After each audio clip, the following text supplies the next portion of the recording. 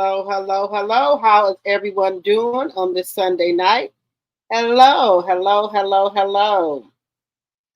All right, guys, we're gonna get into a little bit of disturbing information that I found out. So we're gonna talk about Destiny. We was wondering where Destiny at because people have been saying that Destiny is allegedly fired from Love and Marriage Huntsville, but that's all allegedly because we have not been hearing from her. But we have heard from her. She is having a domestic violence luncheon. Domestic violence luncheon. Now, I keep telling y'all, they keep trying to follow Melanie's blueprint. But to have a domestic violence luncheon, she's still holding on to this narrative that allegedly LeBear did something to her. So yeah, she's having a luncheon. So y'all know this month is Domestic Violence Awareness Month with the purple. So Destiny has decided to um, get in on this. She's still holding on to allegedly she got DV'd by LeBerick, but we have no proof that she was DV'd by LeBerick. Now, I wasn't there. I don't know what happened, but um, that's what she's been saying. She said it on the My Wifey podcast that she was allegedly DV, but we don't know that to be true. So I'm not saying that did happen or it didn't happen. I wasn't there, but what LeBaron, he has a lot to lose. He's retired from the Army. He works for Boeing, and also he has his restaurant. And he loves his mom and his grandma, and they are a praying family. So it's hard for me to believe that LeBerick did any type of DV. If anything, she was doing the DV, allegedly. In my personal opinion. Okay, so we're gonna get into this luncheon that Destiny is supposed to be having. Okay. Also, y'all know we got the countdown going on for Martell. Okay, so we're gonna say we got Sunday, Monday, Tuesday, and Wednesday. So it's 4 days for the countdown for Mel and Martell's custody battle here on Wednesday, October the 15th at 9 o'clock a.m. So we're gonna be, having boots on the ground, and we're gonna see what's going on with that. Tuesday, y'all know I'm gonna do a fast where I will not eat any type of meat, or the fast for Melody. To make sure things go in her favor for her custody case. So if anybody wants to do a fast, it doesn't have to be meat. It's something else that you probably like to eat, or something else that you probably want to fast about. You are welcome to do so, or let me know in the chat if you want to do a fast or a fast. So we're gonna, just we praying that everything is going to go in Melanie's favor. Also, do you think that she's going to have Martell as a speaker at her luncheon? You think he's going to be a speaker at the luncheon for her DV luncheon? For that is her boy, her best friend. So do you think she's going to have Martell there? Let me know what y'all think in the chat. Also, we have Cam Newton. Now, when he played for the Carolina Panthers, he was nice looking, nice, clean cut and everything. Now that he's no longer playing for them, I don't know what he got going on. He didn't try to grow some hair, some dreadlocks. He got I don't know if it's a Christmas tree on the top of his fucking head. He dresses weird. He looks weird. And, he's too big for him to be, dressing the way he dresses. It's just crazy how he dresses. And now he's with Jasmine. She's a comedian. She's on her second baby with him. And I think he's a very insecure man, allegedly, and for entertainment purposes, in my very own opinion. I think Cam is insecure because before him and Jasmine really, really got together, they were just dating. Now, I thought this was very odd that he wanted to know everybody she dated before him and everybody she had sex with before him. What purpose is that going to serve you, sir? But we're going to get into why he wanted to know. But my question is, so is that vice versa? Did you tell Jasmine everybody you had sex with and who you was with before her? Because I think he is the prize. Cam thinks he is the prize. He dressed weird, he looked weird, and you know he had his baby mama had 4 kids by him. 4 kids. Still did not marry her. 4 kids. And now he got with Jasmine, and now they own baby number 2. And then we also have the Braxtons. Now, I used to watch the Braxtons a long time ago, but I didn't start back getting into it. Where we know we have the niece, Ashley, I think her name is, who said something happened allegedly between her and Gabe. Now, at the time when Trina was still married to him, people did not want to believe what their niece was saying about, what had happened. I guess they posted, kept it in the family or what have you. But now Trina is still taking up for Gabe. Don't want to hear what her niece has to say. And baby, YouTube has been dragging her. And instead of her trying to see what her niece had to say, she didn't want to hear any of it. So we're gonna get into Trina Braxton, and with her now husband, they're talking about it. So I thought that was kind of weird as well. Okay, so we gonna get into that as well. They got a lot of stuff going on in these YouTube streets. I think that I think Trina should have heard what her niece had to say. Even though Gabe was her husband at the time, I'm still gonna listen to my niece to see what the hell going on between, her husband and her niece. So now everything is starting to come out. So the Braxton looks like it's going to be really, really good this season. So there a lot of family secrets are coming out. So we're going to get into that. And we're almost at the 10-minute mark. So let's get the housekeeping out the way. Section 107 of the Copyright Act of 1976 is on the screen. Fair use, fair use. All things said are alleged, and in my very own opinion, is for entertainment purposes only. I do not own the rights to any music or any clips that you see on my screen. Fair use, fair use, fair use. How is everyone doing tonight? Hello, Pat, my tea sipper. Hello, Lorcy Jones, my tea sipper. Let's see who else we got in the building. All right. Hello, Rena Bass. She was the first one in the building. Hello, hello, hello. Hello, Ophelia. Hello, Sonia. Hello, Linda Gamble, my mom. Hello, Valerie Jones. Let's see who else we have in here. We got Linnell Silver. Hello, hello, hello. Hello, Miss D. Hello, hello, hello. Yes, girl, y'all definitely got the audacity to do a domestic violence luncheon. Why is everybody copying off of Mel? They wasn't doing none of this until Mel started doing this. Because y'all know Melanie was doing, she did a luncheon as well. She do the mimosas with Melody. She do the Winter Wonderland. Now all of a sudden, everybody now they want to do, they're not calling it mimosas. They're calling it the Black Expo. I think Stormy had one Camus Beauty celebration or birthday party for Camus Beauty, where she invited all of her supporters. What is Stormy's fan base name? What is their fan base name? I forgot what Stormy's fan base name is, but she started to have parties and stuff and invite her supporters. I'm just going to say her supporters because I don't know what Stormy's fan base is and her fan base. But her fan base and supporters, they were stealing stuff. Allegedly. It's going to say allegedly, they were stealing stuff.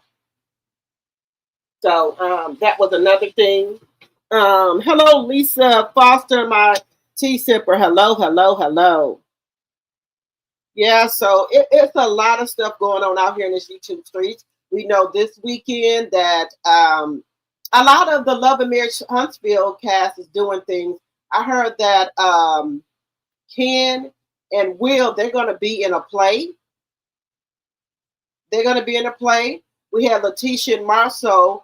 They did Black Neek this weekend. Now I will tell y'all. Now Tisha. Now before Tisha can dress, Tisha. Now I'm going to give credit when credit is due. Tisha has been really coming with it with the outfits. Now I ain't gonna lie. I ain't gonna lie, y'all. Tisha has really been coming with it with the outfits. Now I ain't gonna lie. Now her hair been on point, the makeup been on point, and the outfits been on point. Now, I don't know where Kimmy's at. I don't know where she's at with the support dog. I don't know what's going on with Kimmy. I don't know if she's at home with the support dog or maybe she's had to go out of town because allegedly she's doing travel and nursing. So maybe her and dog, are traveling, to bring an income. And hey, there's nothing wrong with that. You do what you got to do to bring an income to your household, okay? Because I sure do. I do what I got to do to, bring an income. Except I ain't gonna sell no tail or nothing like that. But I try to keep multiple streams of income coming in or what have you. But Kimmy, we haven't been seeing much of her doing anything. But we had quite a few of people from Love and Marriage Huntsville doing things this weekend, and they got things scheduled that they're going to be doing now. Like they were doing the charity basketball game, Love and Marriage Huntsville. So I guess their manager is setting these things up for them to do, I guess. Well, I ain't gonna say that CK is a manager, but just go say maybe he just setting things up for them to do. Okay. So this weekend everybody was kind of, out here, getting their shine on. Trisha, she looked at decent. I guess this weekend was just Love and Marriage Huntsville weekend. Um, they were out here doing everything. So dark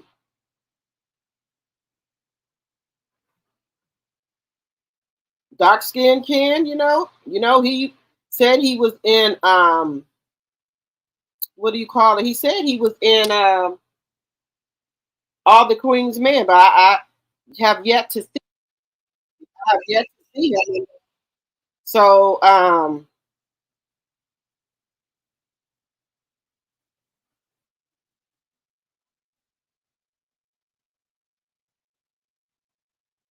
so he's acting. Him and Will, him and Will got the podcast. So he's on Love and Marriage Huntsville, and so now they're going to be doing some type of play. They,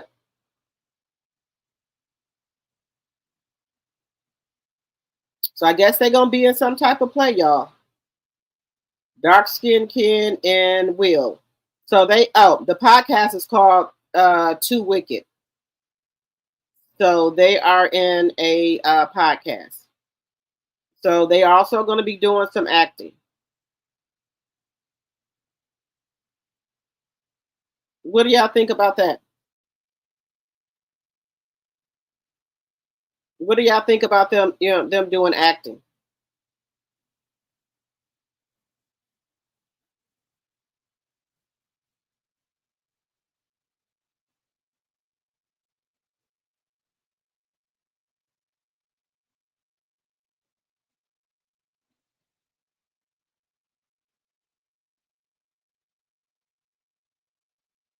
So it looks like we got Trish on here promoting for them, for their podcast. So let she know, she want to keep that money coming in. So she gonna do what she got to do to keep the money coming in. Just saying.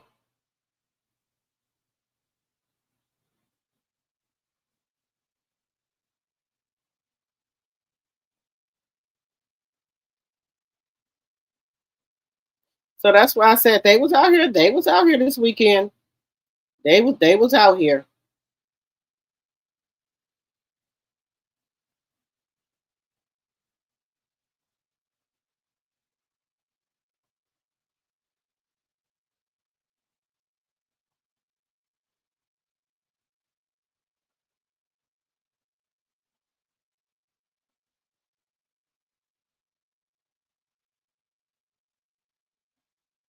Now I like this girls who brunch tour. I like this here.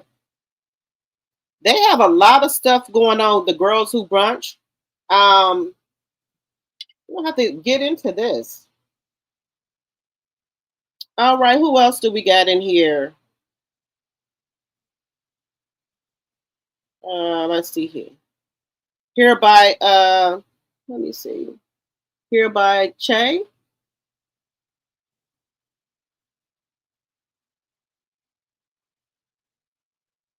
Yes, so guys, we passed the 10-minute mark. Welcome everyone to my channel, Drop the Tea. And I appreciate each and every one of you guys for coming over here to my channel. Also, follow me on my other platforms, which are Facebook, Instagram, and TikTok, Drop the Tea. Also, follow my other channel, which is going to be Drop the Tea 2.0. That's going to be me with me blogging about my life and also other stuff that's going on. So if you haven't registered for that channel, please do so. Okay. Also, you can support the channel by either you can do a cash app, you can do super chat, super stickers, or you can become a member for $2.99, or you can give memberships if you would like. All right, guys, let's get started. We're past the 2-minute mark. All right, guys. So Destiny, we haven't been seeing much of Destiny lately. Some people think that she's fired from Love and Marriage Huntsville. Allegedly. Now, we don't know that to be true, right? But we haven't been seeing much of her. So I guess, she's trying to do her thing with the real estate because y'all know she is a realtor.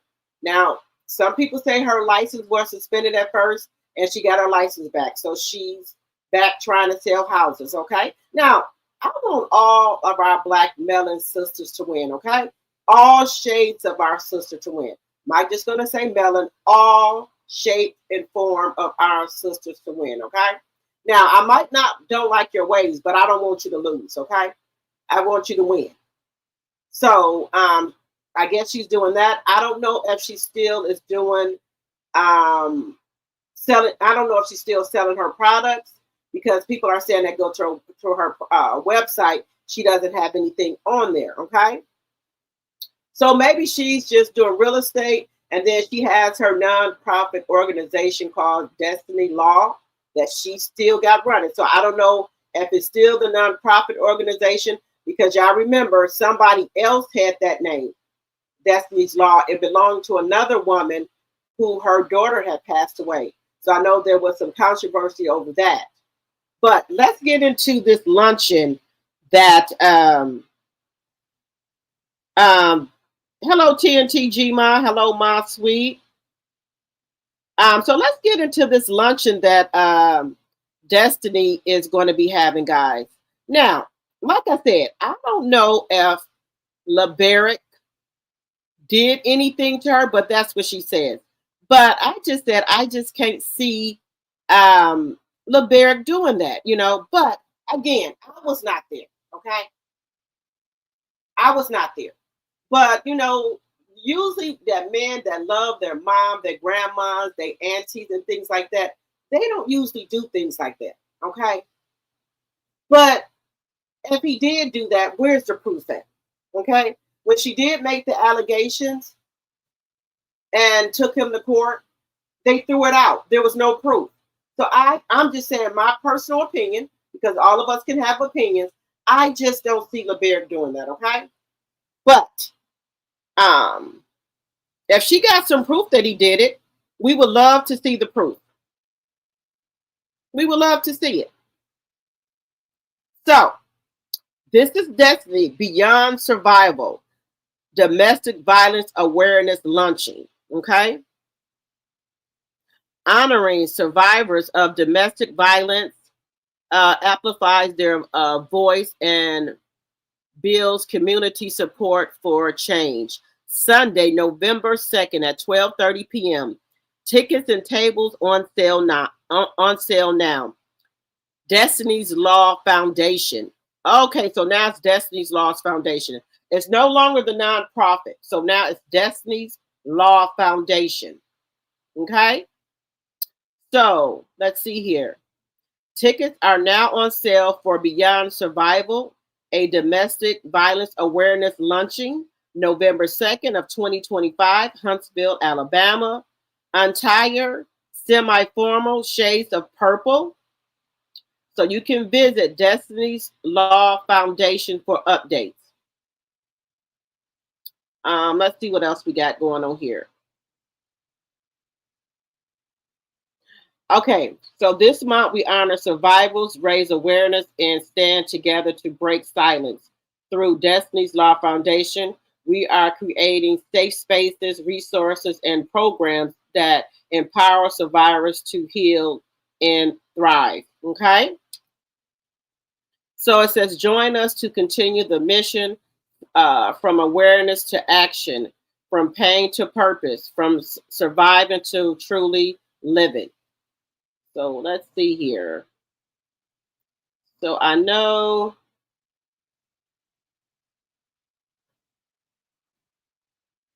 let's see here. But I'm just trying to see how much the tickets are.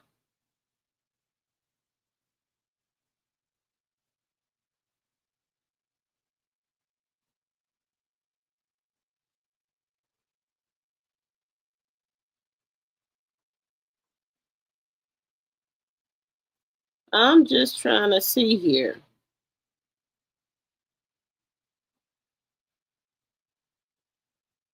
So let's go over here to this other one here. Let's go over here to this one.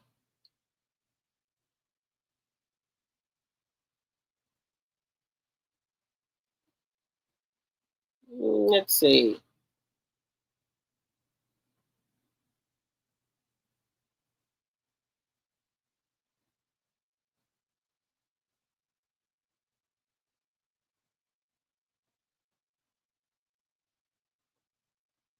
So if anyone would like to help out, you can donate or sponsor a care box to let's see, a care box to support survivors directly. You can also stay connected to the movement.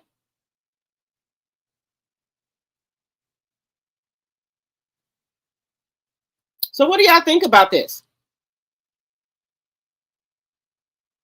What do y'all think about this? So let's see what Destiny got going on here, y'all. Foundation, which is a nonprofit to support domestic violence survivors, women, children, and men.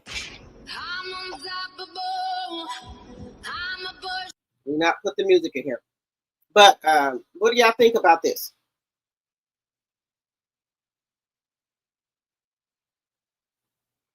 Now, if she's doing it for the right thing, I'm okay with it. But how can you have a domestic violence foundation when your friend Martell Hope is a DV? Now, make that make sense. You said you are against domestic violence, but you're friends with Martell Hope, who his ex-wife has came out and said that he struck her. So how are you going to sit up here with a straight face and say that you are against domestic violence when your friend, your best friend, your bro, as you call, his ex-wife has came out and said that he has struck her? So how are you against domestic violence?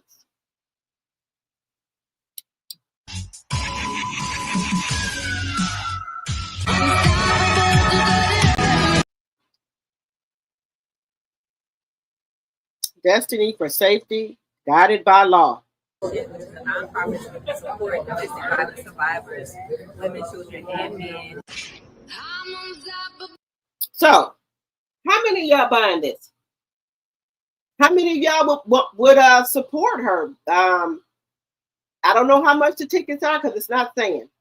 but I guess you can buy tables and things like that. So how many would y'all be going to the luncheon or supporting, sending a care box? So how many people would actually support if you're in the Huntsville area? What do y'all think about this? She is doing a DV luncheon, but her bro is allegedly and for entertainment purpose only have did DV to his ex-wife. What do y'all think about this? Hello, Deborah. Hello, Audrey. So how do y'all feel about this? Would y'all support this?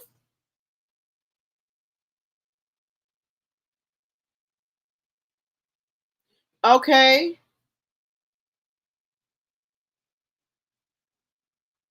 You said Libera can actually sue her. Something happened with Johnny Depp and he sued his ex-wife and won. Let's see.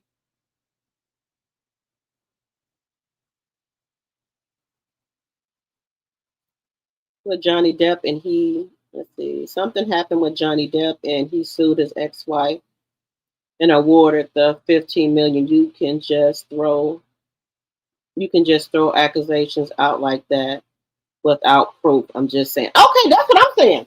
Where is the proof? Like I said, if LeBear did this, where is the proof? At the time, did you go to the police? Did you get a police report? Did you get a restraining order? Where are the bruises and marks at?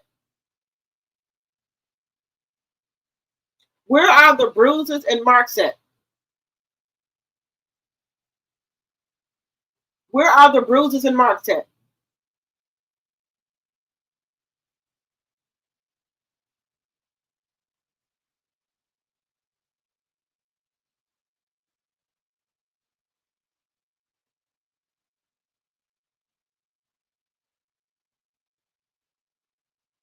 Where are the bruises and marks at?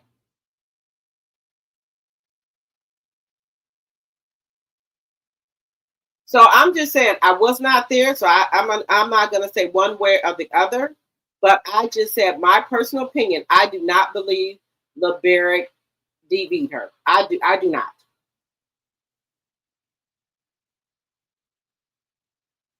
Now, is this just something she trying to push so she can have something because the other castmates are, doing things?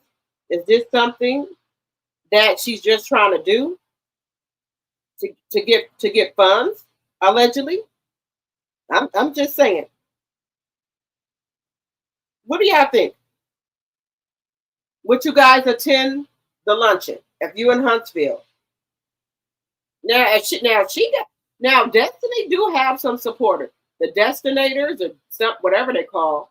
So maybe some of her supporters, if they loyal supporters, are going to go to the luncheon. Now she got some people that run her fan club. She got a fan club, so she do got a little fan base. And I won't say she don't because she does. She do have a little fan base. So she might have some people that's going to come to the luncheon. Would you guys attend the luncheon?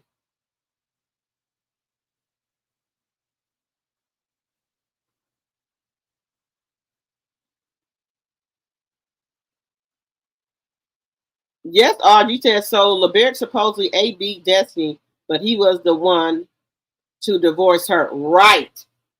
From what I heard, allegedly, she was the one that was putting hands on him. Allegedly. That's what's been said, that she was the one putting hands on him.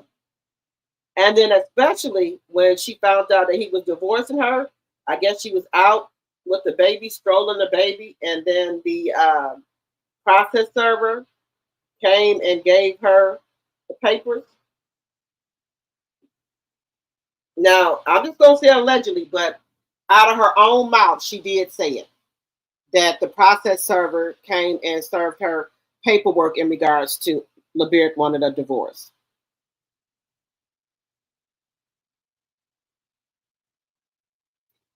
Okay, you said you're not buying it. Doesn't she have a record for fraud? Yes, she does. Everybody so far on Love and Marriage Huntsville. I think Chit Chat with QT. Shout out to her. I love her channel. They had like a mug. I think she had a mug shot of all the reality people who have been arrested. I think she was doing some type of thing on her channel where all of these celebrities have been arrested for stuff, for different things. And with the Love and Marriage Huntsville sector, all of them got a mug shot except for Kimmy. And I have not seen one of Letitia. But everybody else, let me see. Everybody else, yeah. And okay, we'll say Trish. I haven't seen one of Trish yet. So Trish, Kimmy, and I think it's Letitia. So far, we don't have a mug shot of them. Wait a minute. And I think Chris Fletcher and Nell Fletcher, they don't have mug shots, but everybody else has a mug shot. Everybody else has a mug shot. I was going to say allegedly, but we have seen them with a mug shot. But it's just hard for me to believe that if she is saying that LeBerrick did domestic violence, I want to know why he has not been arrested. That's all I want to know. Why has he not been yet arrested if he did any type of DV? And then if you're saying that you are against DV, you allegedly put hands on Melody, how could you still be friends with him knowing what he did? Are you saying you don't believe Melody? Just saying. But this right here is laughable to me. That you're going to have a luncheon for DV and your best friend is running around here putting his hands on people. So how does that work, y'all? Let me know in the chat. How does that work? Is Martell going to be there? Is he going to be a speaker? Let me know. Is Martell going to be a speaker there, guys? Because y'all know the court date, we counting down for Martell Hope. Martell Hope will be in court this Wednesday, October the 15th, for the custody battle with Melanie Cherie Rogers. I will be doing a fast Tuesday all the way up until Wednesday to the court date, and after to give up something. I'm going to fast. I'm not going to eat meat none Tuesday all the way up until the court date. So I got to start Tuesday. So I will be on like a liquid fruit or salad diet, until that time frame. And I told other people if they want to do some type of fast, they can for Melody and the court date. So I will be doing a fast. But that's just me. That's just what I'm doing. Now, if other people want to do other things, they can. But that's just something that I'm going to be doing. Something that I want to contribute to Melody. So I'm going to be doing a fast. No meat Tuesday all the way up until Wednesday. So I'll be eating fruit and vegetables and just drinking water and probably some Gatorade or something like that. But no meat or nothing. Okay, so let's see. Exactly after two, Destiny calls Hotel her brother and she continues supporting him. The double standards for one abuser versus another abuser. Right. So if you're saying that you stand against abuse, you got to stand against abuse all across the board. All across the board. You got to stand against abuse.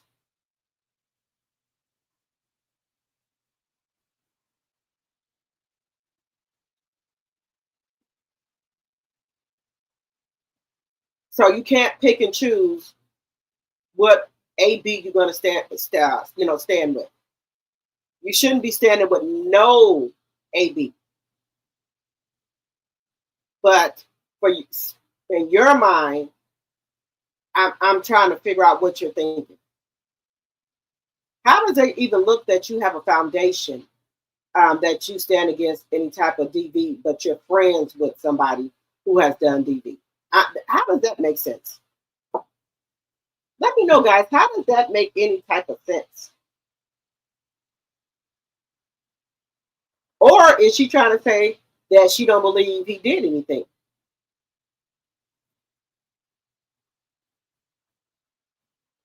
I'm gonna have to try to wear my purple. I do want to get some shirts made for DV this month. And I'm gonna be honest, I kind of forgot that it was DV awareness. So I do want to get some shirts made for that, and then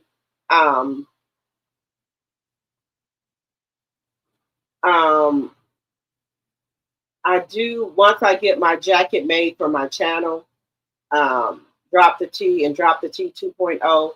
I'm gonna, because if y'all did see 32 Shots jacket last year when we did a meet and greet in Atlanta, she had all the names of the content creators on her jacket. So I want to do something similar to that as well, with the jacket and things like that, with all the supporters that she support, content creators that she support.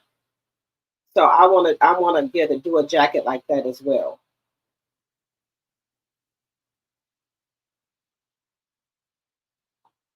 So guys, let me know what y'all think about this luncheon here. The tables are 50 and up. I would not go. 50.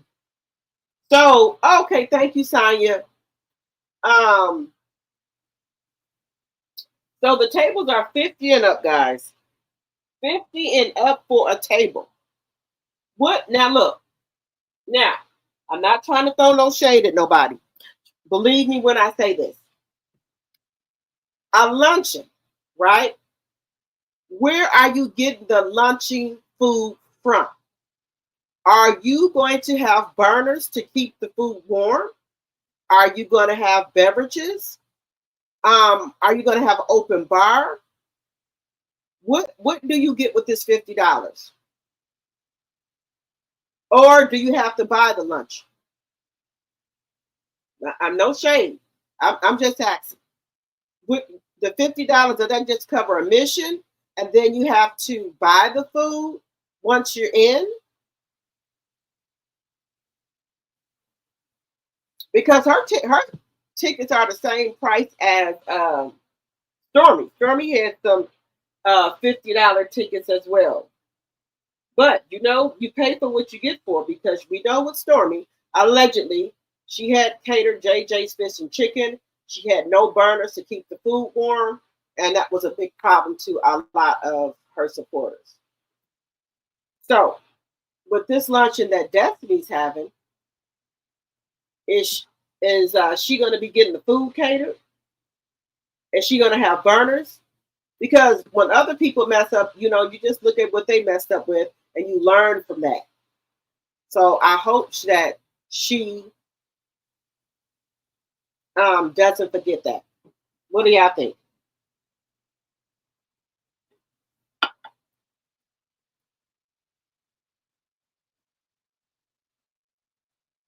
You said you followed that trial, Mosswood. Okay. I would not support Destiny Right message against abuse, but wrong messenger. I don't believe anything Destiny says. Right. I'm just saying, like I said, I don't know LeBert personally. When I did go to Huntsville for Mimosas with Melody, I did try to go to Jelly's. That's LeBert restaurant, but he was closed that day. So I couldn't get any barbecue because I was going to go test it out. I sure was. I was going to go test it out.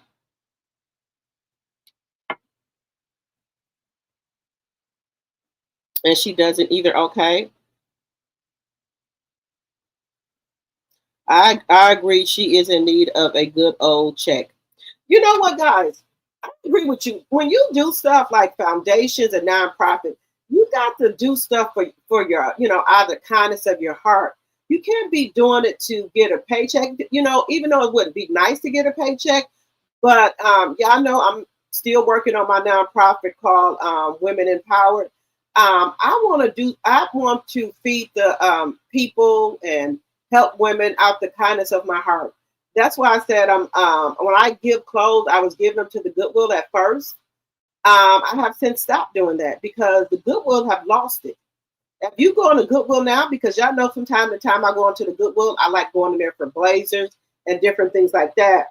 They have jacked up their prices. Their prices are like a Walmart or Target price. Well, I'm not going to push it to say Target, but like a Walmart prices. They have really jacked up their prices. Now people are donating these items, and it's supposed to be, to help people unfortunate. But I think I do okay, but I go there because I like thrifting and finding, good quality blazers and, things like that. So that's my reason of going. And the further, like if you go to the Goodwill in the suburbs, you can find a lot of good stuff. The further you go out, the further, the more, the nicer things you're going to find. There's no shame in my game. I told y'all, I shop at Rainbow. I shop at Akira. I shop at Amazon. I shop at Shein. I shop at Timo. Wherever I see something cute at, that's where I get my stuff at. I'm not going to sit up here and blow no smoke from nobody and try to act like I got all this net. No, ma'am. Anywhere I see something cute at, I'm going to get it. I do thrifting. I shop at Goodwill, TJ Maxx, Marshalls, whatever. Wherever I can find a good deal, that's what I'm going to do.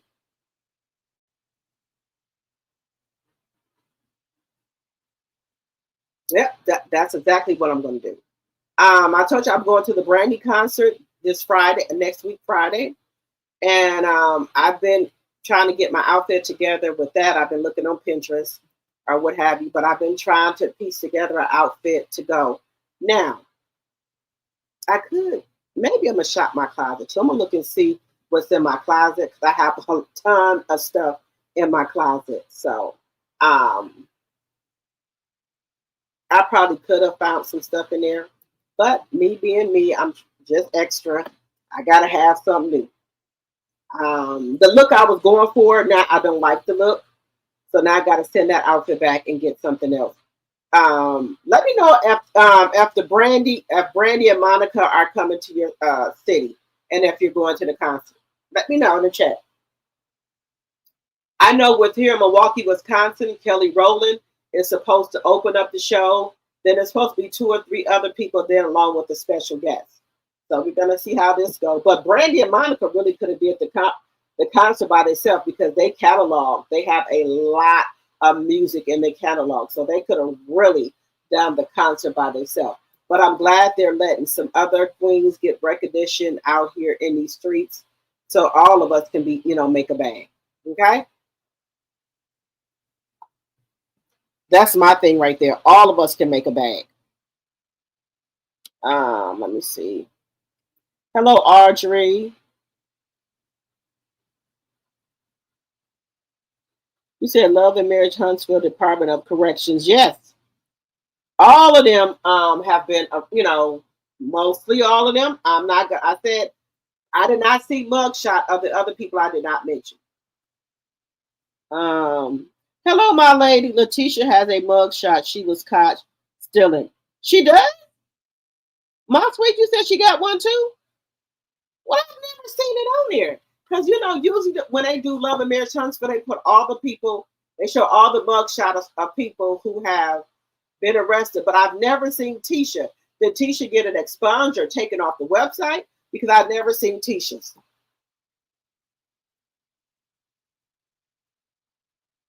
You said it's a no for me? Okay. Chris Fletcher do have one? Okay. So Chris do have one. What about Neil? Because I didn't see Neil. Valerie said, no, I will not attend. Audrey said, it is in Destiny's court custody case when she alleged she hit LeBerg and and tore his shirt. That's why I said it's probably her that who is the aggressor. All right, guys, let's get those likes up, please, and thank you. We got 36 likes, 42 in the chat. Let's get the likes up, please, and thank you. Remember, if you're new to the channel, think about becoming a subscriber. We would love to have you as a T-Drop. Let's see here. Yeah, she need a check. $50 a table. Shaking my head. Just think back on the move into her new company space, and it was a storage rental. Yes. But I was trying to see if she still had the storage rental in Huntsville because she haven't been saying anything about it. Destiny believes that Martell put hands on Melanie, and also I think she is upset because Mel is friends with the ex-husband who she has accused of DV. Oh, okay. Now I didn't know that.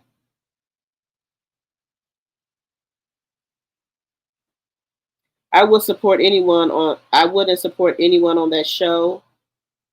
Those are con artists. Um, I would not pay $5 to hear Destiny. Destiny has displayed so much violent behavior on Love and Marriage Huntsville. You could not convince me she is an advocate. Let me see. Destiny out here making a mockery to the victims of DV. There is proof Martell laid hands on Melanie allegedly. Yes, allegedly. There's proof that Martell did lay hands on Melanie. Hello, Monique. At 12 o'clock midnight, were you at, Monique? Oh, I'm sorry. I'm sorry. You said Destiny is running a scam allegedly, and Destiny is not getting ish from me. Okay. Hello, Sandra. Those Huntsville folks have had better find something to do. Destiny is a dangerous liar. Right.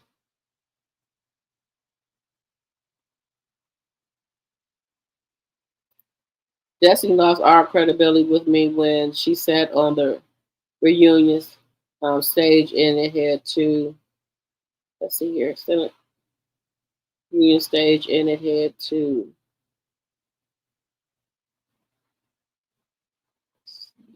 let me see here. Reunion stage and had to take another black woman down by claim of a couple grooming her, but her and the man are besties to this day. Right. You're right about that. Now, she heard what Melody said. It's been all over the internet. She heard it. She heard it. All right, guys, let's stick a dart in there for a second. Let's get into Tamar Braxton them and Trina them with these allegations that allegedly Trina's late husband, which is Gabe, did something to Trina's niece. What do y'all think about that? That Trina said saying that Trina's husband, which is Gabe, who we know that has passed away recently.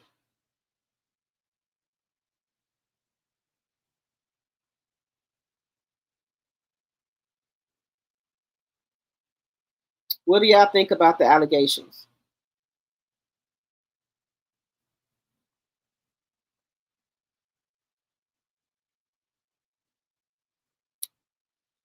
Let's see here. Now, I do try to give Trina the benefit of the doubt, but sometimes you just can't do that to people. Sometimes it's just not worth it. You try to give them the benefit of the doubt, and it doesn't work.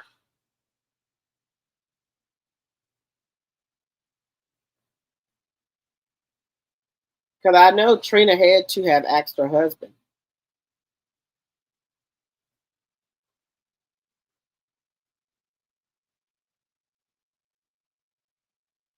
Let's take a look here.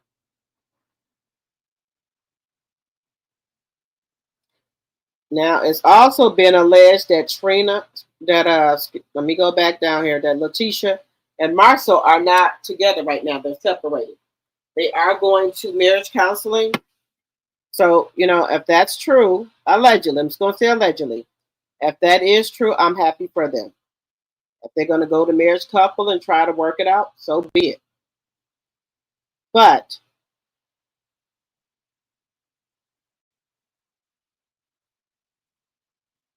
now, I do think that's a little bit more harder for Peyton by her being pregnant to go and be on anybody's podcast or anything right now. Just my personal opinion.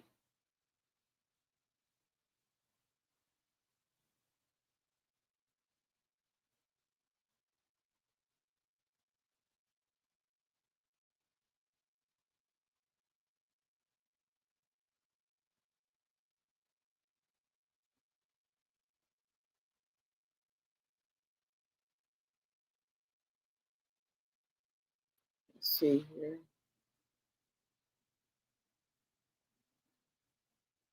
I was trying to find that article with Tamar here.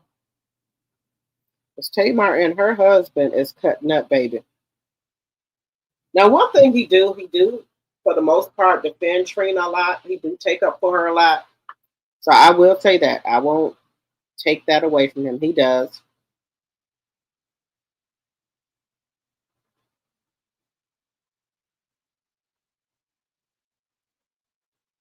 But you also got to keep in mind, Tamar be saying some foul shit too. Now, Vince, he be acting like he can't do no more Tamar, but he can. Let's see here.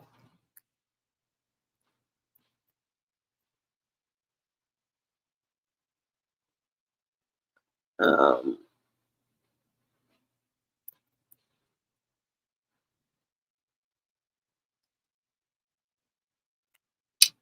so what are we thinking, guys?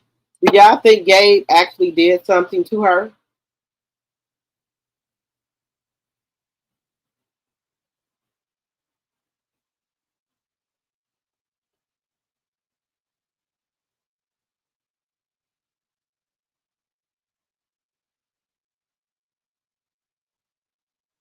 Let's see here.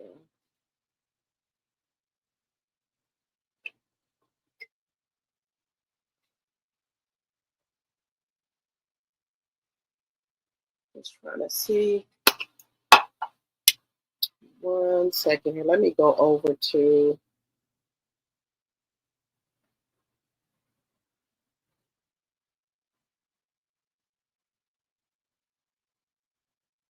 Just want to go over to this clip here with Trina and her husband.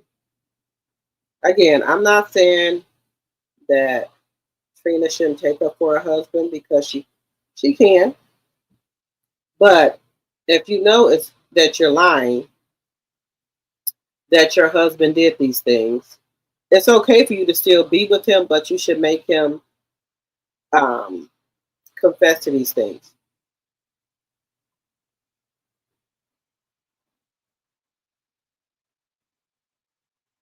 So we shall see the outcome. Just a second here. It looks like there was a lot of family secrets with the Braxton. There are a lot of family secrets that they don't want to get out, and I can understand that. I do. I do understand that. They don't want their business put all out here. So I do understand that.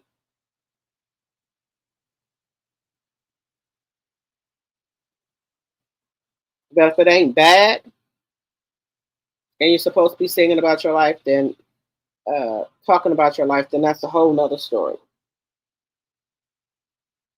That is a whole nother story.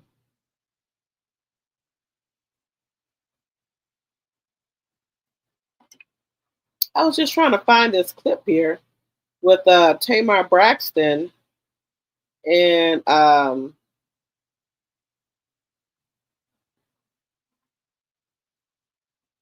with her and her sister them fighting here. Well, I wouldn't say fighting, but they was getting ready to get into an altercation, Tony and Tamar. We all know Tamar is a little much. She needs to slow it down some. She's a little bit much. And now I see she's back with the Colonel. She is back with the Colonel.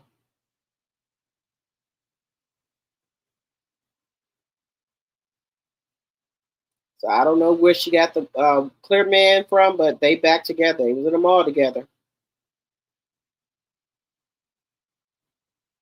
So we're gonna see where that goes.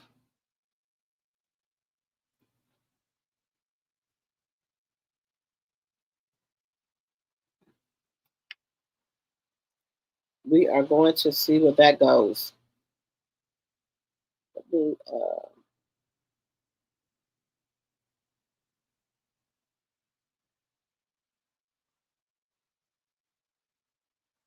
let's see here.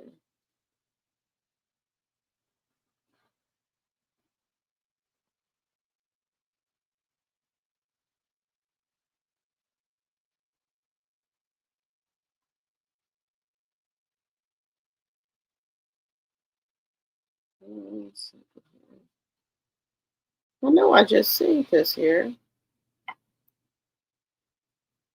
I just seen it.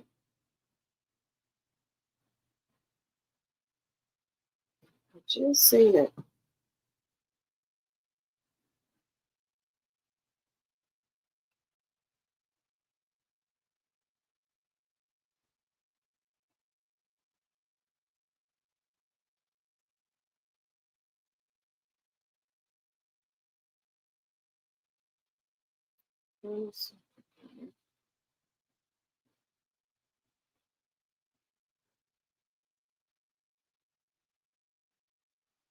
Now, some people are saying that if she was going to do all of this, she should have just did a bankruptcy. What do y'all think about that?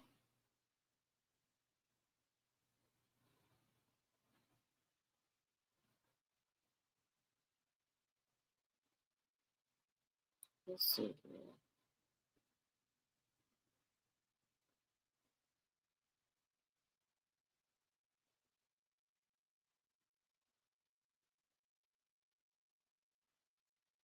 Let's see. I'm trying to find this here with the Braxtons here. Like I said, everybody's looking forward to seeing this with the Braxtons, but I think they're gonna be spilling some tea. I really do. I think they're gonna be spilling some tea. But I'm just trying to figure out why did it take so long for this to come into play.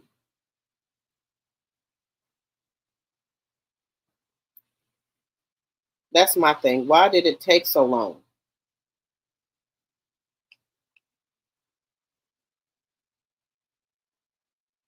You know, they could have been had this out.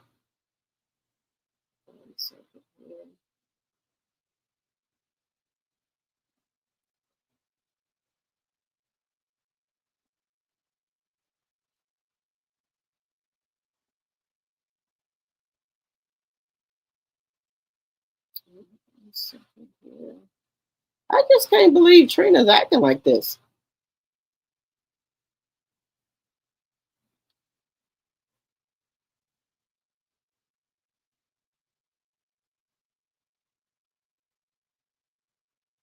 One second here.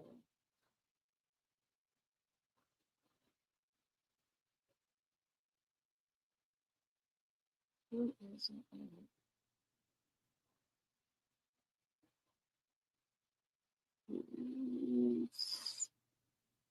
One second here. I'm trying to figure out where this clip is at. Uh,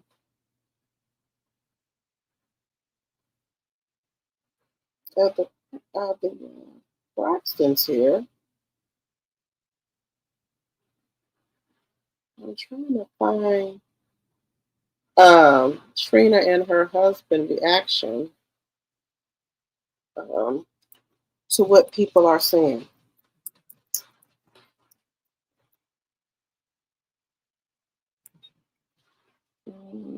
Let's see.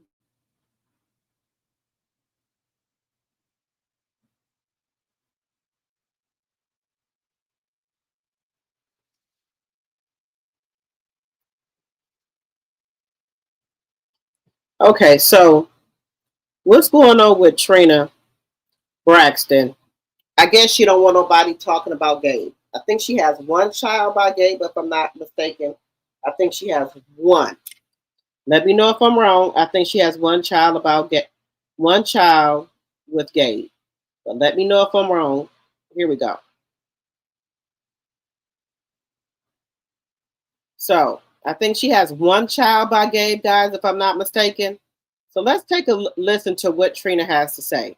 Now, I know we've been told when we was little to keep family drama in the house, but if this man did something to your niece, you need to let her say what she needs to say. So it says, social media drags Trina Braxton after she seemingly defends her late ex-husband Gabe, aimed her niece Ashley's allegations of inappropriate behavior. So let's take a listen here. 100% forget what the public says, for real.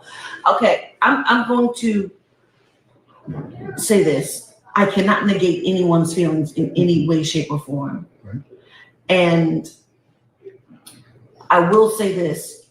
I think that you can never put a time limit on someone's feelings, their emotions, or even their version of what the truth may be to them. But I do wish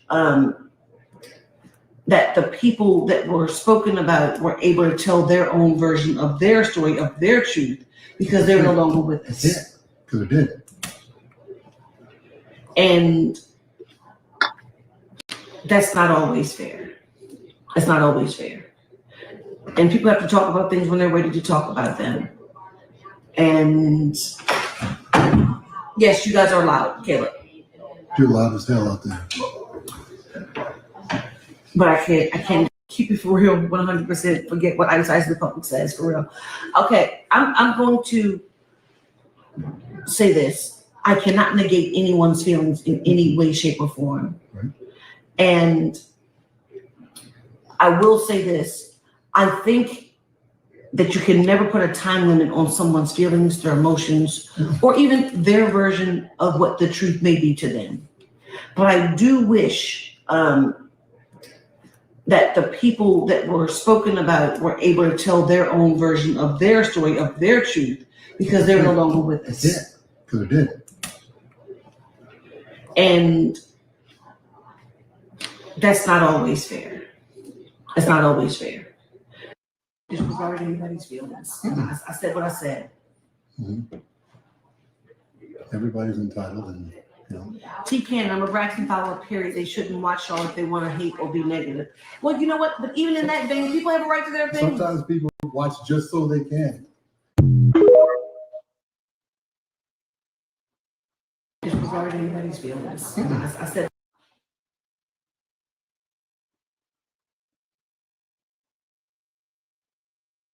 So, someone said Trina ain't shit. I don't give a fuck that Gabe ain't here to tell his side of the story.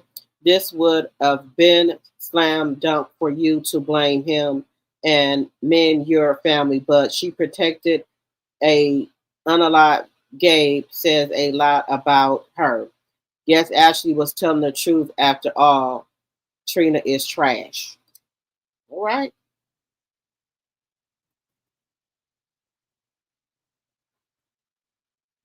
They've been conditioned to bury secrets.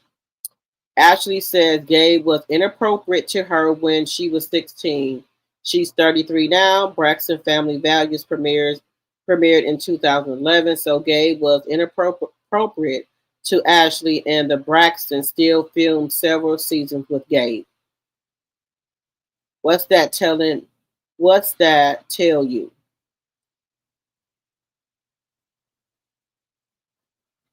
I knew everything Ashley said was true because Trina gives "I'll choose a man over anything" vibes. Since the jump, Trina stayed friends with a man who disrespected the fuck out of her on and off screen.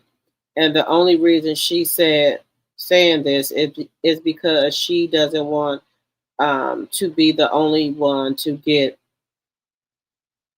all of the backlash. They got the let me see. They got that show and victim blamed. Fuck Gabe's creepy and disgusting ass. Shaking my head. Okay, it says, who do you side with? A grown man, a man who preyed on your teenage niece, and a family attempted to silence Ashley is truly disgusting. Yes, that is. All right, guys. So do y'all think that Gabe did some inappropriate things to Trina niece and the Braxton family, or Trina's trying to cover it up? Let me know what y'all think in the chat.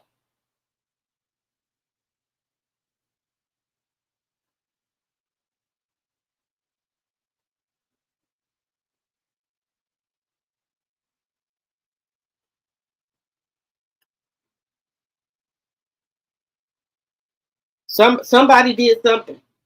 Now, Trina, this is my thing here. I wasn't there. Again, we wasn't. Okay, so I want to tell a story today, and that story is about how one of my aunts and my family do not talk to me because they think that I, at the age of 16, did something with her partner at the time. And I have been a nervous wreck to talk about something like this and to tell this story. A, because of my family, B, because I don't want people, it's not to hurt people to tell my story. But at the same time, I've been working through this so much in therapy, and this is something that goes way deep to my core in terms of worthiness and how I feel about myself. And it's been such a journey. It's that moment of my life where I have to fully confront it and face it and talk about it, but talk about it because I also want to shed light for the women and the men and anybody who has gone through something. Okay, so I want to tell a story today. And that story is about how one of my aunts and my family do not talk to me because they think that I, at the age of 16, did something with her partner at the time. And I have been a nervous wreck to talk about something like this and to tell this story. A, because of my family, B, because I don't want people, it's not to hurt people to tell my story. But at the same time, I've been working through this so much in therapy, and this is something that goes way deep to my core in terms of worthiness and how I feel about myself.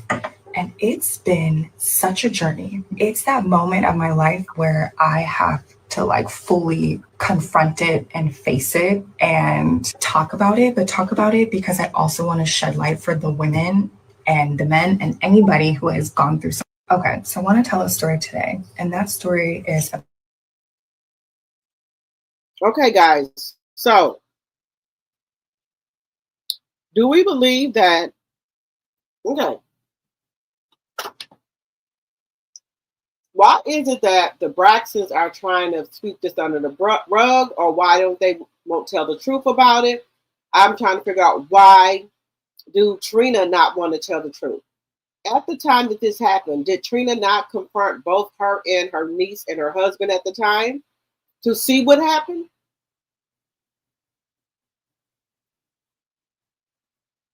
Why didn't you put both of them together, and Ashley could have told her side of the story, and then Gabe could have told his side of the story? Now, we do know Gabe, once upon a time, God rest his soul, was allegedly watching a lot of porn, okay? A lot of it. And he was cheating on Trina, allegedly, and for entertainment purposes only, allegedly.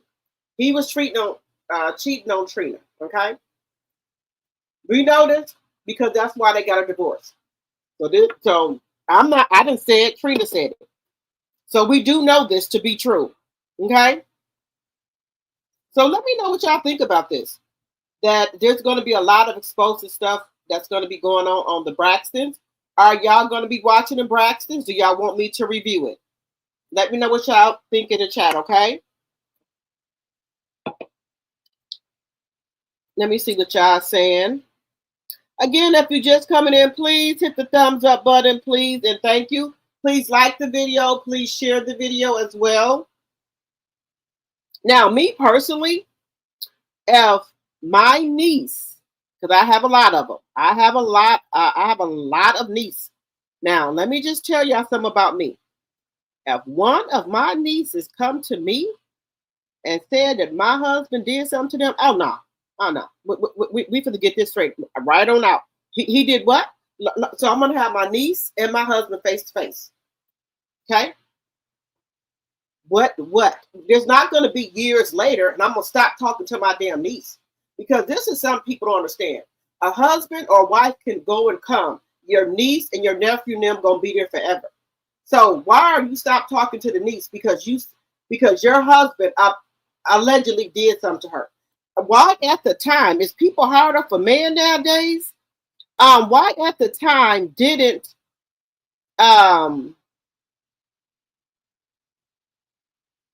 why didn't she bring them together and see what happened?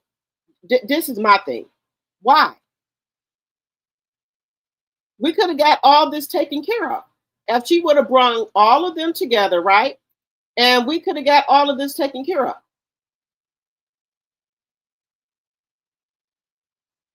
That's what I'm not understanding, guys. Why wasn't all this put on the table? You get what I'm saying? If you would have put everything on the table at the time this happened, we wouldn't have no problems here.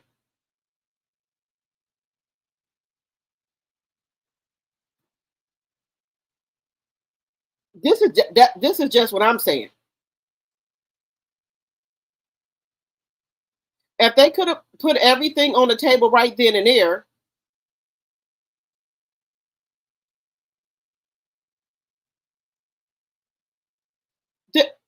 there wouldn't have been a problem.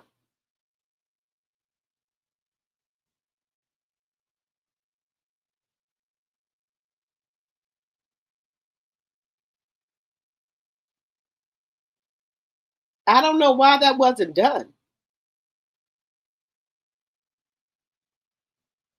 Just saying, guys, to make sure that there wasn't anything that could have been said out. Everybody would have had to be.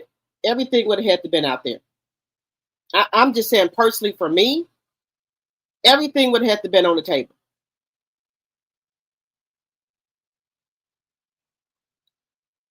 Because I'm not going to stop. I'm not going to not believe my niece over my husband. Everybody would have had to bring everything to the table so we could have got everything sorted out. Just saying. Don't you think that's fair?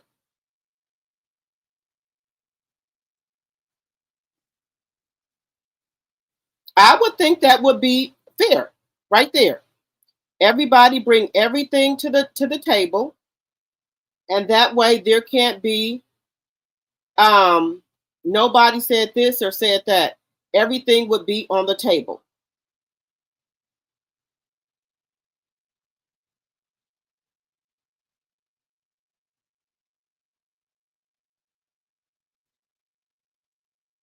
Let me know what y'all think in the chat about this. Let me know what y'all think.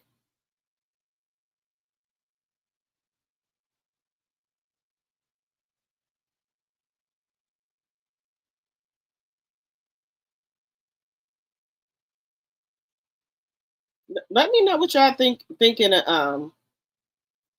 the chat there about they should have put everything out on the table, and then that way that there wouldn't have been, no misunderstanding.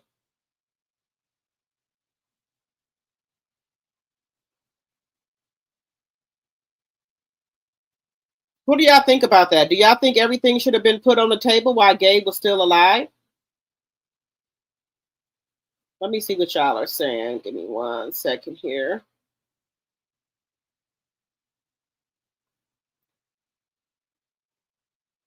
Let me see. 42 likes, 34 in the chat. Thank you. Can we please get the likes up? Hello, get a clue. You said Gabe was a creep. Yes, you know he had some type allegedly some type of porn addiction. Hello, Sandra. You said Martell pleads guilty.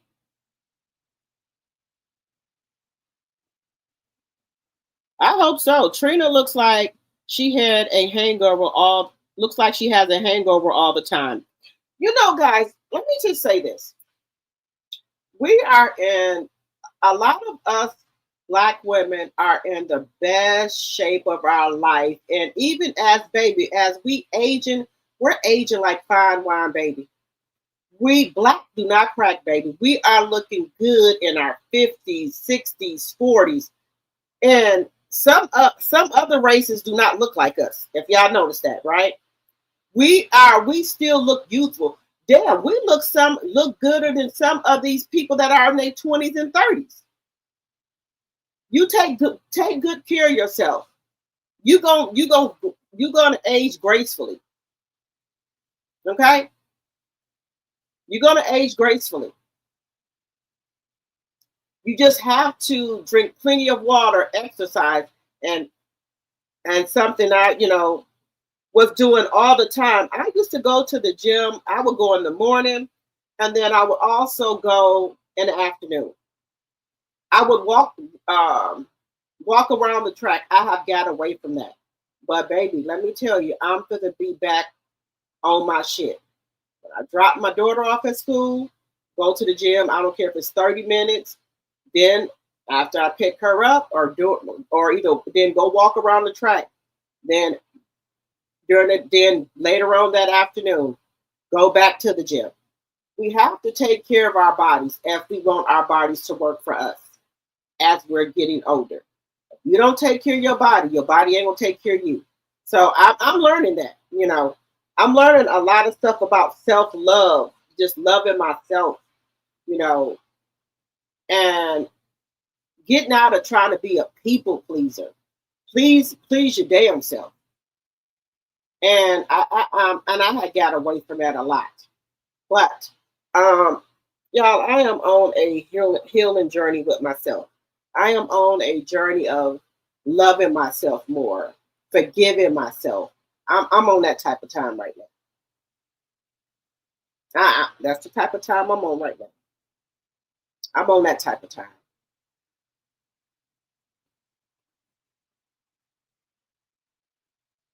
Sometimes, guys, and this is getting off the subject, you can, how can I put it? I'm just trying to think of a nice way to put it. Sometimes you can put up with a lot of bullshit in your life, and one day you wake up and say, why did I put up with this? And you be angry with yourself. Like, what the fuck? So, and you gotta forgive yourself and start back loving yourself. Well, not that I wasn't loving myself, but just forgiving yourself and make sure you are being the best version of yourself. Make sure that you love and own yourself.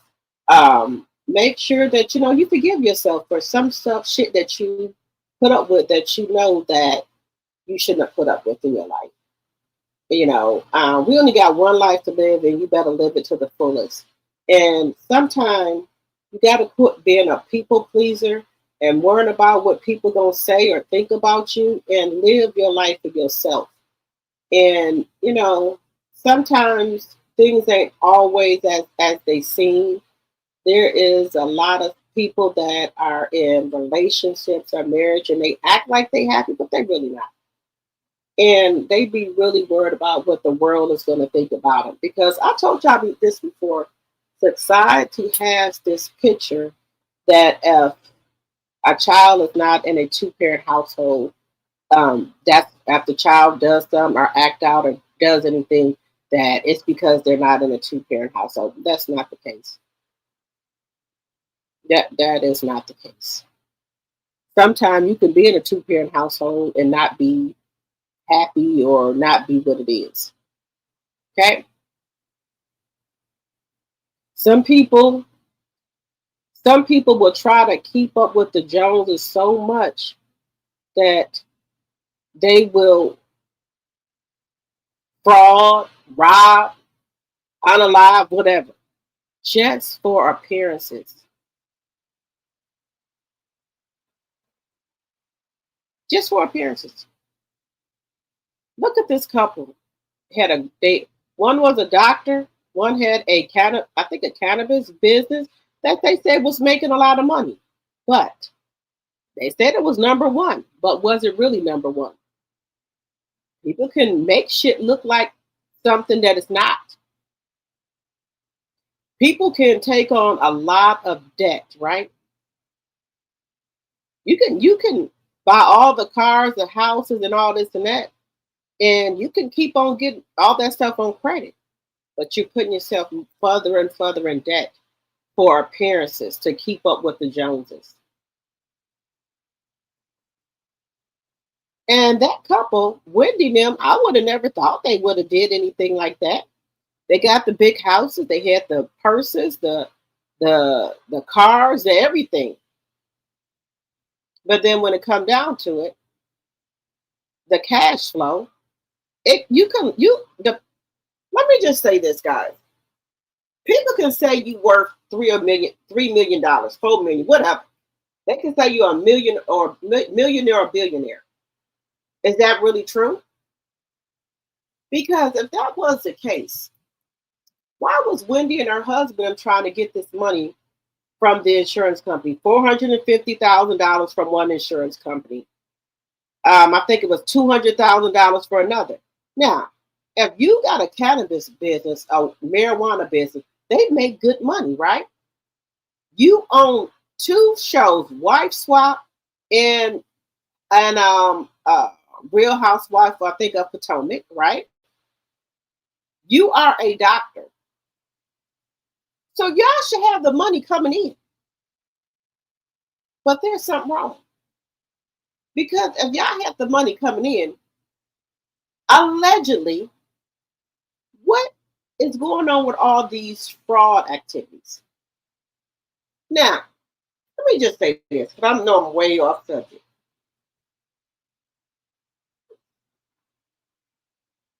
How could you, I have to read some more up on this. How could you say somebody broke in your house when there's no broken glass, there's no forced entry, there's no window broken, there's no screen cut, and then you got cameras in the inside of your house and in the outside of your house, right? How is it that your camera on the inside or outside didn't pick up on anything? The only thing that's messed up is your bed and stuff messed up. So where did the burglary go? How did he get into the house? That's right there is given away as a dumb criminal right there. Ma'am, I'm sure you got somebody that could have broken. Look, let's just keep it a buck here, everybody. We got some people in our family that are not on the up and up, and I'm just gonna keep it a buck with you, okay? Now you got a little Ray, a Bay, little Bobo that you give them a couple of dollars, they'll do some things, okay? Just be honest here. We got drunks in our family. We got people that are on drugs in our family. We have those type of people in our family, okay? Just be for real here. Now, if you want to commit some type of whatever, I do not promote any type of violence or criminal activities on this account. This is just my opinion. I'm just saying. You mean to tell me why you out of town, you can't get Bobo, LaRonnie, or nobody to go to your house and do something to make it even look real? Just come. Let's just be real with ourselves, y'all. Who will report something to an insurance company when there's no forced entries on the doors, There's no window broke out. There's no fingerprints in the house but y'all. So, and then there's cameras on the inside. Look, you could have even unplugged the motherfucking cameras and said your fucking kids must have did it. But this is not good planning here. And then you shouldn't be emailing nobody either about no shit. Do y'all know how to talk in code? Okay, I digress. Let me fall back, y'all. Let me fall back. Okay. But I'm just saying, am I the only person that got love?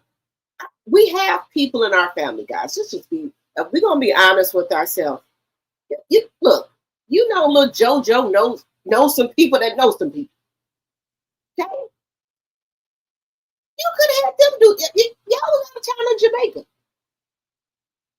And then come, look here. Let's just look. If I'm going to say somebody stole a big, massive wedding ring, right? Do you think I would take my dumb ass on a TV show where there is evidence of me wearing a fucking ring after I done took it back to the store or reported it to my insurance company that it was stolen? You got to be all type of crazy. Because look, the FBI, like when they looking for shit, they will have people sitting watching that you would even think. So somebody had to be watching the housewives and notice that she had the ring on. Hey, I'm just calling a spade a spade. Let's just be honest here. And then why would you give them receipts of something you took back to the store? You don't think your insurance company and them gonna call and verify these motherfucking receipts? All they got is time. And they giving away that much cash. They got to reimburse you $450,000. You don't think they calling and checking those motherfucking receipts out? If you don't think that, baby, something wrong with you. Something wrong with you. Hey, just don't say it. Something wrong with you. Just saying.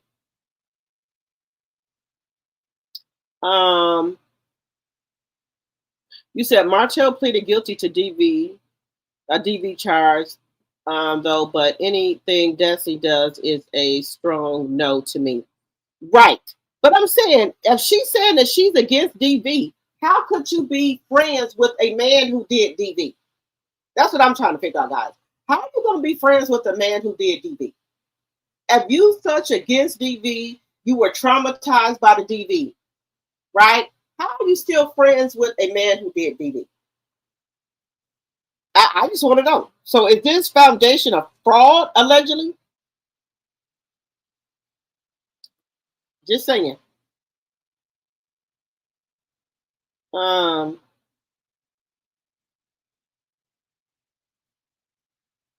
They supposed to come back November 15th.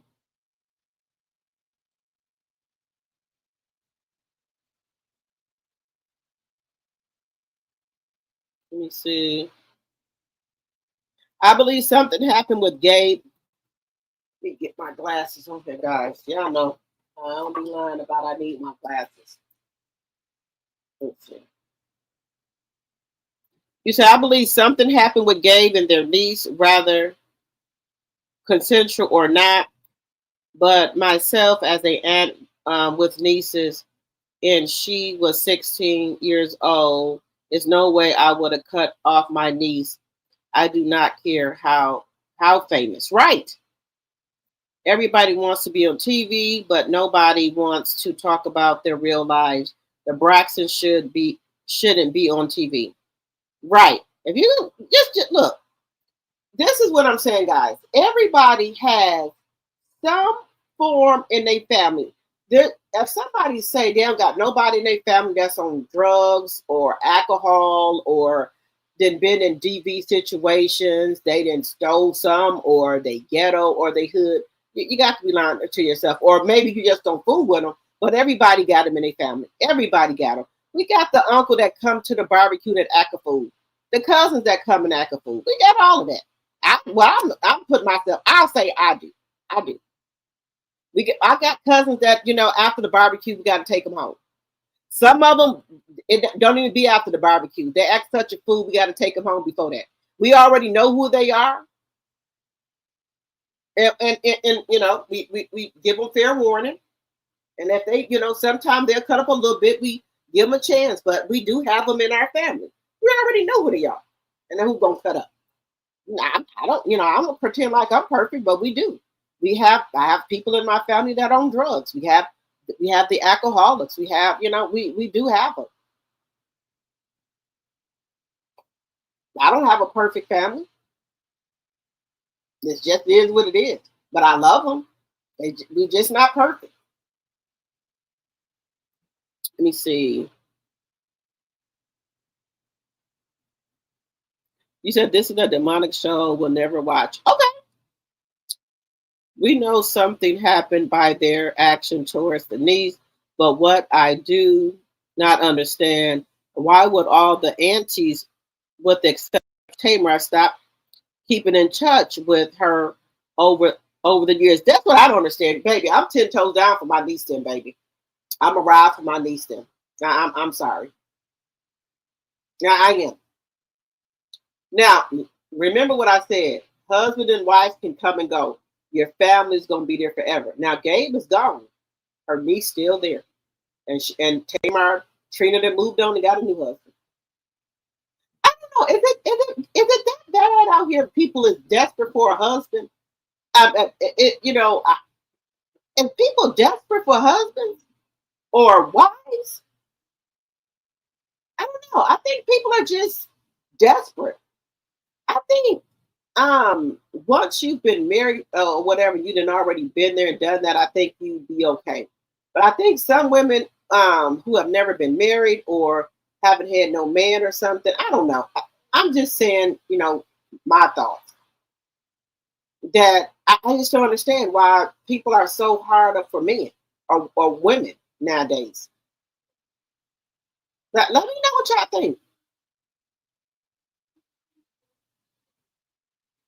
Because I can do either or. I don't have to have no man. It don't bother me. Either or. Just saying.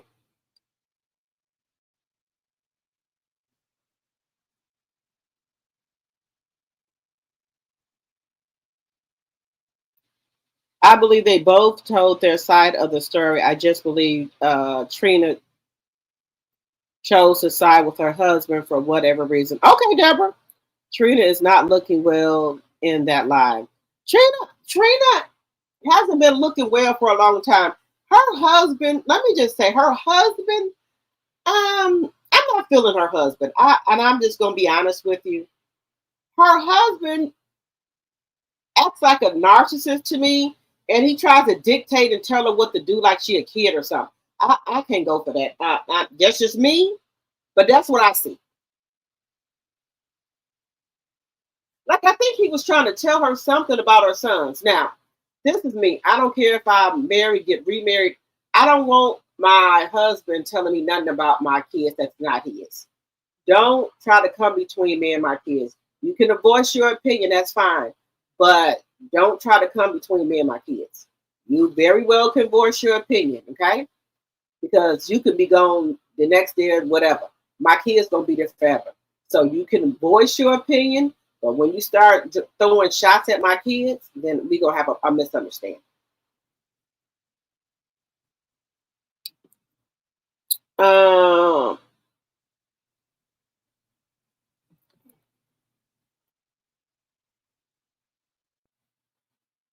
Mo. I don't play about my kids, y'all. I don't.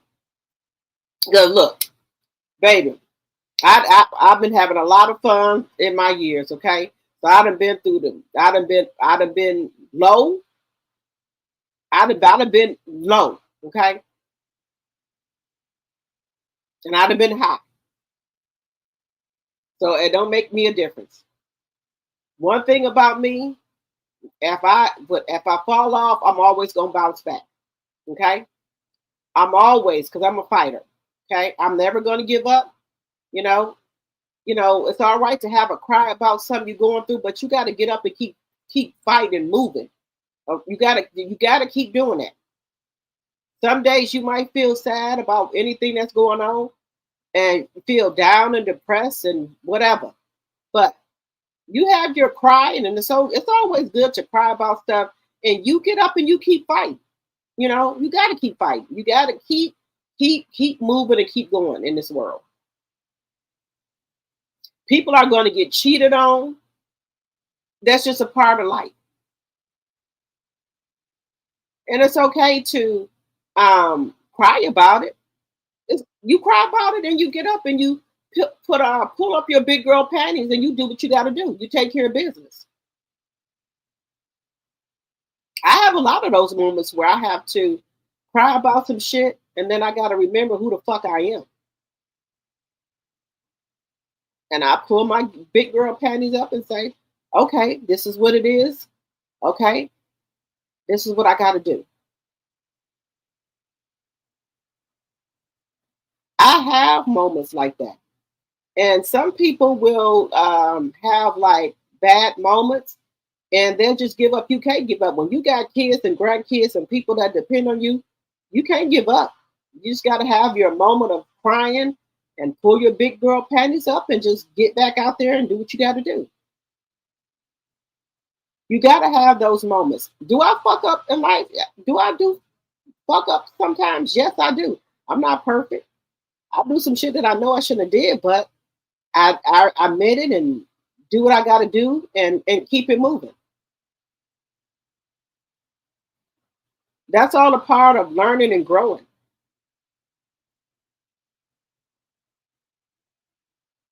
But I feel like in this life, right, in this stage of life that I'm in right now, that this journey right now I'm on, is that I can really say, because I'm a type of woman. I like fine things. I like nice houses and things like that. I don't like cheap furniture. I do not like anything like that. I like quality, good furniture and stuff. But at the journey I'm at right now, I can lose everything and I'll be okay. Long as I have a key to put in a townhouse or a condo, for now, I'll be okay. I can go in there with a pillow, air mattress, and I'll be okay. Because I already know what I can do, and I already know how to get it back. Because anytime you have something once, you can always get it back. You know, so if you lose everything you got, and if you are a hustler and a good person, you can get it back. So right now, the journey that I'm on, I'm like, it's not even worth it. I can lose everything I got, as long as I have enough room for me and my kids. I'm okay with that. I'm okay with that because I already know whatever I had once, I can get it back again. I already know how to get it back. So if God gave it to me once, He'll give it to me again. And sometimes guys in our life, God will be, when you pray about something, right? God don't clearly come and flat out and tell you stuff. He just will show you stuff and He'll make you shit get worse and worse that He's telling you to let go of.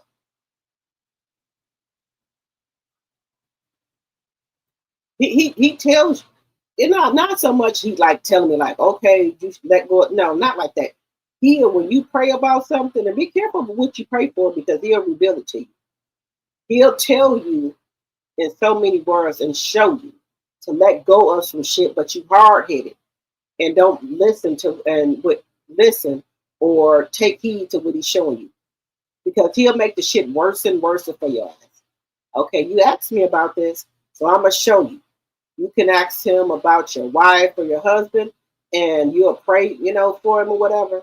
God will make their ass 10 times as worse. Like I done told you, God damn it, turn it loose. You know what I mean? You gonna keep praying to me and asking me something, and I done told you to turn the shit loose. That's how I feel. That's how I feel. So in His words, He said, don't pray about it no more. I just showed you. to turn it loose. Let the cards fall where they may. Turn it loose. Just saying. I'm just being honest with you. God will tell you to turn some shit loose. You don't listen, and then what? And God do not like when you don't listen to them. He'll keep making shit worse and worse for you. Just being honest with you.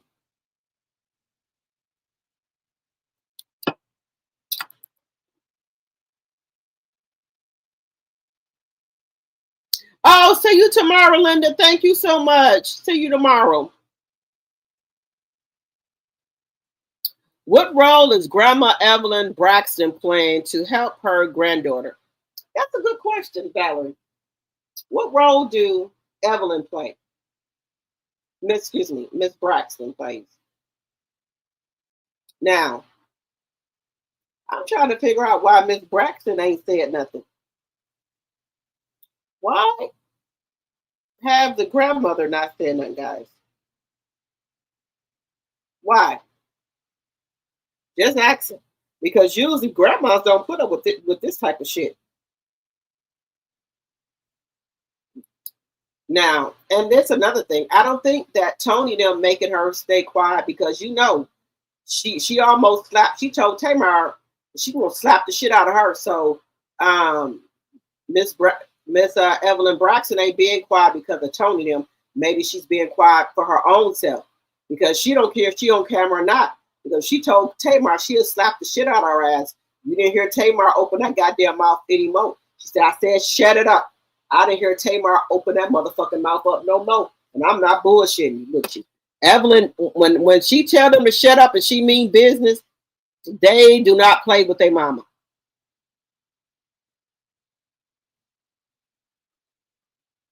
I'm gonna be watching because I want to see what and then also the dad. Because you know the dad comes on the show from time to time too.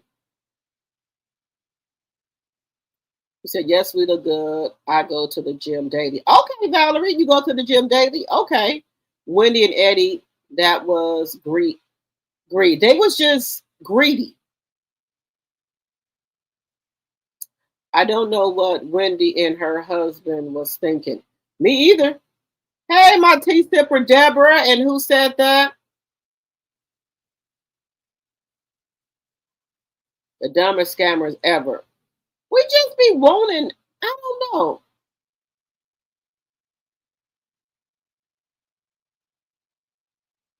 Let's see. Oh, good morning, America. They reported on Wendy, and Wendy did this same thing. Wait a minute. Wait a minute. Let me make sure I'm reading this right.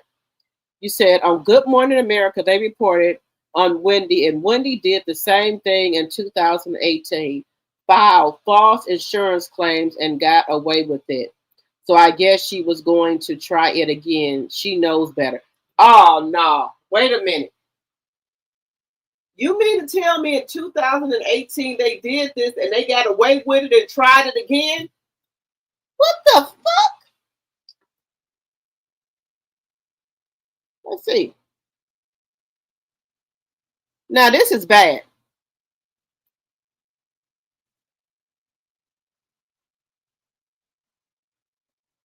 In 2018, they filed, allegedly, they filed false insurance claims. What are they doing with all they liquid? They don't, what are they doing with this money? This how the feds got Teresa watching TV. Really, Deborah? Yeah. So look, so it looks like, so what? Well, maybe they should have got lessons from Teresa them then, because it looks like the feds be watching TV or they have somebody watching it. Just saying. Deborah said that's how the feds got Teresa watching TV.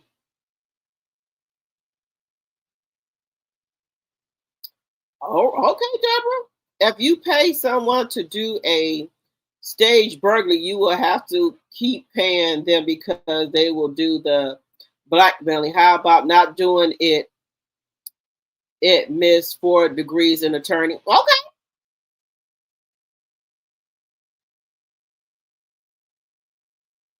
TNTG mom, some smart dummies.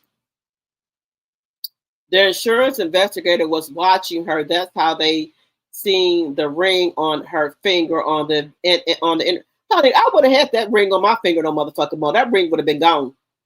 No, the ring would have been gone. There would be no more. But why would you give somebody some receipts of some shit that you returned? You didn't think they were gonna call the damn store that you gave them the receipts for?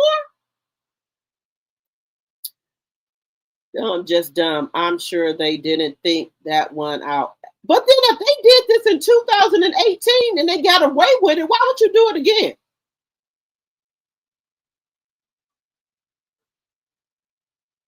If this girl wasn't trying to expose their family, she would not have waited 16 years to do so. If anything, she was protecting the family at the cost of her mental health. Yes, I believe that. Why is Tawana bold, though? Is she sick? You said, why is Tawana bald, though? Is she sick? That's a good question. I thought at first she was just doing that to cut off her hair. But I don't know. If anybody know in the chat, why is Tawana hair cut off? Is that just something she's doing? Wait, are we talking about Wendy, Dusty, or Braxton? I just got in here. Okay, so we're talking about Wendy. They said Wendy did this before in 2018. They said Good Morning America covered that Wendy and them did insurance fraud in 2018, but they got off. Allegedly. You wouldn't think that Martell would have been. You would think that Martell would have been now married Ariane since the child custody. Okay, Rose, yes. Why haven't he married her yet? Because y'all remember at the Fletcher's vow renewal, he said he was gonna wait 5 more years for Melody. Y'all remember that? Y'all don't remember that? He's waiting for Melody. In his mind, he thinks Melody is coming back to him, guys. He's waiting. Coleslaw is so stupid. It hurts my feelings. I swear she done gave this ninja all this time and kids to still have to audition to be recognized as his main chick. Shaking my head. Look, I don't think he want her. You said he must be acting up. We're gonna get into that, my sweet, and in my blog. I'm gonna talk to y'all about that. It's time. It's been I would say it's been time since. Let's see, it's been time, see. It's been time since 2015. It's been, I should have been, since 2015. I'm being honest with y'all. No, let me see, 11, 12. No, I'll say 2012 or 13. It should have been, yeah, I'm gonna put it that way. My mom was like, I don't think you should do that. Why not? I don't think you should talk about that on your channel. Why not? It's the truth. I don't know. Well, a lot of y'all, it's the truth.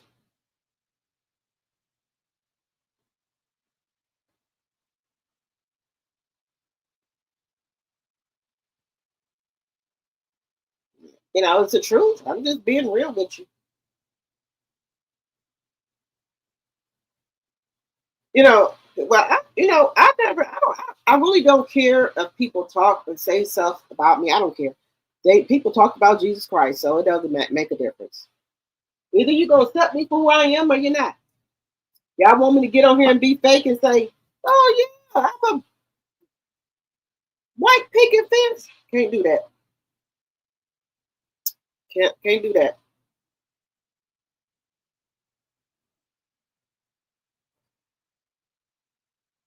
I can't get on here and say I got a white picket fence. I can't do that. Gotta be real with y'all. Y'all know I tell y'all the truth about stuff. And that's what these reality shows should do. Just tell the truth.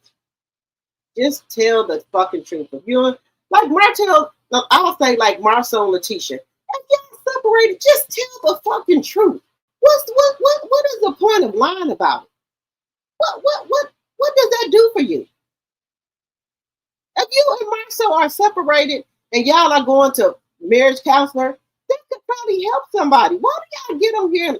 Now, allegedly, I'm just going to say allegedly. I don't know if they are separated, but somebody said on another content creator's name, and I will not say her name, but I don't like mentioning content creator's name. But they said on another content creator's page that she said, allegedly, that they were separated. That she was spilling all the tea, said that Marcel and Letitia are separated. Now, if they separated, a lot of couples are separated. That's nothing big or bad or anything like that. That's nothing to be embarrassed about. People, do you know some people have been married 3 or 4 times? Y'all know that. Sometimes things just don't work. Okay? And I'll give like what is her name? Toya, Lil Wayne's baby mama. She was married to Lil Wayne, then she got married to Memphis Bleak. Now she's married to Red. She's been married 3 times. Sometimes shit just don't work.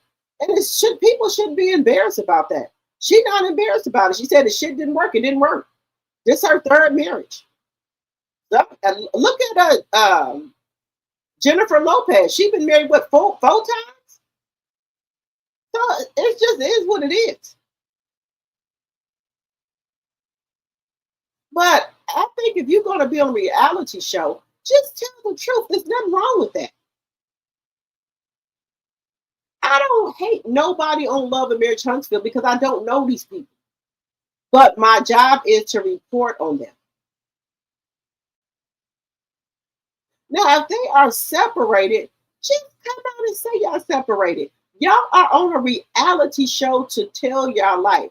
That's why I love Hard and Hustle so much. Because they tell the fucking truth. Allegedly, because it don't look like they're hiding shit. Look at Alina.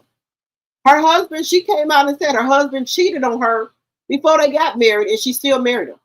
Then she came out and said the reason that she's that her and her husband's going through shit, her husband's fucked off all their money. He spent every dime of their money. Where she had to sell one of their houses to get to sell one of the houses to get her damn money back. Now, we do know when you married that the money is supposed to be y'all, shared. But the thing is, she worked and got all that money herself. Now, I know what the law says is, it's y'all money. But do that give your husband a right just because y'all married and y'all got a joint bank account that he put none of the money in, you put all the money in, to go and gamble away all of your fucking money? Just be honest. If you and I want to hear what y'all think in the chat. And if y'all watch Hard and Hustle. If you was working, right, and your husband gambled all of y'all fucking money, well, your money that you work for, but I know the law says it's y'all money, but gamble all of your money away that you work for on day trading, and then you go purchase something, you can't get it because they said you are negative. You go check the fucking account. You don't have a dime, and motherfucking well what you put in there. Would you divorce your husband if he didn't even tell you that he gambled? And it wasn't no $500, no $300. It wasn't even no $2,000. This was hundreds and thousands of dollars that her husband gambled all of their money away. Would you divorce your husband for that? Let me know in the chat. Alina kept it real. She said this was no little money. She said he gambled all of our money away. Hundreds and thousands of dollars. She said she had to sell one of her houses to put the money back in her account that her husband had gambled off. Which, if you have worked your ass off, right? and your husband gambled all of the money that you work for and day trade, would you divorce him? Let me know in the chat. Alina and them keep it real. That's why I like Hard and Hustle. They tell the fucking truth. Let me see. No, she is not sick. Sick. She has that disease where your hair falls out. Oh, she do? Why did Melody put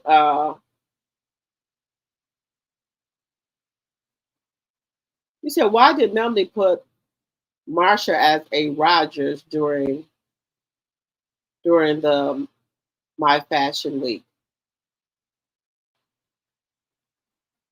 Who is Marsha?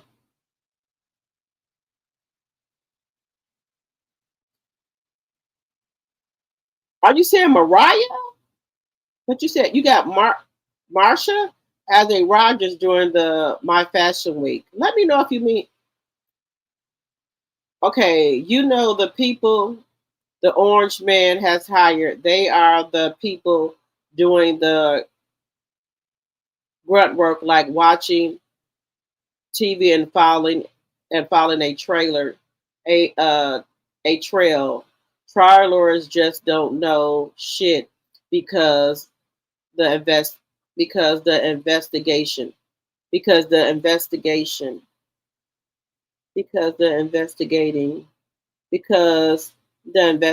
it. Okay, you know the people the Orange Man has fired.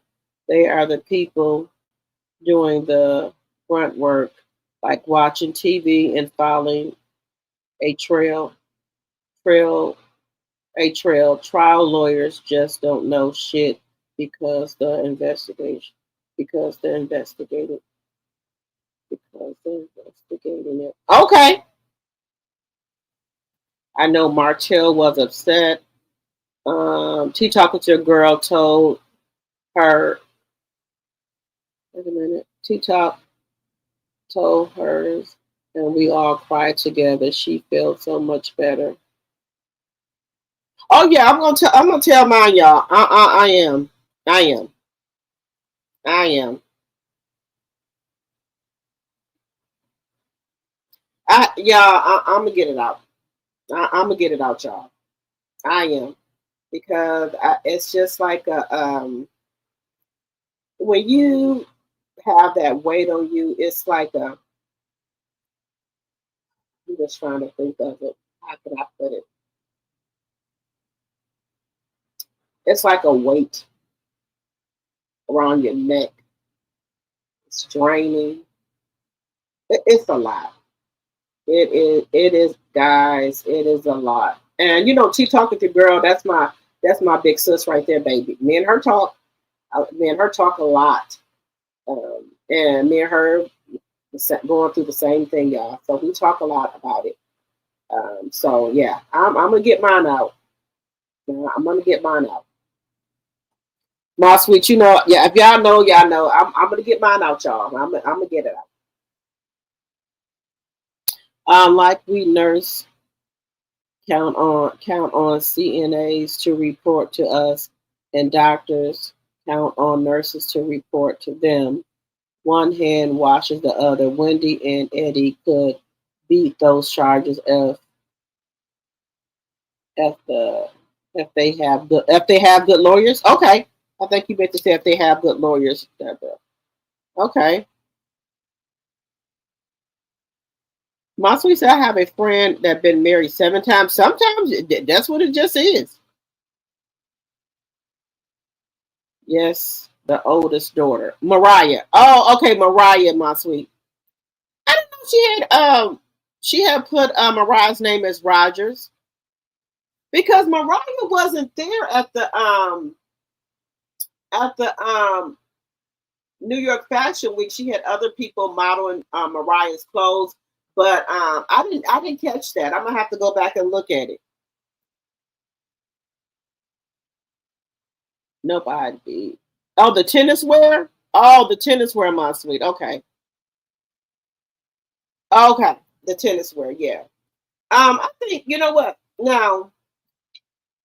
If you go on Melody's 7th Avenue Beauty page, Boss Baby is on there with a tennis outfit on, and Mariah are on there with a tennis outfit. Now, if y'all be watching Melanie's live, Melanie has said that the girls needed to go take a photo shoot. They need to go to a photo shoot. So now I'm putting that together where, okay, that's the photo shoot that Mariah and Boss Baby went to for their tennis wear. Now I bet you when they get in court Wednesday, he probably try to bring that up that Melody got the kids on her page with tennis wear on. I bet he tried to bring that up. Now I could be wrong, but they didn't probably when he probably didn't click. You know, he probably got false pages looking on Melanie's stuff, so he probably didn't spotted that Melanie got the kids on a picture on her website. Now.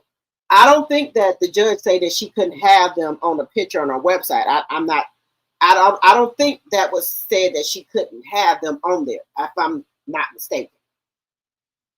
Now, we have been seeing the kids in the live a little bit. You know, she can't help if they run through there. You know, it's not like she put them on there. You know, we'll see Boss, Sugar Mama sometime. Sometime we'll see Tank them. They'll be walking through or something like that. It's not like they're actually putting them on there. But Miles Morales, he's okay to be on something, right? Just saying.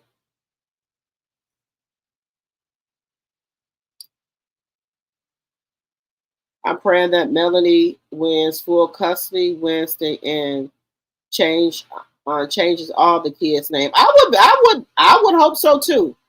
I didn't know she had moved to Atlanta. Glad for her. Miss Van could have posted those pictures. Yeah. So Melanie doesn't live in Atlanta. I think she was just over there at Marcus' house. But Melanie do have a penthouse in Atlanta. She has a penthouse. Y'all see Melanie when she go to Atlanta. She has a penthouse that she brought or what have you. She does have that. She does have a penthouse.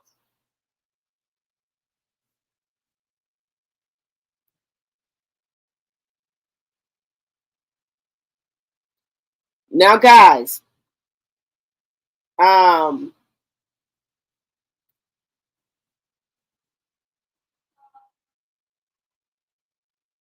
know that Ray J. Now, I did not know that Ray J. That Brandy and her mom have stopped messing with Ray J because they said that he messed up the brand. I did not know that. Why Ray J started crying when Tasha asked him that? Ray J started crying, y'all. Did y'all know that? Did y'all know that?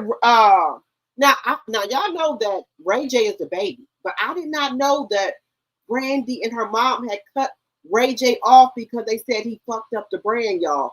I did not know that. Did y'all know that?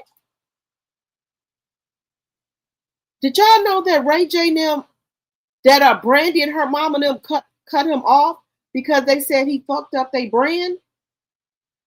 Let's listen. Ray J breaks down on camera. Let's take a look. Okay, but he being a daddy right now. I was only scheduled to do one, which was A1. It's coming. But Ray J popped up after the TMZ tour. Is that you? This is a big demo that works for that. Shout out to Is that your baby, your firstborn? Shout out to Lemmy. Why you say my firstborn? I'm on a because I was told. Hold on for a second. Because I was told by Lyrica there's a new one. Is that? So let me ask you something. Now you were pissed off at me a few years ago about that Summer Buddy thing. So I interviewed Cat Williams' brother yesterday, Steve Williams. Have you ever met Steve Williams before? I gotta look at him. He looked just like Cat. Yeah, I gotta look. I don't recall Cat like having a brother. There you go.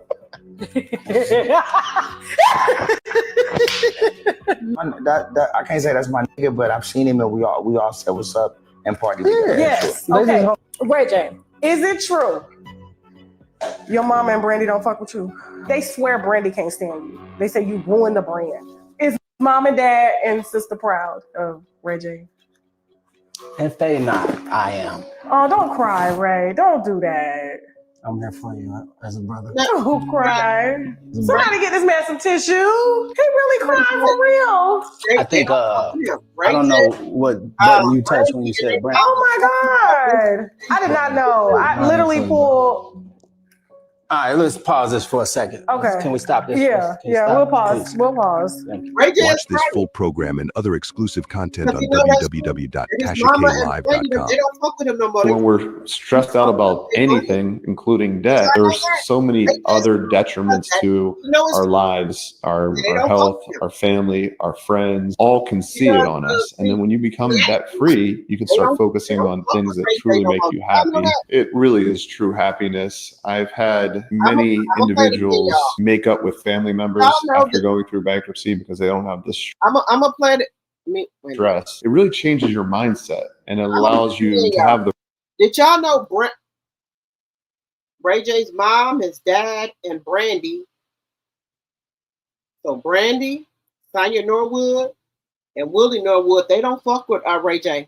They said he fucked up. They to do one, which was A1. It's coming. But Ray J popped up after the TMZ tour. Is that your? This is a big demo that works for that. Shout out to. Is that your baby, your firstborn? Shout out to Lemmy. Why you say my firstborn? I'm on a. Because I was told. Hold on for a second. Because I was. And they said A1 got another baby. Y'all know who Lyrica is, right? Lyrica done told that A1 got a baby. Yeah, we see he didn't cut off his dreads. Everybody cutting off the dreads. Just saying. So I interviewed Cat Williams' brother yesterday, Steve Williams. Have you ever met Steve Williams before? I gotta look at him. He looked just like Cat. Yeah, I gotta look at him. Okay, guys, we're gonna get into Cat Williams' brother. Did y'all know Cat Williams had a brother? Oh, he dropping some tea. We're gonna get into Cat Williams' brother. But this shocked me with Sonya Norwood, Willie Norwood, which is Ray J's dad, and Brandy, that they don't fuck with him no more because they said that Ray J messed up their brand. Now that shocked me. And you know, if it wasn't true, Ray J wouldn't be there crying. Let me know what y'all think in the chat.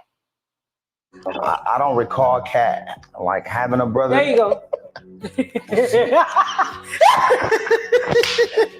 I can't say that's my nigga, but I've seen him and we all said what's up and party together. Yes. Okay. Ray J, is it true your mama and Brandy don't fuck with you? They swear Brandy can't stand you. They say you ruined the brand.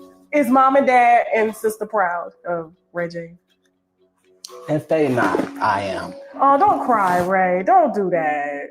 I'm here for you as a brother. Don't cry. Somebody get this man some tissue. He really crying for real. I think I don't know what button you touched when you said Braxton. Oh my God. I did not know. I literally pulled. Brandy don't fuck with him.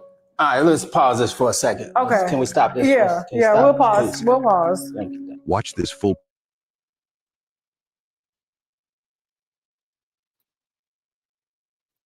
Did y'all know that they don't mess with him no more? They said that Ray J fucked up the brand with his shenanigans.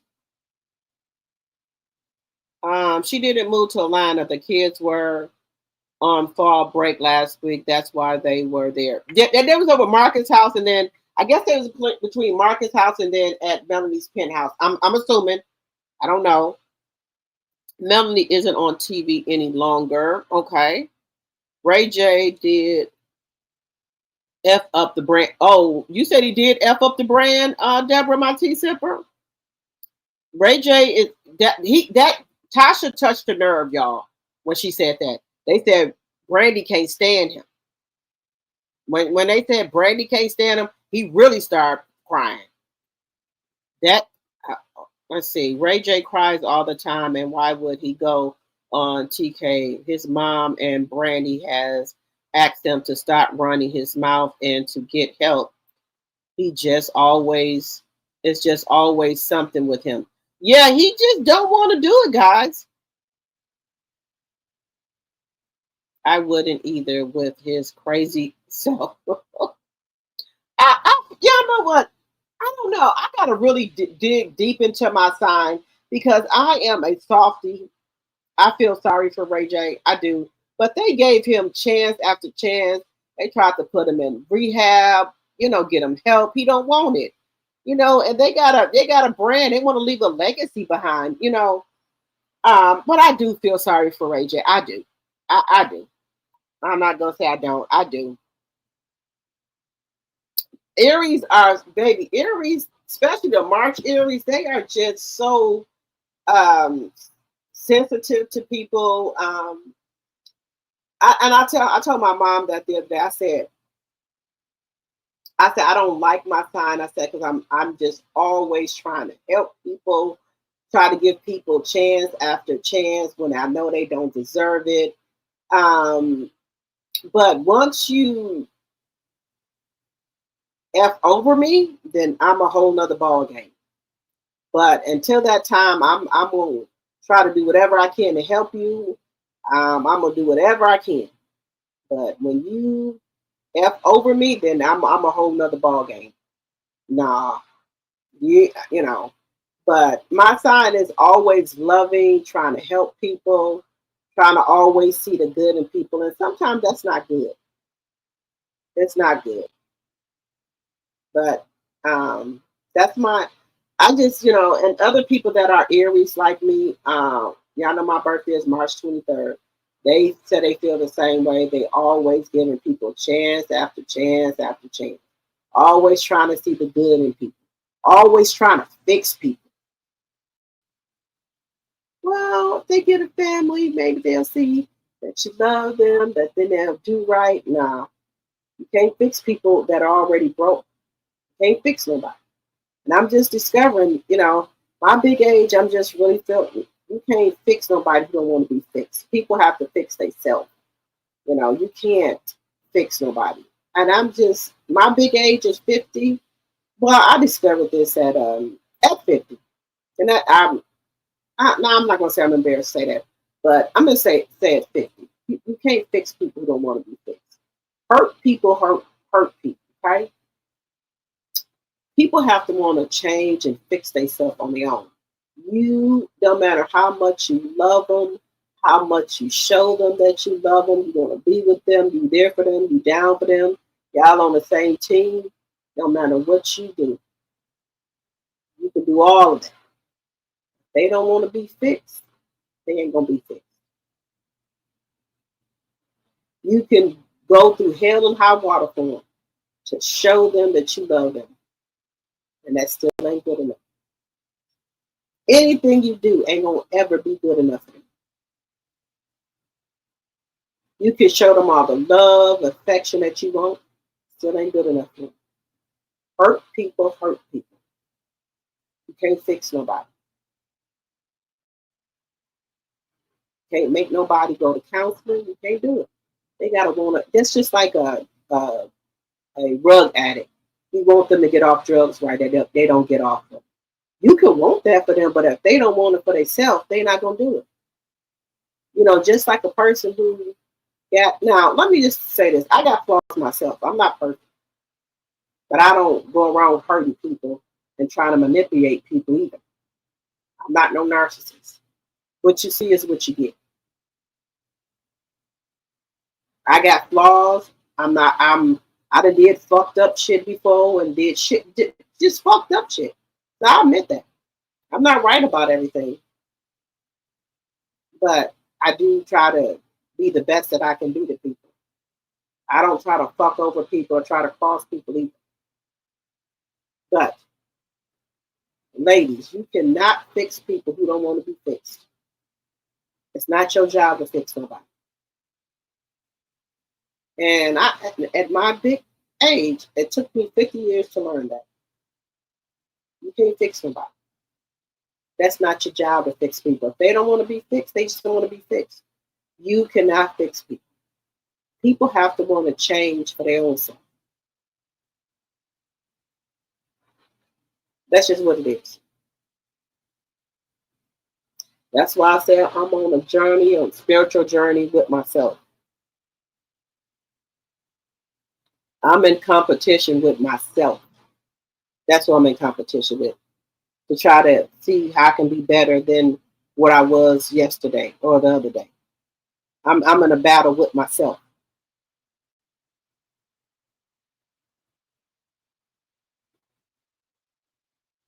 I'm battling myself, y'all. Right now, I'm in a battle with myself.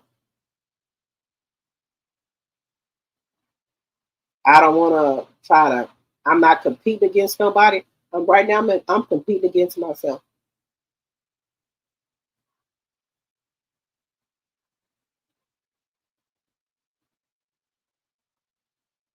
That's where I'm at right now in my life. I'm competing and battling with myself right now. That's where I'm at. Battling with myself. I'm not trying to keep up with no Jones. I am the Jones. I'm trying to keep up with myself. That's about it.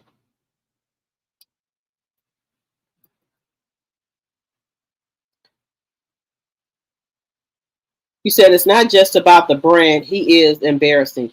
Yeah, Ray J, look, let me just say this, and this is all alleged. Ever since Whitney Houston has passed away, Ray J ain't been right ever since. I look, I could have swore I seen Ray J coming out the back door of the hotel. Could have swore I seen Ray J there at that party or whatever, the awards. Could be wrong. But as the papers say, he was the last one to see Wendy alive. Now, allegedly in the paper, they say he was the one, the runner that was getting her the rug, allegedly, and for entertainment purposes only. Now, we all know that some people can get a bad bag or something, right? So, who's to say allegedly, and for entertainment purposes? People are saying that he gave her a bad bag. Allegedly. I don't know how true that is, but that's what's been said, y'all. Now, y'all take that what's for what it's worth. I think his mom and dad and Brandy has been there for him. Ray J has some mental health issues, and he said he needs help. They cannot allow him to drain their energy. It's hard. Your mental health, baby. I feel you right there. Let me tell you something. Ray J, he can admit that he got some mental health issues, but baby, some of these. Let me tell you something. Your family, your man, your husband, your wife, your girlfriend. Some people can drain you.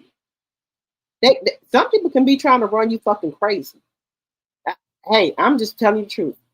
You got some men, some women, they could try to run you crazy by the shit they do. Just being honest with you. All I can do. They can run your ass crazy.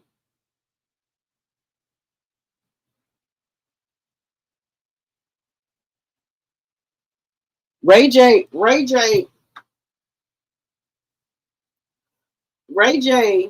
I think stays high every day because he don't want to remember what happened with Wendy. That's just my theory, allegedly. Allegedly and for entertainment purposes. I think that's why Ray J be high all the time. I think he knows something about Whitney's passing, in my personal opinion.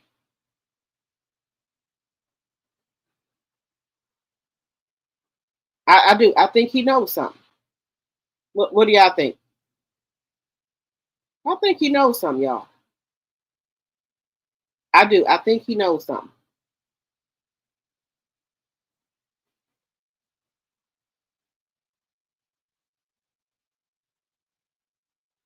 Now, I do want to talk about this. Now, we're going to get on to Wendy a little bit here.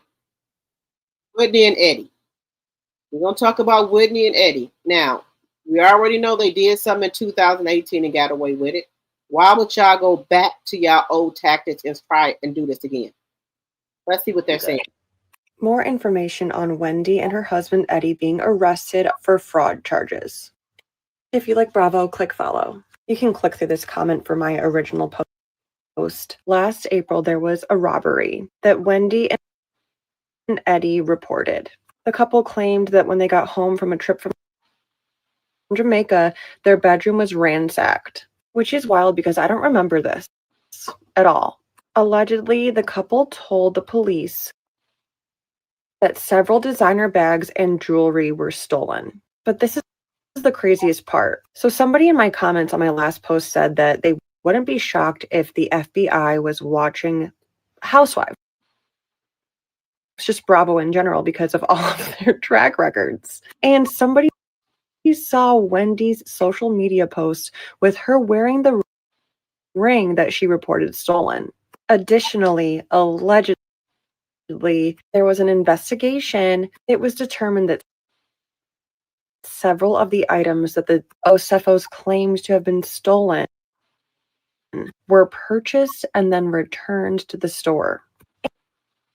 And a full refund was provided prior to the burglary. The documents indicate that the couple claimed a $450,000. I told you, they said they got people watching because of the track record with the Real Housewives, the Housewives. They have a track record of doing shit. So they had the FBI them watching those shows, right? Why would you get on this show and wear the ring, the purses and stuff that you say somebody stole? And then why would you give receipts of shit that y'all didn't return? Just saying.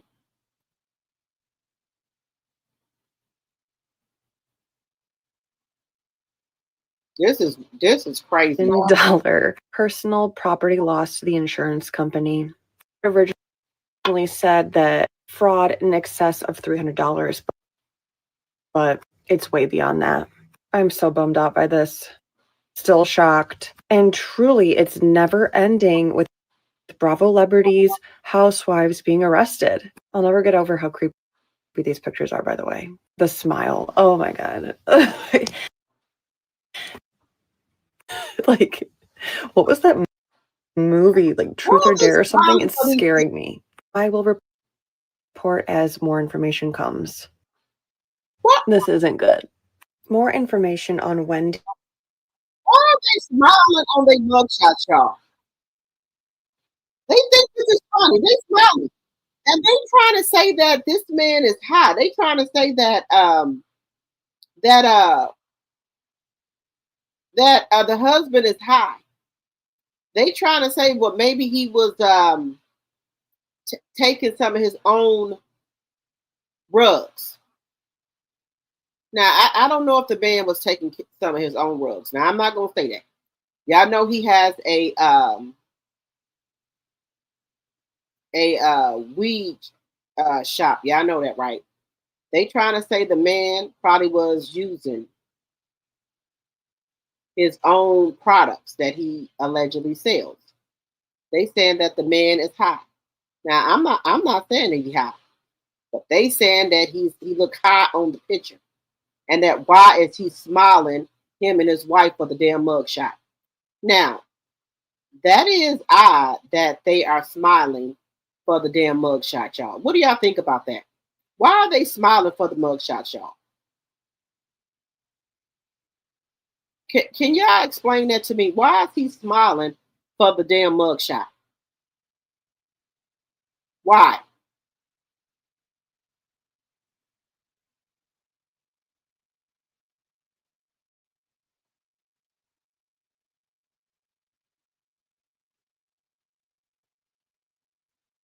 Oh, this is right now, y'all.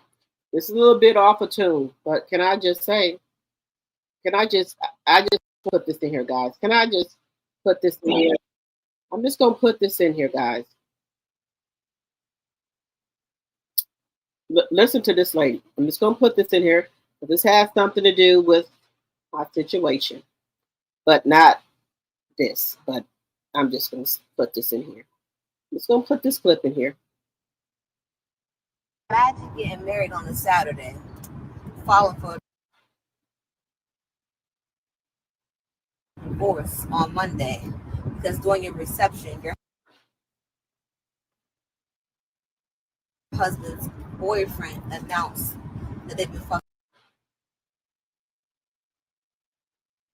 around for the past 3 years. But it's not my situation. But I thought I put this in. It's not my situation, but Imagine getting married on a Saturday.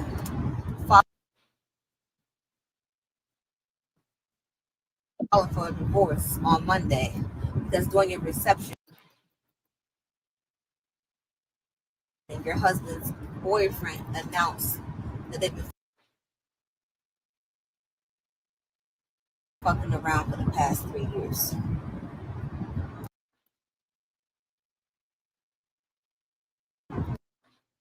Imagine getting married on a Saturday. This woman's situation right here. This is her situation, not mine. But she said that she got married. Now, this is not my situation, but I thought I would just put this in here. But this woman, this is not my situation, but this is this woman's situation. She got married on a Saturday. During the reception, the man boyfriend was there. Hey, PK Joe, make sure y'all hitting the like button when y'all come in, please, and thank you. Now, this is this woman's situation. She said she got married on a Saturday, and during the reception, her husband's boyfriend announced that they've been messing around for 3 years. What would you do? I think she did the right thing by filing for a motherfucking. That's a fucking annulment. There ain't no fucking divorce. That's a fucking annulment. Saturday you got married. The husband's boyfriend said they've been messing around, so you get a divorce on a Monday. That's an annulment, right? Let me know in the chat.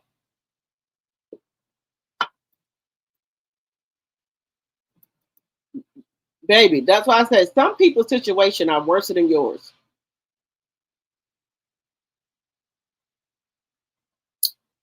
Let me know what y'all think in the chat. I believe he has a chemical imbalance and we do the rugs. It makes it worse. I personally think he needs to be on medication.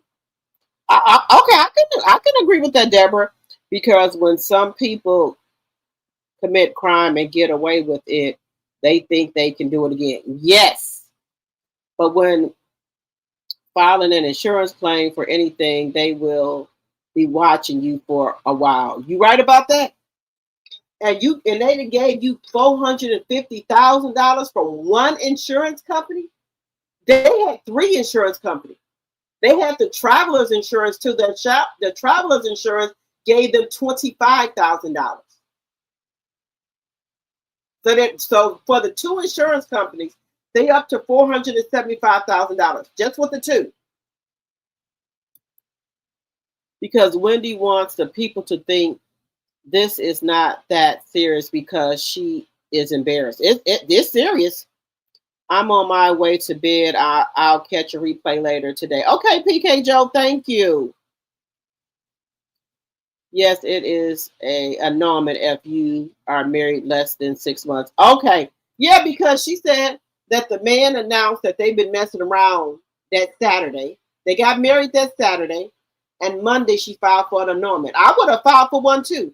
You mean to tell me you've been messing around with a damn man? Oh, hell no. Shit, if the courthouse was open if the court was open on a Sunday, I would have wanted to file for an annulment on fucking Sunday. Just keeping it 100 with you. I would have filed for one on a fucking Sunday if I could. You mean to tell me at our reception, your man, I'm assuming he was the best man, said that y'all been messing around for years? Bitch, if the motherfucking courthouse was open on a Sunday, I would have filed for an annulment then. Baby, I would have been camped out in front of the courthouse to get this shit annoyed. I know it. I would have been camped out in my fucking car.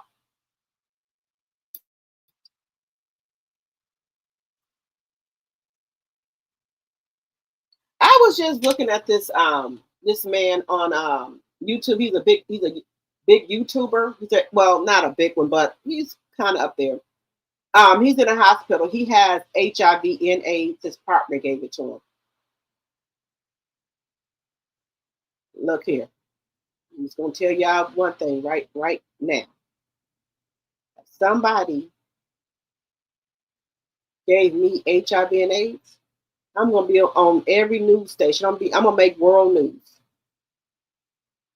Okay, I'm gonna make the world news. Y'all know my name. My name is Rochelle. Y'all know that. I done told y'all that. I don't hide stuff from y'all. Y'all know that. Y'all are like my family. I talk to y'all every single day, so y'all know that. If y'all see me on the news, it's something serious.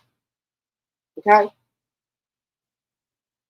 But I can't wait to see each and every one of y'all if y'all come into the meet and greet that my big sis, Sassy T and Tea Talk with Your Girl are putting together.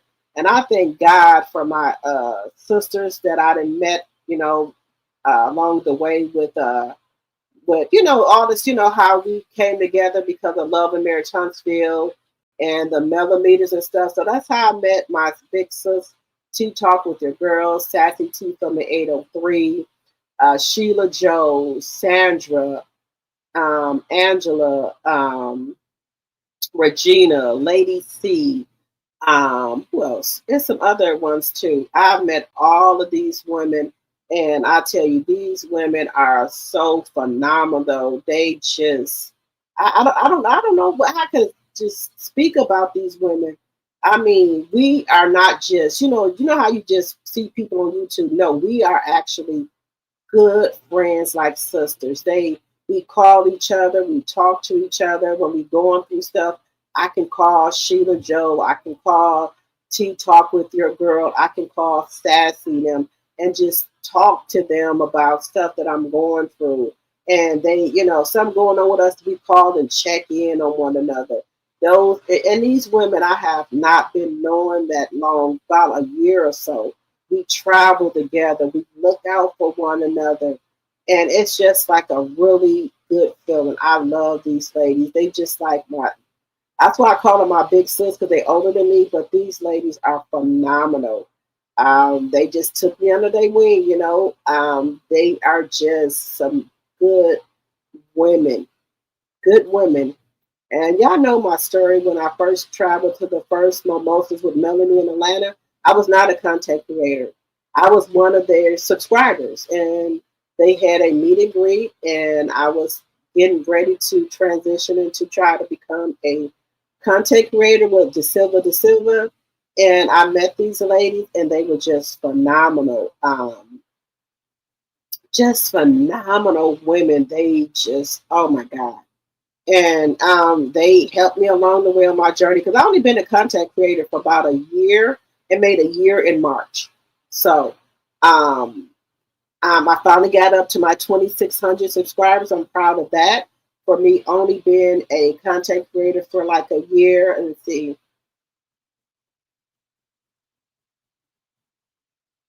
a year in 7 months, and I got 2,600 some followers. And people think it's just really easy to get people to support you or follow you. It's not easy. You have to be consistent and put in the work. You just have to grind, put in the work. And if you're on TikTok, I be on TikTok. I put my channel name on, when I put things on TikTok, I let people know that I'm a content creator on YouTube, put my YouTube on there and have them follow me on there. So you have to really, really put in the work. I love being on YouTube. I love talking to you guys, but it's a lot of work. It's not easy to get subscribers. People think it's easy to get subscribers. It's not, honey. You got to put in work on your channel to get subscribers. It's not that you're going to get 10,000 followers, 5,000. No. And people think that you just come into YouTube making money just like that. It don't work like that, honey. You got to put in the work. You got to be consistent on your channel. Maybe some days you don't feel like getting on your channel. You got to get on your channel. You got to put your name out there. You got to tell people to share your video, like the video, hype the video up. You got to keep grinding and putting your name out there. If you want your YouTube channel to succeed, you got to put in the work. You got to put in the work. It don't work like that. I know some people who took the silver class and that want to be content creators. I don't see a lot of them. Still, you got to put in the work. You got to spend money to make money. You got to go to these events, get your name out there, and just work, and try to give people good content And what I can say is don't be fake on your channel. Be authentic. Be yourself. Don't try to keep up with the Joneses. Be yourself on your channel. You know, that's all I know how to do is be myself, and that's it. Because, you know, people aren't going to follow you if they think you're fake and you on here blowing smoke up their ass. You know, just be, and you know, I just be real and tell y'all the truth about me. I do. And that's what I do. I just tell the truth about who I am. I don't try to blow smoke up your ass and tell y'all no pipe dreams or shit like that. I just be real. And you got to do that with your channel. Because if you get on your channel being fake, the people that follow you won't find you out. So just be real. You know, just be real. And just try to give them the best content. Just try to give people the best content that you can. All you can is do your best. That's it. And that's what I try to do each and every day. Sometimes I probably don't feel like getting on here, but with the kind of stuff that I'm going through, I get on here and talk to y'all. I feel better, you know, about stuff.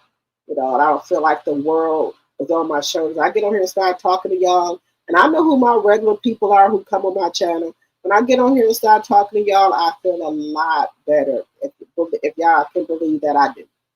And, you know, some of the world is lifted off my shoulder. When I come on my channel and start talking to y'all, I feel like some of the weight is lifted off of me. So I thank each and every one of you guys for showing up on my channel. I see people who are consistent on my channel, but I just try to come on here and just talk to y'all and stuff like that, because sometimes I be feeling like the weight of the world is on my shoulder. But I get on my channel and I start talking to you guys, and some of that be lifted off of me, if y'all can, believe that. But it helps me a lot. It does. It helps me a lot. It does. I just go through so much stuff during the day, and I love, and I think I'm going to start getting on my channel a little bit more. This is, I'm trying to think of a word for it for y'all. Therapeutic for me. Okay, it is. I know who my members are, and I know who my T-sippers are. I know who my T-drops are, and they constantly be on here with me, and that really, that really helps me, because people don't know I go through a lot of stuff. I have like the weight of the world on my shoulders. My mom is, y'all know my mom is 78 years old. I have to do a lot of stuff for her, but it's not a burden for me, because I just thank God that He's let my mom be here to be 78 years old. I do have 3 brothers, older brothers, and I have a younger sister, but a lot of stuff fall on me. So, but I don't complain about it, because I'm just thankful that my mom is here with me, because I know a lot of people don't have their mother when they're having problems that they can go to. And if something is going wrong, that, you can call your mom up on the phone and talk to her about it. And so I don't complain about it. Sometime in my head, I say, my brothers and sisters can do more, but they don't. And I said, well, God, you know what? I'm just thankful that you let my mom stay here to be, 78 years old. My mom's birthday is March 15th. She's a Pisces, so I don't complain. Whatever my mom asks me to do for, I just do it, because I'm so thankful that I still have her here, that I can talk to, that I can call her up, I can go over her house. So I'm thankful for God for that, for just still letting me be able to have my mom to call on and talk to, because let me tell you something, a lot of stuff that I be going through, I'm trying not to get emotional talking to y'all, that I go through on a day-to-day basis. I really be needing her, and she right there for me. It just, sometimes I try not to imagine that, one day I might not have her here. So let me get myself together, y'all. Let me just give me a moment. Let me just take me a moment to myself. Give me one moment.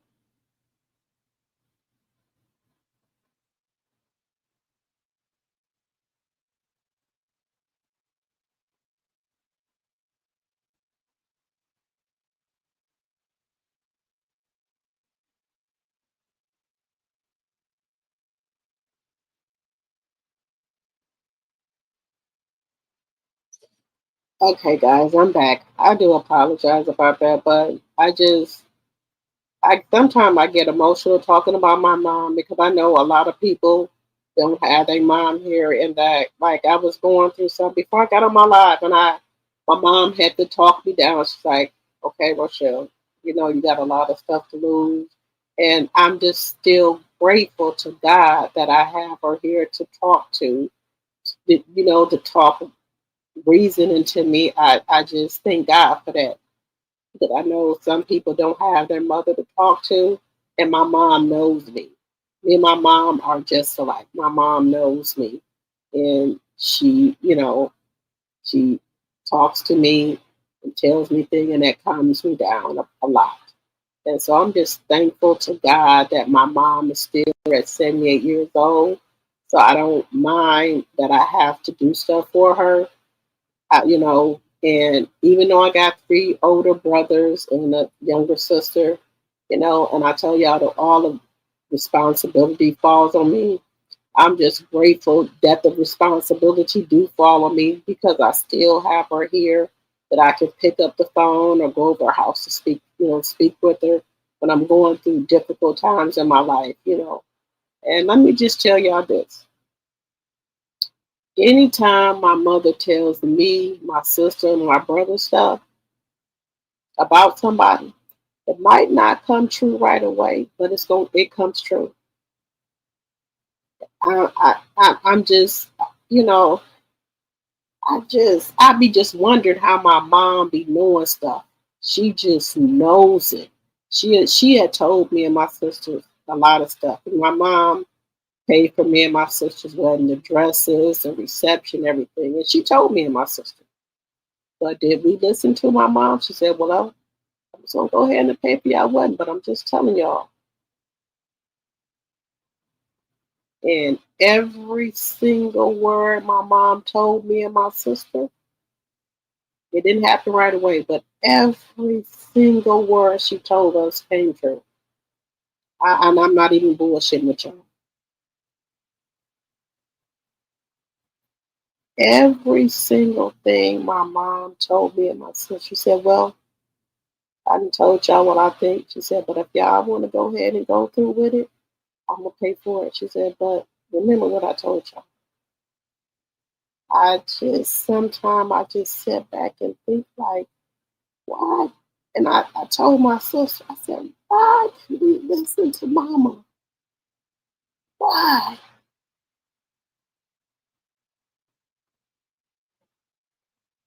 Everything that my mama told me and my sister, I swear to y'all, is the truth.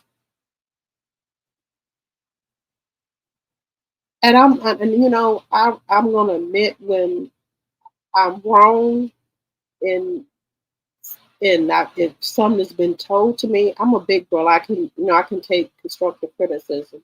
And I talked to my mom. She said, "What I tell you?" And she said, "I don't like to do that to you and your sister. That the thing about what did I tell y'all?" She said, "But I'm just." She said, "In the most humblest way, baby. I'm just telling you. Didn't I tell you and your sister?"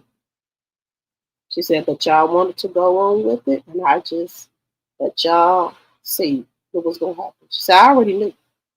She said, "But I let y'all go on and do it." And I'm so grateful that I still have my mom here to say, "Mom, I know that you told us this. You did. I just didn't listen. I just did not listen." She said, "But baby, I love you." She said, she said, "I'm here with you with everything, whatever you want to do."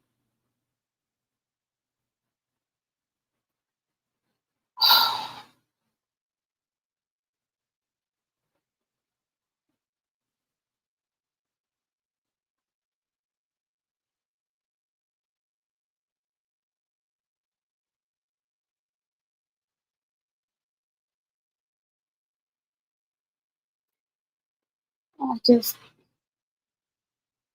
okay, I'm getting emotional again.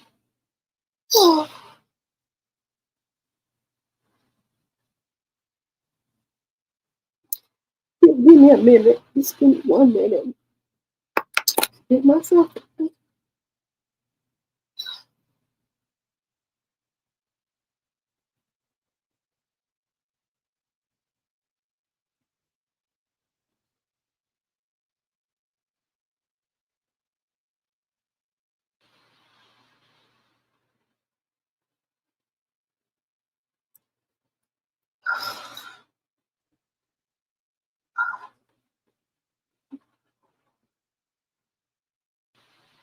Okay. All right, guys. Okay, again, I do apologize. I'm just trying to get myself together.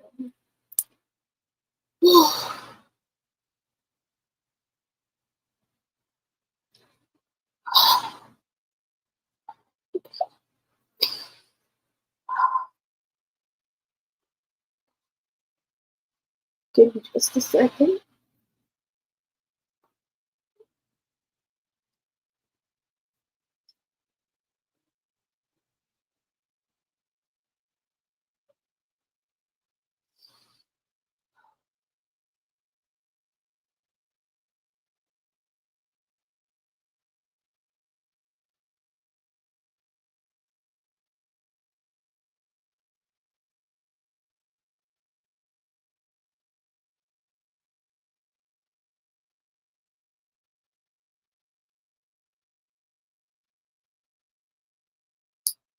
Okay, guys, I'm just having a little moment to myself. I'm just emotional about a lot of stuff.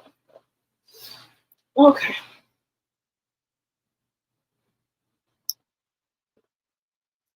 I'm just trying to get my intro together for my other channel so I can really, just really tell y'all a lot of stuff. Really tell y'all a lot of stuff because this is supposed to be like a reaction, like a reaction channel and stuff like that. I just want my other channel to be about my self-healing journey and my journey. So that's going to be what my other channel is going to be about. But sometimes I get a little emotional talking about stuff. I'm not going to get on there tomorrow. Even though I think my intro is not really, really good, but I think I'm going to get on there tomorrow. I have a lot of stuff to tell y'all. Maybe I can help some other people. Thank you, my degree. Thank y'all. My degree is real. I'm just a little emotional. That's all. I'm just a little. Thank you, TNTG Mom. I'm just a little emotional.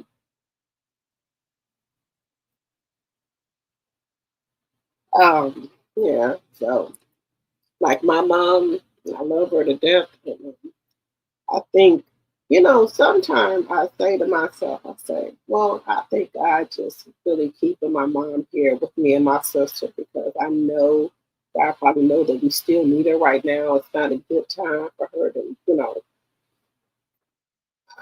to be, for us to be without her because we still need her.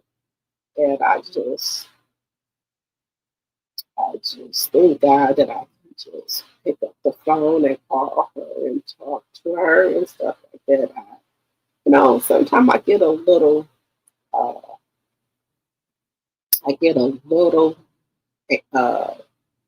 I'm trying to think of the word for it. I get a little frustrated sometimes. Like my daughter, she has turned 14 and she thinks she knows every damn thing. And I know it's my fault. A lot of stuff that I do with my daughter, we have spoiled my daughter because my daughter is the last child, and my son is 30. We have my other son is 29, and my other son is 20. So my daughter is extremely, extremely spoiled to the core, and a lot of it is my doing because she's the only girl, and she just has a mouth that will not quit. And when I tell her no, You know what happens? She calls her other brother them, and whatever she wants, he will cash out her, buy her whatever she wants and stuff. And I have to tell them, don't do that, because I'm punishing her for doing, her mouth and stuff. But she is surrounded by her brothers and stuff like that, and me and her dad. And my daughter is spoiled to the core. She is rotten. She is so spoiled, and I hate that I have spoiled her so much. So she has turned 14 Tuesday, October 7th. So um, she is very, very spoiled, and I be, you know how the mother and daughter situation goes. She thinks she knows everything, and then I have to deal with her mouth, and I deal with a lot of stuff with my mom, and then um, a lot of stuff I deal with, like uh, I have to work with my brothers and stuff like that. It'd be a lot. It sometimes it get a little overwhelming for me, but I just sometimes it's good for me to have to cry, and I just keep on moving. I keep on just keep on moving, but I do need to sometimes just have a break, and that's why I say I love my YouTube channel, so I'm able to come on here and talk to y'all.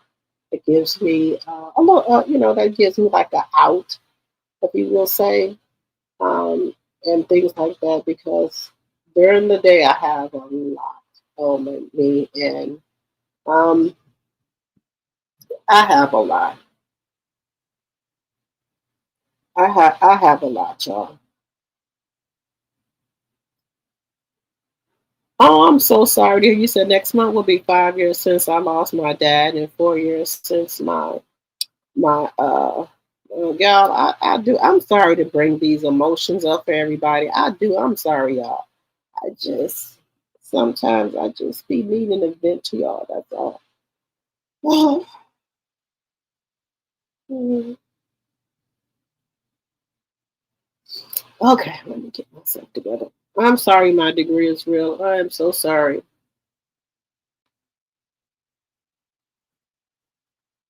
Oh, your mom was 94 years old when she passed away. TNTG mom. Like right now, my mom and my uncle are the only two living. Auntie and well, they're the only two. Um, my other aunties and uncles have passed away, and so my mom, who is 78, and she's the youngest, and then her brother, who's the baby. So my mom is the baby girl, so she's 78, she's living, and then her brother, who is the baby boy, he is 82. They're living. They the two. They the only two left. And sometime my mom, because she had let me see, one Nova, SC, Open A, 49. What's the SC?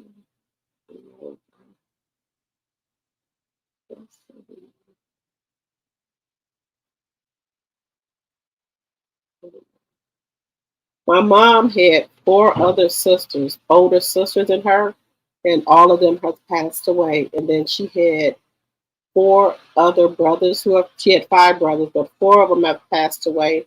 And my mom, sometimes she get depressed because she's really close to her sister them. And I know she misses them a lot, and her brothers them. And I try to, uh, I try to call my mom a lot because my mom has sleep insomnia. So I call her all night just to keep her company. But she be up at night eating and watching TV and stuff like that. And my mom had got COVID real bad, and she had passed out. I shared that with y'all. She had passed out, and my mom was unconscious for about a day, and they had took her to the hospital. And I thought at that moment I was losing my mom. I had broke down so bad. And my mom had already told me, she said, you in charge of everything. If something happened, you can't break down, you know. But when she was unconscious for it was about a day, and she had been sick, like she had a lot of phlegm in her throat and things like that. And my mom lives in her own house, and my brother lives with her too. But she had been sick, and I was like, okay, took her to the doctor and everything. My mom, she could still walk and do everything for herself, but she was just sick. I took her to the doctor, and the next thing I know, my brother calling me. I think I remember this as clear as day. I was at Wendy's with my daughter. He said, something is wrong with mama. I heard a big boom and I had to call the ambulance. And just imagine being in a drive-through line where cars are in the back of you and in front of you, you can't get out the line. I was so in a panic trying to get out that damn line and get over there to my mama house. Because my mom lived about 5 minutes away from me. But I was in the Wendy's line, and I got over there, and just imagine seeing your mom. My mom is non-responsive. They put her in an ambulance, took her to the hospital. I'm right there with her. She still is unresponsive. I thought, y'all, I thought my mom was well. I had a breakdown. And the nurse was like, you're crying so hard, we can't hear. We can't hear your mom, you know, get her vitals. For a minute, I started to cuss that damn nurse out. But I knew if I would have did that, they would have put me out the hospital.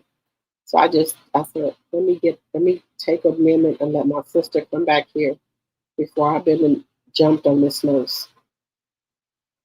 Because I was crying so hard. And I was like, Mama, don't leave us. I was telling my mom that. I was like, you know, talking to her. And I was saying, don't leave us, Mama, don't leave us, because my mom was unconscious at that time. But she had got COVID. And I know my mom heard me because the next day my mom woke back up. I said, you heard me crying, Mama? She said, yeah. She said, I heard you. I was saying, no. I said, Mama, don't leave us. You know, because I was like, no, I need you right now. Don't leave us. And my mom said, even though she's unconscious, she said she heard me. And that made me feel real good. She said, I heard you.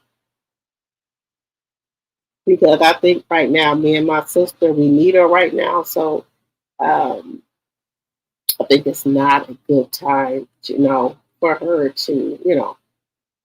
But I know she misses her brother and sister because she told me that she'd be depressed. Sometimes she thinks about her sister now, and she'd be depressed about it. So we try to be at our house a lot. But then sometimes when we be over there too much, she get upset with us.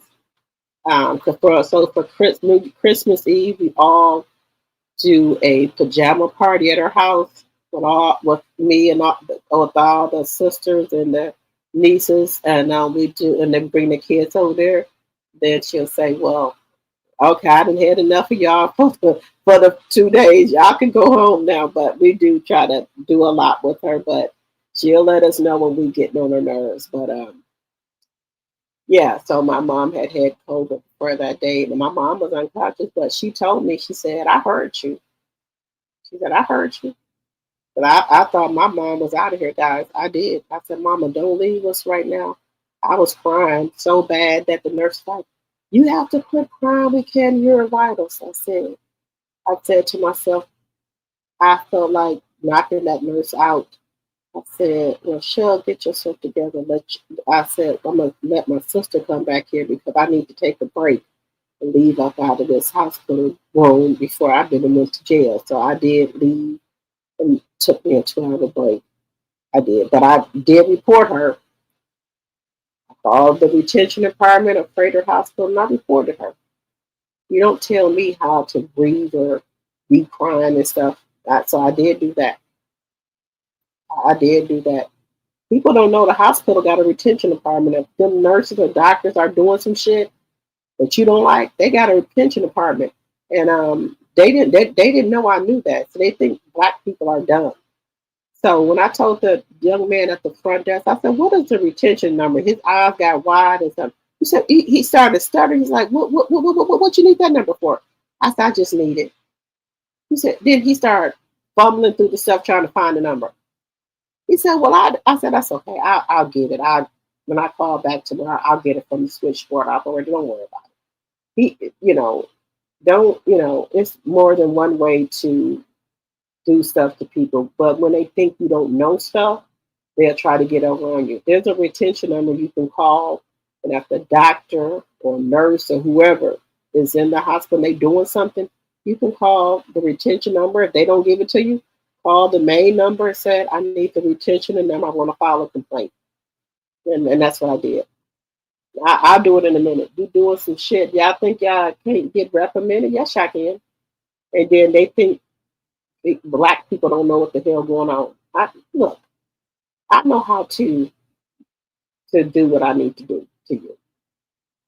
Okay? I know how to do what I need to do. And I called, reported her, and then a couple of days they said, well, we got to investigate. When they called me back, we're very sorry. When we talk to them, this will never happen again. Is there anything we can do? So just because somebody's a doctor or a nurse or whatever, you think that you can't call in on them, they got a number you can call, retention complaint line, and talk to somebody. And you make that complaint, somebody calls you back and they talk to you. So don't ever think if somebody do something in the hospital, just because they're a doctor, nurse, they can't get reprimanded. They can get reprimanded. They can, and if they get too many, they can get fired. Just saying.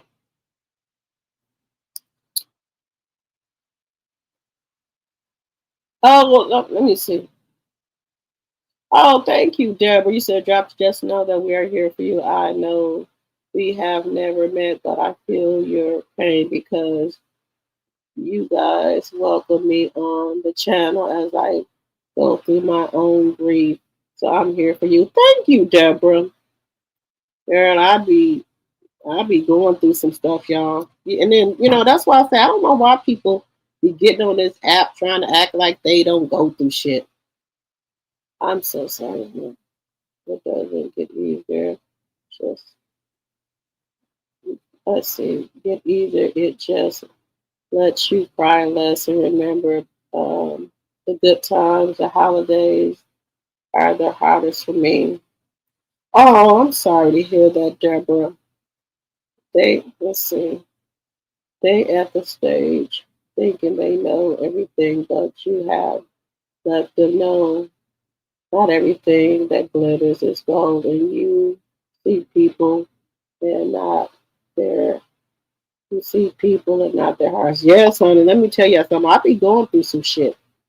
I'm in therapy now because both of my parents took their last breath in my arms, and the youngest of 5, and I made sure they didn't end up in a nursing home. And that's what I'm doing for my mom. My mom, right now, she's 78 years old. She lives in her own house. She can get around and everything like that.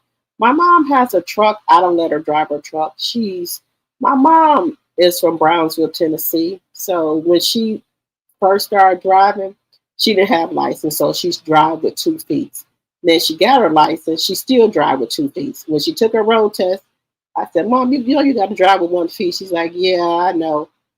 And even though she took her road test and she drove with 1 feet, she still resorted back to driving with 2 feet. She's a tail rider. And we live in Wisconsin. These YNs, they will take you out. You tap their car. Even though my mom got insurance, we got insurance and everything like that. These YNs, baby, will take you out, okay? You can tap their car.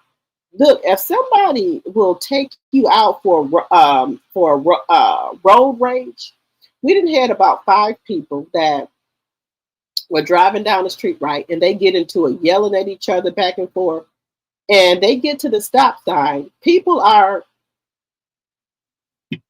pow-powing them at the stop sign for a verbal argument. Is that worth somebody's life?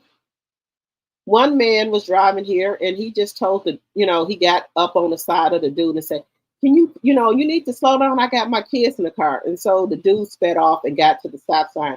Do you know that YN followed him? And when he stopped at the stop sign, he pow-powed him with his damn kids in the car. These people, these YNs don't care, baby. These YNs will take you out of here.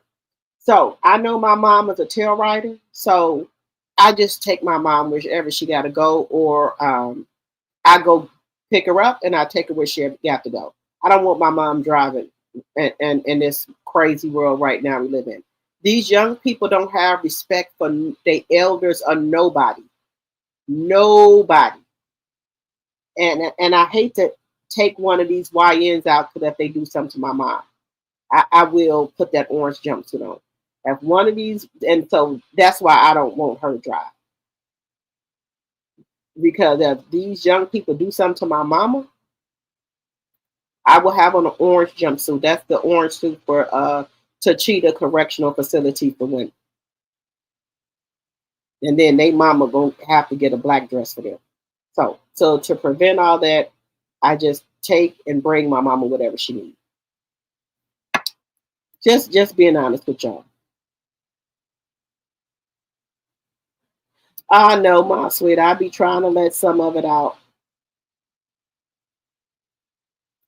I do. I try to let some of it out every day. I just, as women, we go through a lot. As women, we go through so much, and we put up with so much. And when you are a woman, and then you are a mother, you are the mother. Sometimes you are the father. You're the dentist. You're the doctor. You're the teacher. You're the therapist. You everything to somebody. You everything. Just remember, you everything to somebody. You the big sister. You the little sister. You the mom. You the dad. The caretaker. The cab. You everything. And sometimes that could sometimes it gets a little rough for you. And you just gotta cry a little bit about stuff. So you got to, because I do. And that's why I say I don't like my sign. Well, I shouldn't say that. My sign is an Aries. We just loving people. And sometimes you can get a little overwhelming for you. And that's why I be so happy when I go out of town and I get to see T Talk them and Sassy T and Sheila Joan, and that just be like a reliever for me. It'd be like a breath of fresh air when I see them. I see them and I'm like, okay, everything will be all right. And then it'd be when I get ready to go back home, sometimes I start crying because I said, okay, it's back to reality. But when I see those ladies, it just feel like a weight is lifted off of me, because that's how comfortable I am with them. Tea Talk with your girls, Sassy T from 803, Sheila Joe, Sassy, 32 Shots, Lady C, Regina Phillip. We just have a good time together, y'all. We just have a good time. There's no arguing. There's no nothing. It's just always good times. Like just sisterly vibes with them all of the time. So I can't wait till next month. But I'll be gone to be with them. I can't wait to go. I'm so excited. I'm going to see them next month. Y'all just don't know. Y'all just don't know how excited I am next month. Because I would have been with them on the LA trip if my basement wouldn't have got flooded and stuff, baby. Y'all just don't know. I cried because I couldn't go see, couldn't go on that trip with them. But I had to take care of my house first. But I cried. I really wanted to go with them because it just be like a fresh breath air because of all the weight and stuff I be having on me. So I really wanted to be on that trip. If my basement was not flooded from the storm we had, the flood we had, I would have been on that LA trip. Maybe I would have been on there. I'm telling you, I would have been on there. But I couldn't go because I told y'all my basement had flooded from the bad storm we had, and it took out my hot water heater, my sub pump, and everything.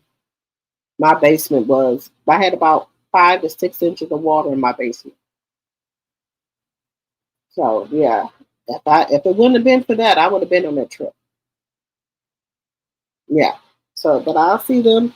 We're gonna do November. It's gonna be BravoCon. We're gonna do BravoCon, and y'all gonna be with me.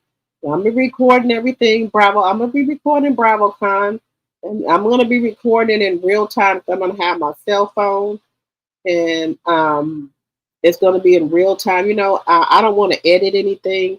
I just want y'all to get the natural feel and everything. So I'm gonna have my phone, and I'm gonna come on my channel, and y'all gonna see everything. Y'all just like y'all is there.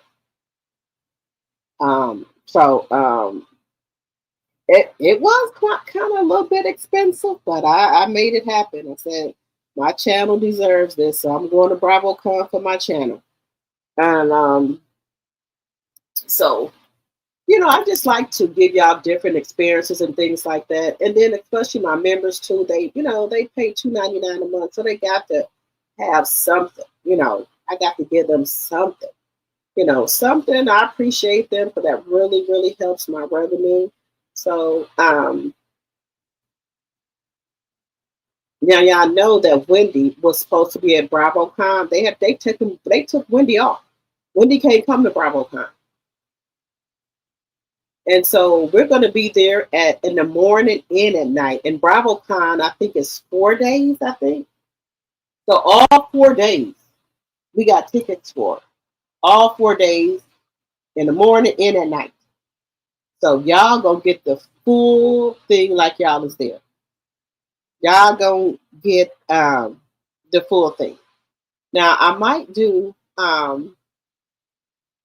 the morning for my tea drops, and then the night for my tea sipper. So the tea sippers probably get the Andy Cohen show, because we're gonna be there.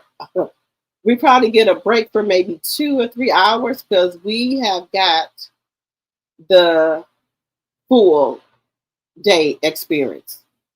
BravoCon is a long 3 to 4 day thing where it's going to be, so you can buy the tickets for the morning, all day in the morning. Then at night is the Andy Cohen show. So that's where the Real Housewives be on there. So I think I'm going to do the morning for everybody to see, but then I think at night for the Andy Cohen, I'm going to do it for the members. What do y'all think? Let me know what y'all think. And I'm not going to edit anything out. Y'all going to get y'all getting everything raw. Yes. If I fall anything, y'all don't see it. So I'm happy. Y'all going to get the experience like y'all is there. So what I'm going to do is, when I get to BravoCon, I'm going to start taping in the morning, because it's from 9 o'clock in the morning on up. So everybody get to see that. But when I come back at night for the Andy Cohen show, that's going to be for my tea sippers. When I do the Andy Cohen, that's where Andy Cohen, you have to buy tickets for the Andy Cohen show. So I think that's going to be for the tea sippers. So, you know, they pay $2.99 a month. So I want to give them, you know, something a little extra. So the tea sippers going to get to actually be like is actually in the Andy Cohen show, because we're going to have that. I think it's at night when Andy's going to be on. And look, let me tell you something. When it get to the end of when it's getting to the wire for Andy for the BravoCon, they tickets go up. So it took me a minute to find some tickets for the Andy Cohen shows, but I found them. So I found them. I got the Andy Cohen tickets. Well, Sheila Joe found them. Let me take that back. I want to give credit when credit's due. So I'm going to be going. I'm going to be there in the morning to the afternoon. Then I'm going to be there to the night. So I want to do that for my channel. I want them to have the whole experience for BravoCon, because this is going to be my first year going to BravoCon. So I want y'all to have the experience. Then y'all know the next month I'm going to Winter Wonderland. I already got the tickets for that. So I want y'all to have that whole experience as well. So I want y'all to feel like y'all are getting some out of the channel. Okay. So when I go on, different things, y'all are, getting some out of the channel. That's how I want y'all to feel like y'all are, if y'all can't make it to Winter Wonderland, it's going to be like you're there. Going to be like you're there, because I will have my tripod set up, and I think I'm going to buy a different tripod where it moves. It moves, like the motion one. It moves, so y'all can see from different angles. So I think I'm going to do that as well. What y'all think about that?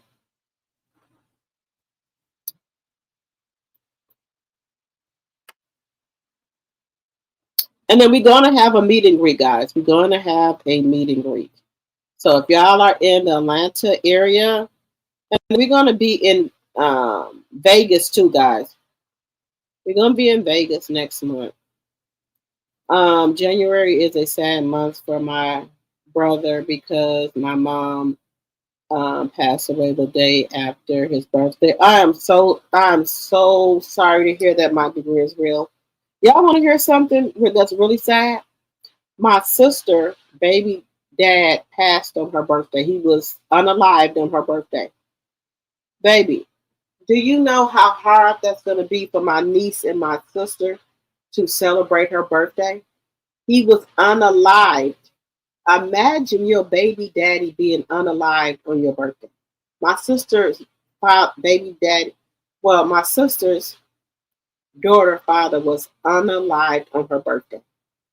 This was just May 31st was my sister's birthday, and my niece lost her dad on that day. So how can you celebrate your birthday when my niece is going to be grieving? This just happened this May. My sister can't even celebrate her birthday. How my sister's like, how am I going to ever celebrate my birthday when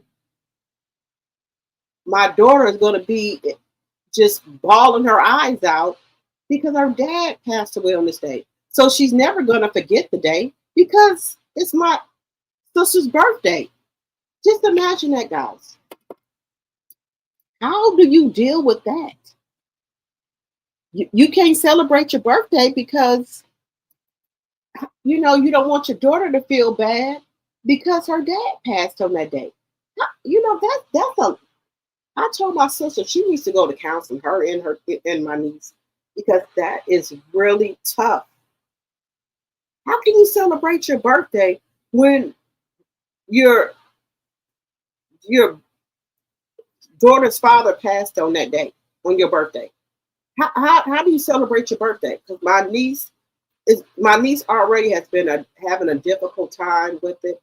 My niece, she just barely stopped crying a little bit this month. She was crying every single day, every day. Okay. She still cries some now, but she has got better. But then when May 31st come around next year, my niece, I don't know. And then my sister how can she celebrate her birthday when my niece is going to be, and my niece is going to be upset? Just imagine that, guys.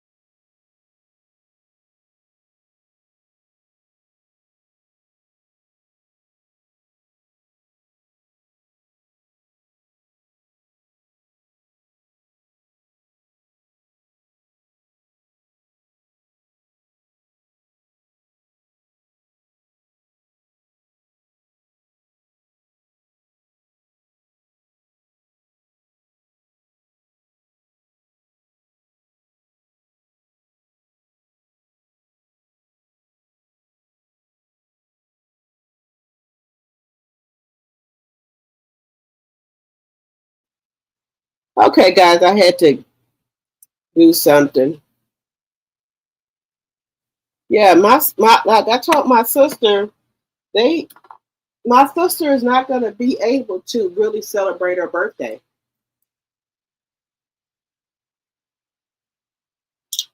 Maybe down the line she will, but I don't know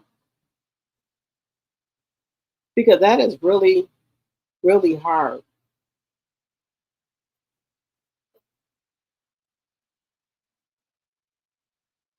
That is really hard.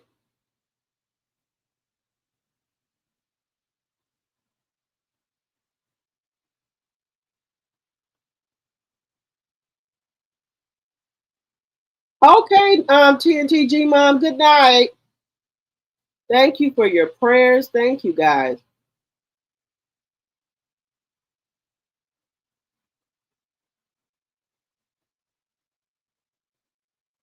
Let's see.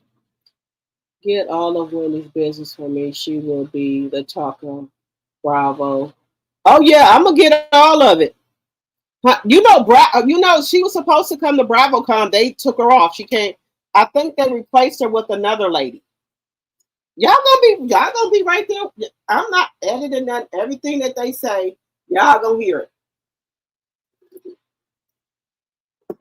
I hope I get to meet you, drop the T, when you guys come to Vegas. If it is just for an hour, I can meet you guys maybe for lunch or something. Okay, Deborah, I will be there, honey. Soon as oh, wait a minute. So I'm gonna be in Vegas. I will be in Vegas. Are you in Vegas, Deborah? Let me know if you're in Vegas because I'll meet you, huh?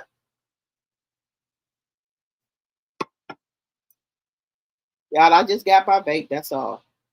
I know some people probably think I'm doing something else, but no. Girl, my nerves are so bad right now. Let me see. I was supposed to talk about Ramika too, guys. They got a lot of stuff going on with Ramika. They trying to say that Ramika. You live in Vegas? Okay.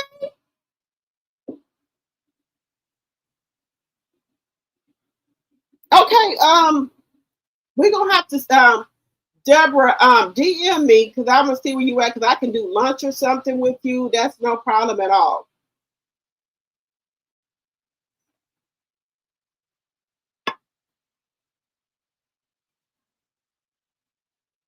Because I'm coming to Vegas early. I'm gonna be there early. So man, you could do lunch before some of the other ladies get there. I will be there. Let me tell you. I'm gonna be. I'm gonna let you know. Let me see. DM me. Do you got Instagram, Deborah? Let me know if you don't.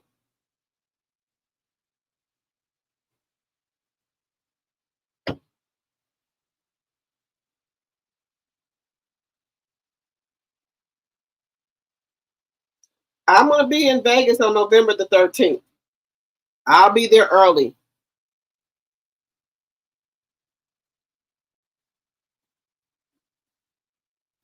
Deborah, I'll be there November the 13th. I'll be there early. Maybe, man, you could do brunch or lunch or something. They need to fire. Oh, my sweet, you said they need to fire her. I'm glad she is off the show. I didn't like her attitude.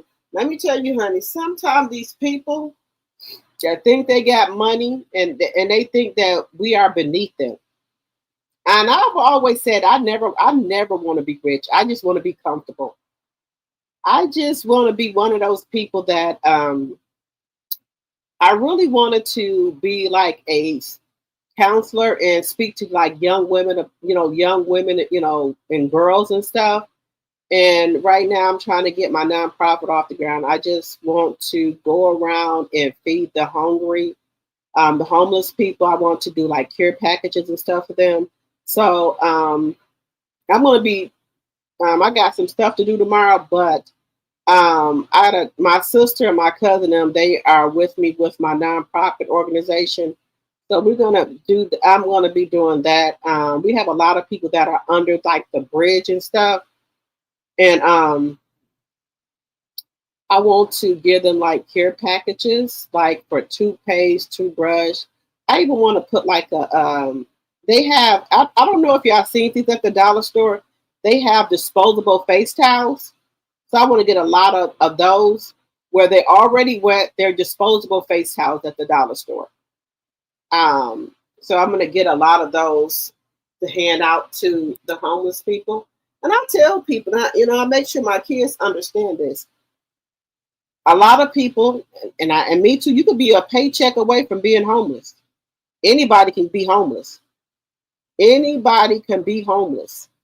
So don't ever think, and don't never laugh at nobody who's homeless or who don't got no damn car, because God can make it where you don't have a car and when you don't got a house. I always humble myself and understand that. I do.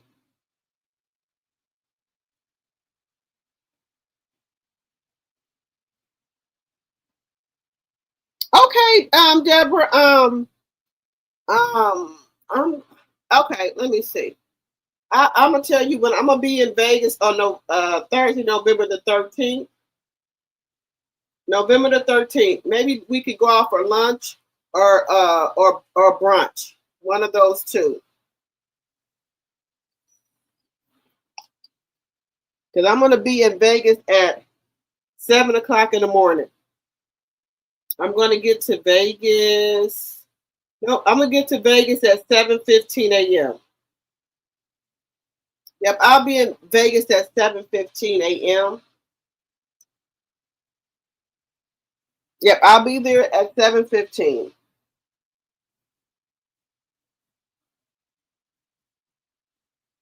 Let me know what time is good enough for you, because I gotta find something to do during that time anyway. So let me know what's going to be a good time for you.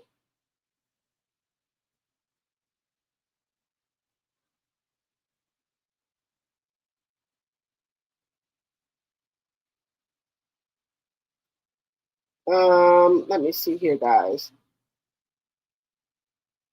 And people are like, how you be on your channel for so long? I said, I'm not just connect with my people on here. It doesn't feel like I be on here that long. I just have a good time with them.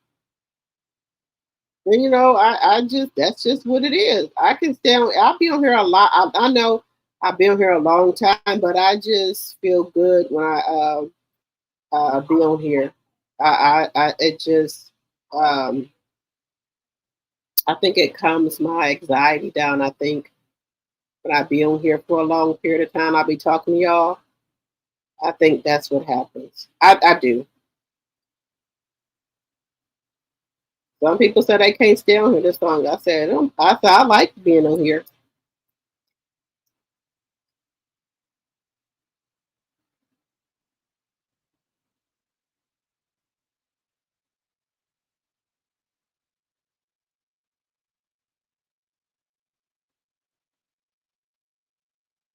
Oh, guys, look. Reparations are possible now in California after Governor Newsom signs bill to create the Bureau for Descendants of American Slaves. Wait a minute, y'all. I'm gonna let y'all see this. Are we gonna finally get what's due to us? Let me let y'all see this. We might be getting some reparations. Let me show y'all.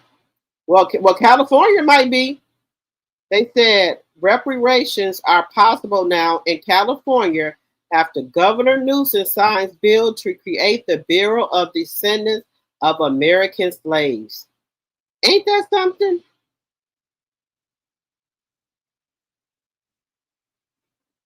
Let me see, y'all. Governor Newsom has officially signed a groundbreaking bill creating the state's first agency dedicated to reparations for descendants of enslaved African Americans. The newly formed Bureau for Descendants of American Slaves will operate under the California Department of Justice. It is responsible for verifying eligibility and managing claims and coordinating the implement of reparations measurements recommended by the state's reparation task force. The move marks a historical moment in U.S. policy.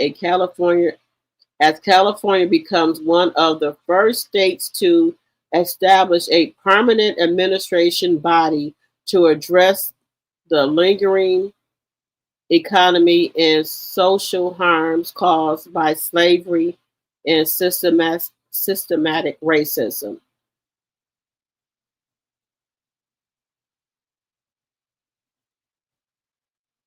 Okay, guys, we might got movement here. We might be seeing some reparations. What do y'all think about this? I think this is a good thing, y'all. I think this is good. What do y'all? Let me know what y'all think in the chat. That California is the first state that's going to start the reparations. What do y'all think?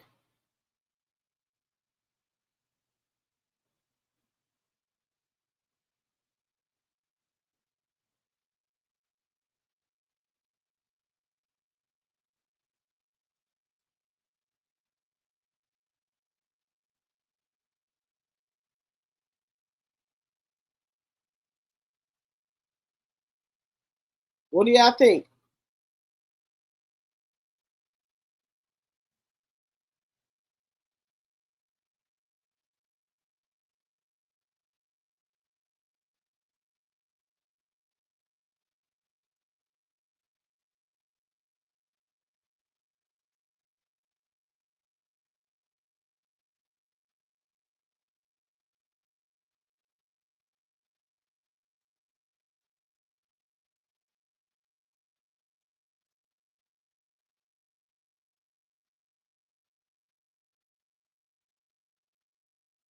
All right, guys, let's get into a little Black history. We're gonna see what do y'all think about this.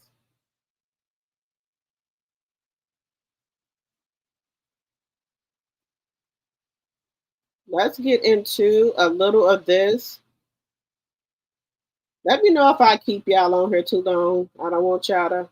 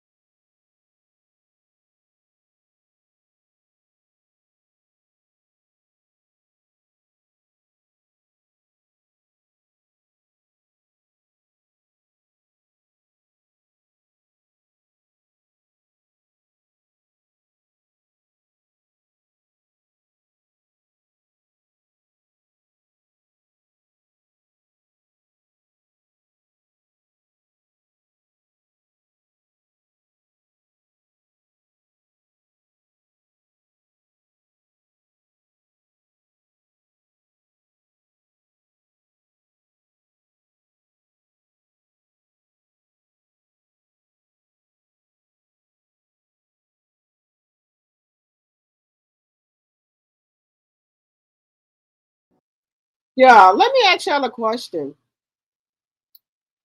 Y'all remember the brown bag?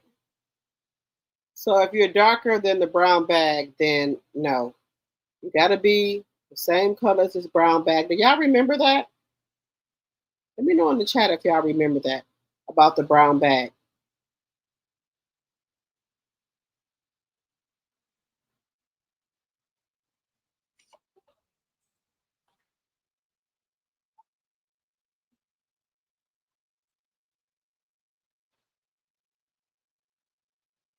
We're gonna do a little bit of Black history, guys. Let me know about that. Do y'all know about the brown paper bag? You're darker than the brown paper bag, then it's a no-go for you. So let's do this one here. Yep. Let me introduce you to Benjamin Bortley. He was a self-taught engineer who was out here building machines at just 16 years old while he was still enslaved. But because he was black, because he was a slave, he was denied a patent for his work. So let's talk about how he still found a way to make history. Benjamin Bortley was born enslaved in 1830 in Maryland. And even though they tried to keep black people from learning, Benjamin was too smart to be stopped. At 16 years old, he started experimenting with scrap metal, using things like a gun barrel, pewter, and steel to build his working steam engine. And guess who noticed? The U.S. Naval Academy. They saw his talent and they put him to work, letting him assist in scientific experiments, but not as a free man. Then in the 1850s, Benjamin took it to another level. He built a steam engine powerful enough to propel a warship's cutter at 16 knots. I have no idea what that is, but it was faster than most ships were at the time. But here's the problem. Enslaved people were not allowed to hold patents. Yep, that's right. They stole that man's inventions because legally he wasn't even considered a person. So instead of getting the recognition he deserved, he was forced to sell his engine just to buy his freedom. But Benjamin didn't stop there. He took that money from his invention along with extra earnings from his work, and in 1859 he bought his freedom for a ride. Did you know that an enslaved black man built a steam engine powerful enough to move a warship, but he was never allowed to get credit for? Yep. Let me introduce you to Benjamin Bortley. He was a self-taught engineer who was out here building machines at just 16 years old while he was still enslaved. But because he was black, because he was a slave, he was denied a patent for his work. So let's talk about how he still found a way to make history. Benjamin Bortley was born enslaved in 1830 in Maryland. And even though they tried to keep black people from learning, Benjamin was too smart to be stopped. At 16 years old, he started experimenting with scrap metal, using things like a gun barrel, pewter, and steel to build his working steam engine. And guess who noticed? The U.S. Naval Academy. They saw his talent and they put him to work, letting him assist in scientific experiments, but not as a free man. Then in the 1850s, Benjamin took it to another level. He built a steam engine powerful enough to propel a warship's cutter at 16 knots. I have no idea what that is, but it was faster than most ships were at the time. But here's the problem. Enslaved people were not allowed to hold patents. Yep, that's right. They stole that man's inventions because legally he wasn't even considered a person. So instead of getting the recognition he deserved, he was forced to sell his engine just to buy his freedom. But Benjamin didn't stop there. He took that money from his invention along with extra earnings from his work, and in 1859 he bought his freedom for a ride. Did you know that an enslaved black man built a steam engine powerful enough to move a warship, but he was never allowed to get? How do y'all feel about that? A black man, the steam engine, but he was never allowed to get credit for it. Why do they take all of our inventions and use it for their own? Why? Why? Why do they do this?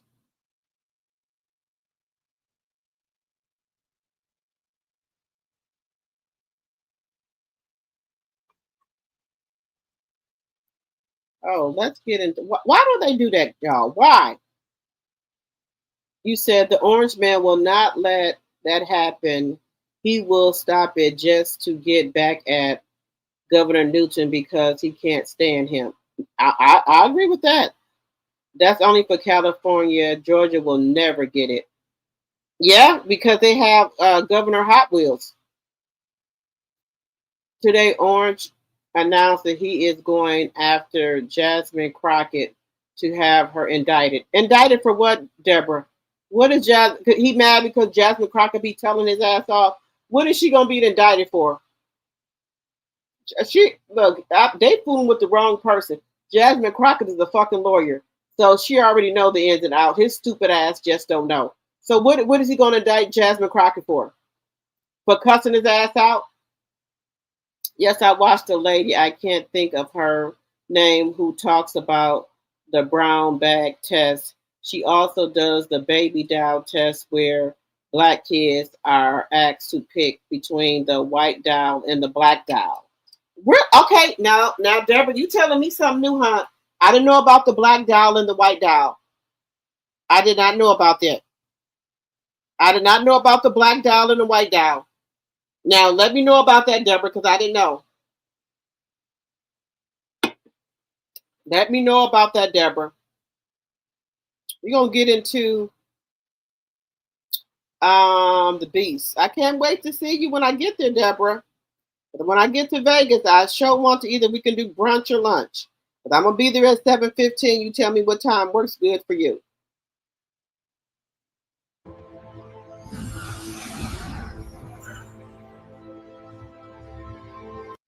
Show me the beast!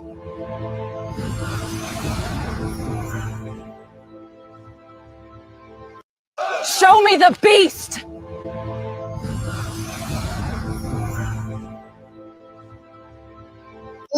Show me the beast!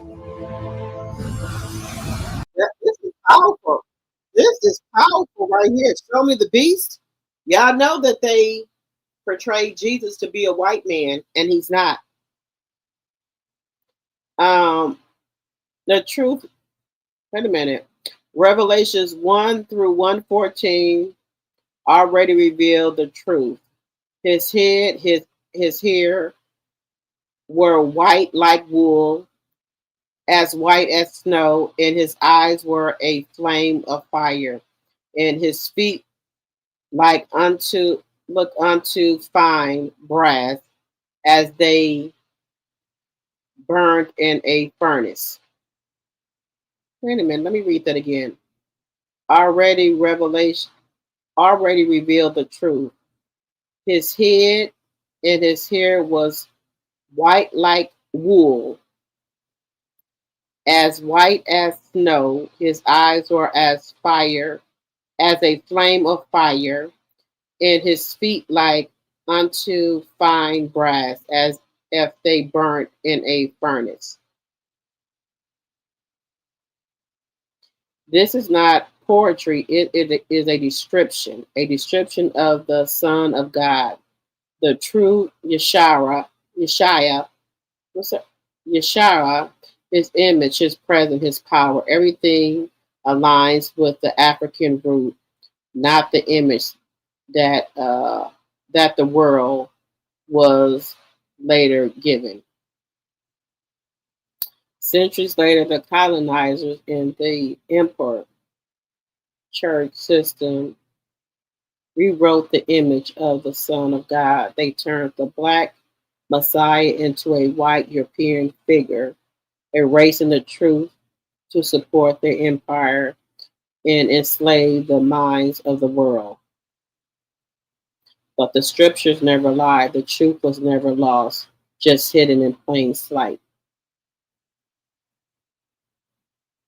Ooh, that is deep.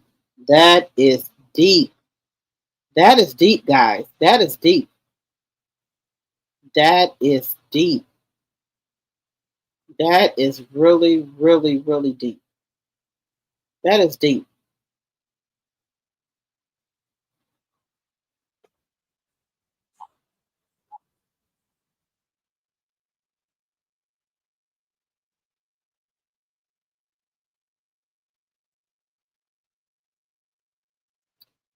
Okay, guys, I don't like to get too religious on my channel. Yes, I watched the lady, I can't think of her name, who talks about the brown. Okay, right after Tab going after he does not like her, and so that she can lose her seat in the House. You see what happened with Letitia James. He finally had her indicted. Yes.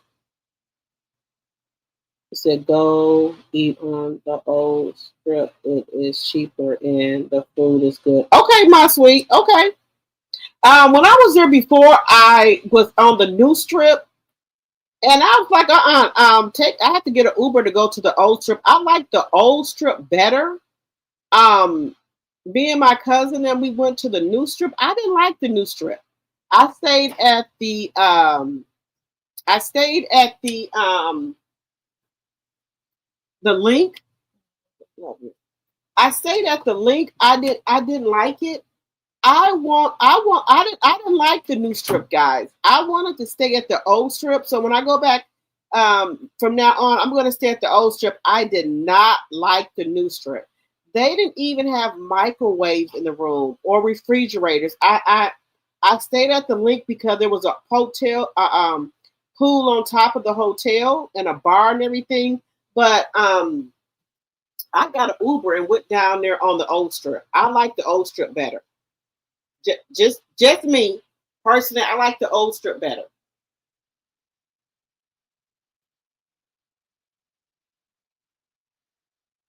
I like the old Vegas better. I don't like the new.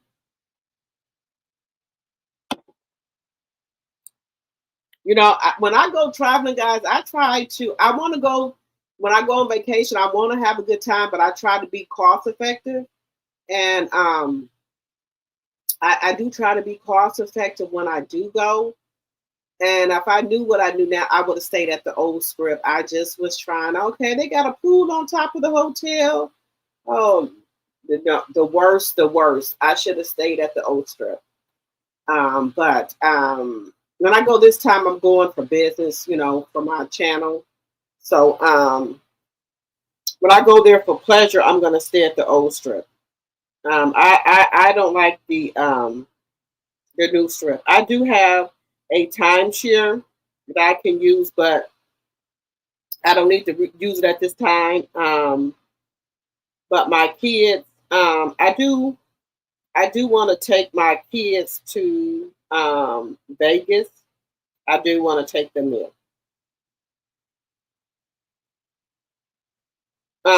So we're gonna probably stay at. I don't know if I'm gonna use my timeshare and stay at, because I can use it in Vegas and stay at a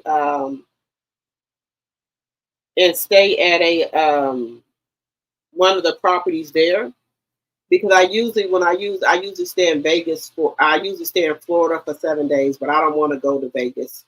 So I can even use it in the Dominican Republic. I can use it at what is the other place I went to? St. Thomas. So I might take my kids to St. Thomas next summer and just stay there for 7 days. And I might just get an extra room added over so I can bring my son, his fiance, and my grandbaby. So so I just might get a bigger thing so I can have everybody there. This year for Christmas, y'all know, if y'all never heard of Wisconsin Dells, that's the water theme park of the world. I want to do I might do Christmas in the mountains, where if I go to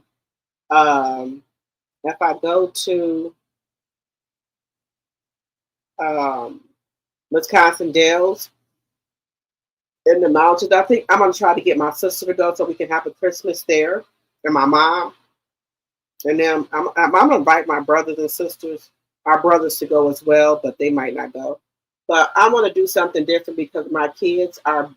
Well, I only have a 14-year-old, so she's not looking for no toys. But I want to do a cabin in the cabin for Christmas this year. I want to do that, so I'm gonna. I've been talking to my sister about it, so we can do a cabin in the Dells. Now I want to do that, so we might be doing that.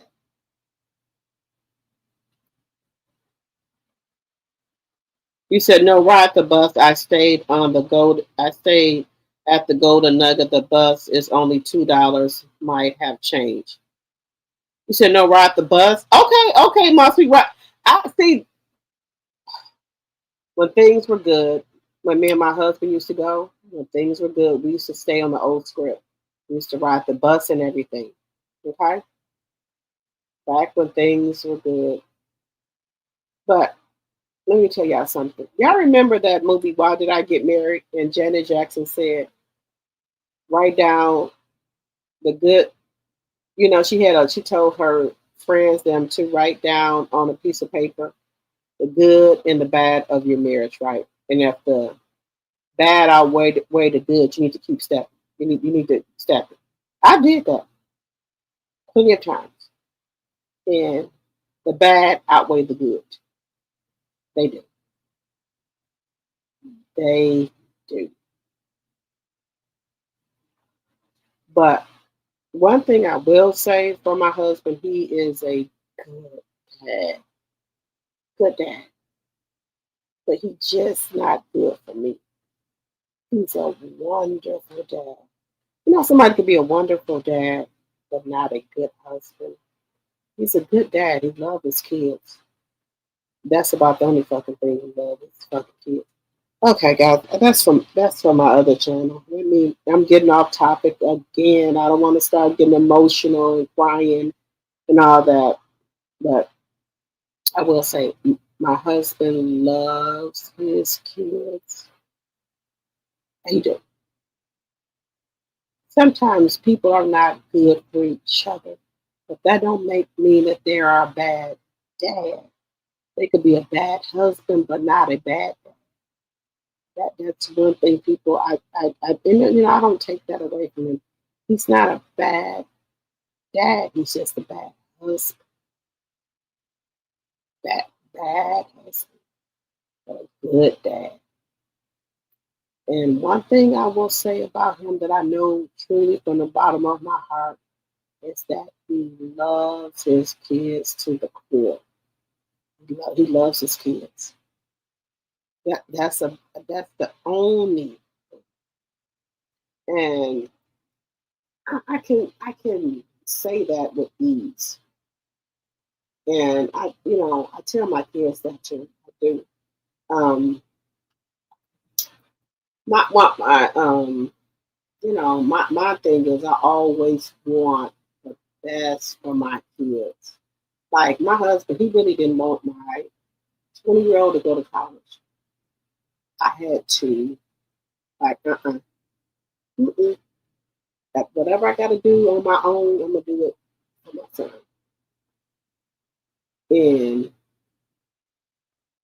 like I told him, I said, you can be an entrepreneur all he wants, but I want him to have this degree in his back pocket in case things don't work out. And he wouldn't sign the papers. So I tell y'all everything, but that's fine. I had to do what I had to do for my son. He didn't want to, but I did.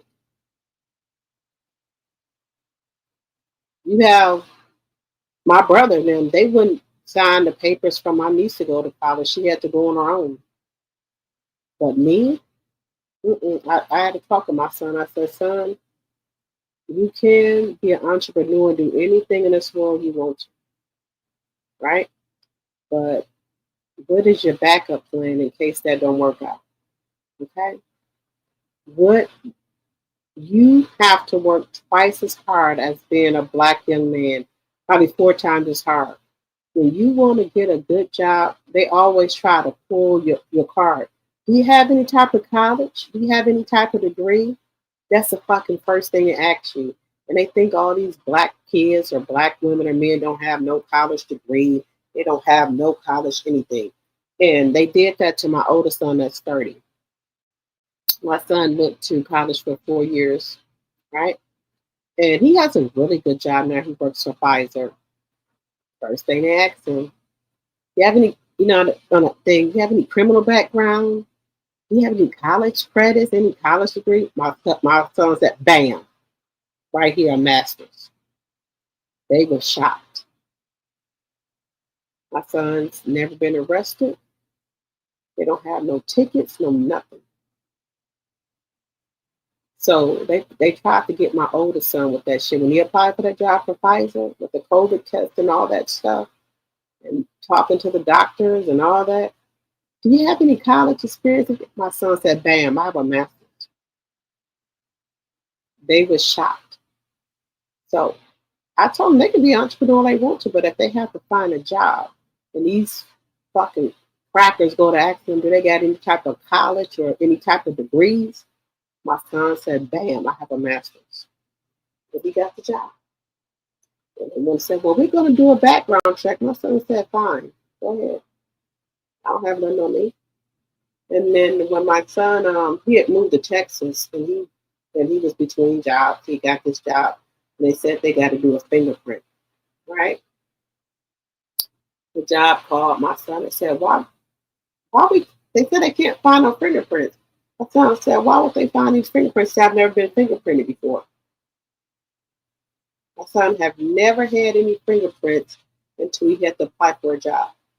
They thought that was just unbelievable that a black boy don't have no fingerprints, no nothing in the system until he had to get fingerprinted for that job. And my 20-year-old, the same way. Never been arrested, never been in jail, no nothing. My son is 30 years old, knock on wood, never been in jail. And I'm not bragging or nothing about that, but I try to set my sons, them up, and tell them the real of what's going on in this world. I don't like my kids to wear hoodie, and I told my sons, well, if you gotta drive, do not put that fucking hoodie on your fucking head. If you get pulled over by the police, keep your fucking hands on the steering wheel. If it's a man, you say, yes, sir, no, sir. For the woman, yes, ma'am, no, ma'am. Do not get smart with these motherfucking police, okay? But I make sure they have insurance on their car and license. If you get a ticket or something, you can't pay it, you let me know. I will pay the ticket. My youngest son, that's 20, I'll pay the insurance on his car. I don't want my kids driving around without no insurance or license. So I make sure that I keep up with them. But I will go into more detail with y'all with that on my other channel. It's a lot. And I don't, am I like embarrassed to share that with you guys? No. No, I'm not embarrassed at all. Maybe it'll help somebody else down the line. Or what else? And I blog on my journey. Just shit that I went through that I shouldn't have went through. And I just learned at 50 years old, you cannot help broke people, or you can't fix nobody. You cannot fix anybody. And that's kind of sad to say at 50, you just realize you can't fix nobody, or you can't help nobody who is broken. Yeah, that's what it is. You can't do it. People have to want to help themselves. You can't let nobody take you out of here, because some of these men and women will run you fucking crazy. So you just gotta take the good with the bad, guys. My first son, that's 30 years old, I did have him out of wedlock. I won't lie about that. But he's a good boy. I raised him by myself. Good boy, went to college, never got in trouble. College graduate, everything. My last two are by my husband. Will I say that, oh, he helped raise them? He helped. I say he helped. Yeah. But everything that is stored in them is for me. Do I take the brunt and the root of everything for them? Yeah. I do. To make sure that they got everything they need. Do I do what I got to do for them? Yeah. All the time. Do we do that? But he's a good father as far as their well-being. Making sure they have the minimum. But I'm the parent that goes beyond, I would say that, for them. The stuff got to get signed for them, and it needs money or whatever. I do that. He gonna do no. That's like if the kids call and say, "Well, you might need a co-signer for something." Will my husband do that? No. Will I do it? Yeah. For school, oh, they don't need to go to school. You don't need to go to school. Well, I'm not going to sign it. Oh, okay, don't worry, I'll take care of it. got that type of energy, that type of like jealous of it. I don't want to say that. Oh, I'm not going to sign for this. I'm not going to sign for that. Well, Mom, we need you to sign for this for school. Oh, I'm not going to do that. I'm not going to put my name on the line. But will Mama do it? Yeah. To make sure they well off and their well-being at all times. Will I put my son on my insurance and make sure his car note is cheaper, or will I let my son just go get his own insurance? No, I'm going to put my son on my insurance, make sure it's cheaper, and make sure he's good at school. That's the type of my mind. If I'm going to put my son out there and make him go get insurance by himself for insurance to be higher. No. But some of these other people will.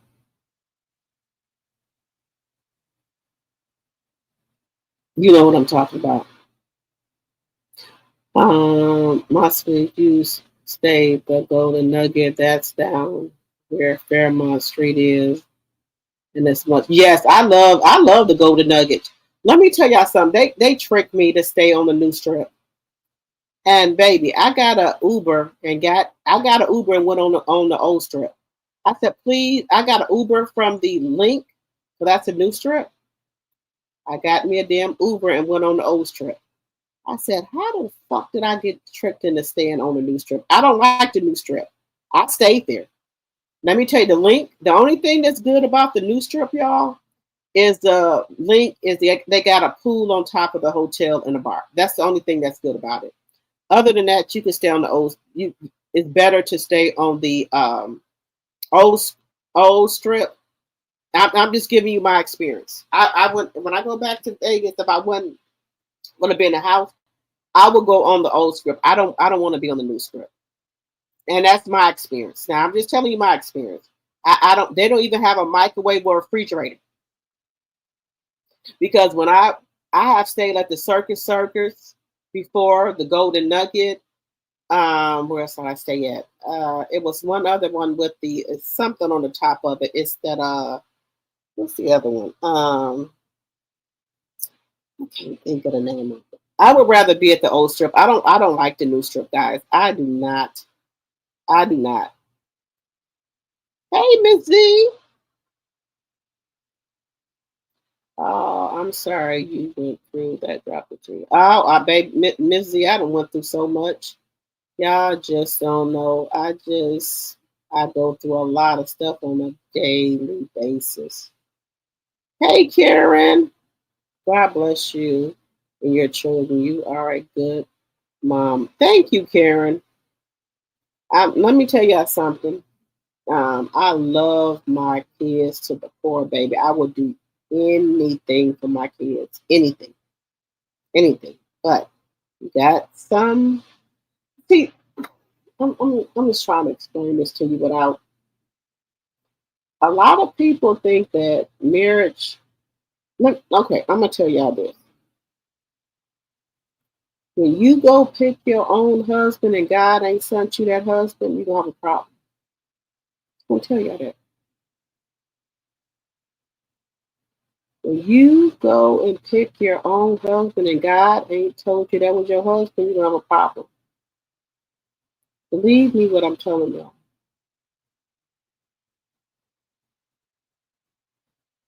And me, my sister, and my cousin, who's just like my sister, both of them are already going through a divorce. I'm the last one. We picked our own husband. God didn't tell us those are our husband. We told ourselves those are our husband. And that's why we're going through the shit we're going through right now. We didn't pray on them. We just said they were our husbands. God didn't tell us those are our husbands. We picked them ourselves. And my sister and my cousin are already going to go through a divorce. Well, they're separated. They've been separated from their husband for 5 and 10 years. I'm just the last of the Mohican. Because I own my house and it's a little bit more harder for me I'm just, yeah, I know what I'm saying. They rented and I own my house. So it's just a little bit more harder for me just to get up and go than they could just get up and go because we rented. And for me, I own my house. I can't just get up and leave my house. You get what I'm saying? If y'all understand what I'm saying. They just like, oh hell no, fuck this shit. They gone. So they rent. I can't say fuck this shit because I own my house. There's a lot that I have to unravel 19 years of stuff that's entwined together when you married. Um, your credit, your bills, and a lot of stuff is entwined with that person, which they didn't entwine themselves with their husband, what I did. So I got to unravel 19 years worth of things. And I'm working on it. I am. I'm working on it, getting them back.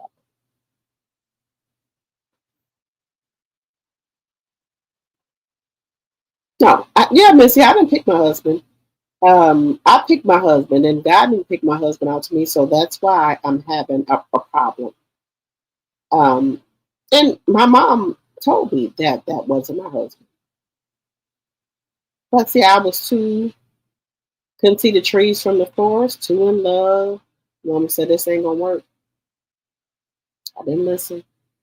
I said, She said, okay, well, I done told you what I think, but that's what you want. I'll go ahead and pay for your wedding dress and the reception. And she did just that, and the flowers. She told my sister the same thing. We both did not listen. And where are we at right now? Both of me and my sister are going through a divorce. She said, those are not your husbands. But I will follow what y'all want me to do. But they not for y'all. And me and my sister think we know every fucking thing. Didn't listen to them. And it took me a little longer, but my sister took her, she's been separated for the last 8 years, I think, if I'm not mistaken, to figure it out. But that's going to be for my other channel. I can just, baby, y'all going to have story time after story time, and it's going to get deep. I might cry through some of the way, but it's got to be told. Might it's just my sister like you gonna tell her. I think yeah, maybe it'll help somebody else because when your mama tell you something, baby, you better believe if it don't come true right now, it's gonna come true, baby. When your mama tell you something, baby, that's a hard pill to swallow. When your mama tell you something, if you don't listen, you continue with it, then years later it comes true. You feel like such a fucking ass. I'm just being real with you. Put him out. You the lady and your daughter is with you. But, let me tell you something about this. When you be like right now, I have a 5-bedroom house. My son, two of my sons are gone. My third son, he comes home on Thursdays. We say Thursday to Sunday or Monday. And when he goes back to school, we have 3 rooms that are empty. So the house is really too big right now because when my other son goes back to school, he comes home Monday, Tuesday, Wednesday. Thursday, he comes home because he has one class. Then he wants to come home because he wants to work from Thursday through Sunday. But other than that, during the week, the 3 bedrooms are not being used. So we can sell because the house is and got too big because 3 rooms are not being used. Only 2 rooms are being used, my room and my daughter's room. The other ones are not being used, so it's time. But it's time. I, your mama tell you something, you don't listen. And everything she told you before you got married and it came to fruition, you feel really bad, baby. You feel really, really, really bad. Everything my mom told me and my sister has come to pass. She already told me and my sister though that the people that we married was not our husband. She already had told us that, but we didn't listen. Just being honest with you. God and your mom knows best. Yes, Karen, my sweet. That is Fremont Street. They still have it. Plus the art district. It is huge now. Lots of fun. Oh, okay. Put them out. I need to.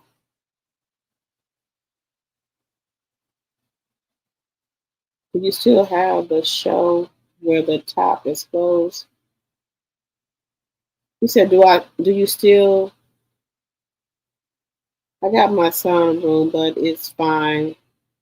I will pay my last mortgage note September next year. Oh, okay. Yeah, I would like to stay in my house, but I don't want to stay in my house. It's too many bad memories, and I don't want to stay in my house. And plus, it's too big now. It's only me and my daughter, so I don't want to stay in my house. It's too many bad memories, so I don't want to stay in my house. That's just me.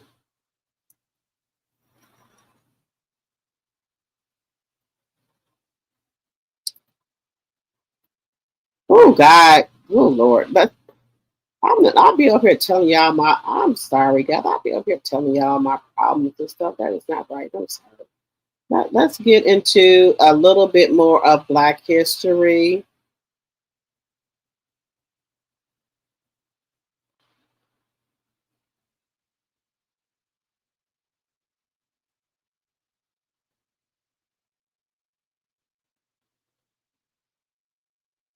Yeah, little bit. Drowning in chaos, but they'll try to convince you the Bible only made it out of Europe. Nah, that's a lie. Nope. Africa kept the gospel alive when nobody else would. Next time someone acts like Christianity's roots are all European, hit them with the truth. Africa was the guardian of the gospel.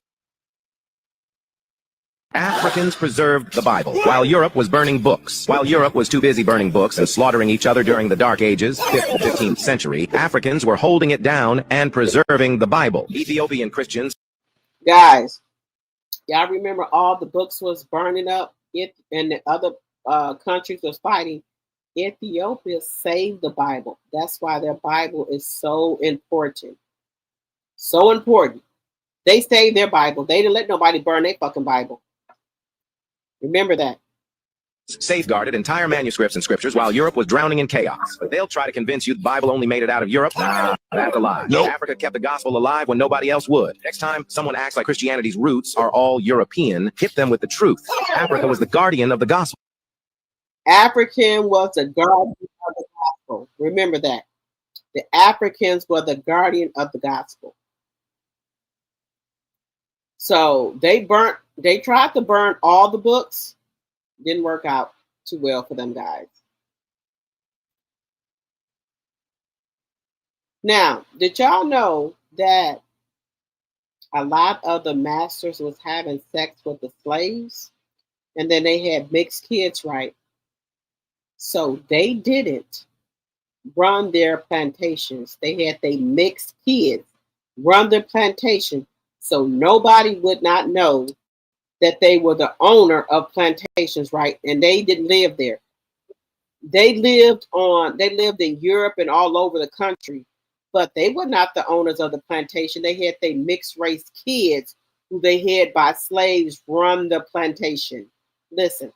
From St. Lucia, and the way Black people perceive themselves there, it was a little surprising to me. While we were on a tour, my father asked one of the St. Lucian men, did he know anything about his enslaved ancestors?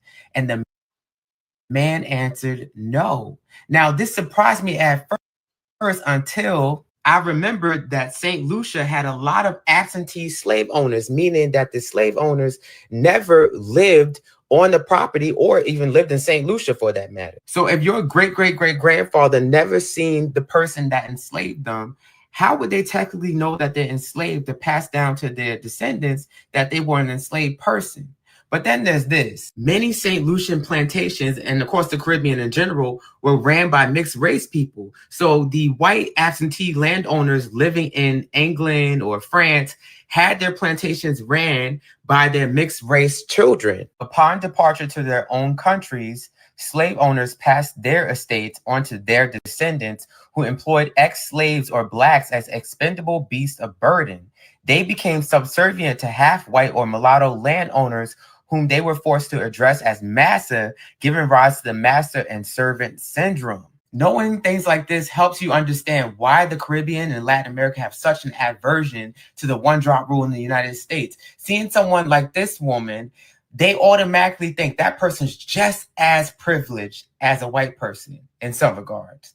I just came back from St. Lucia, and the way Black people perceive themselves there, it was a little surprising to me. While we were on a tour, my father asked one of the St. Lucian men,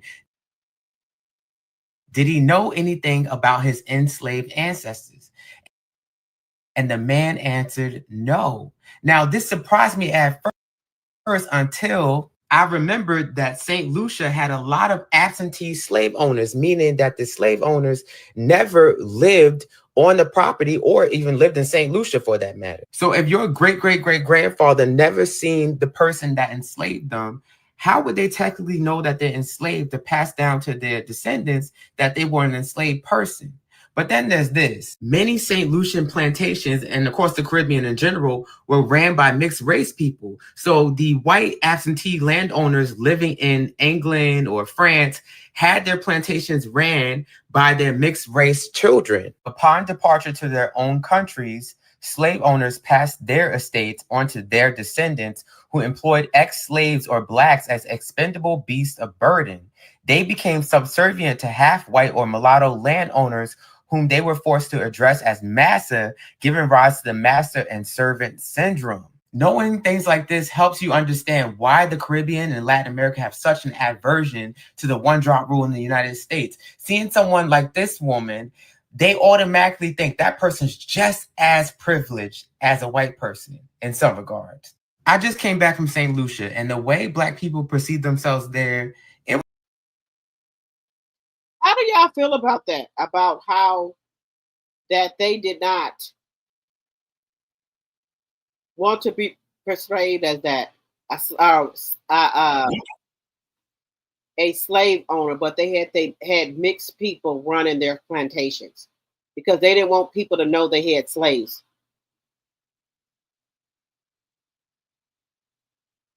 He said, girl, those grandkids needs that room. I might, but I just, my sweet.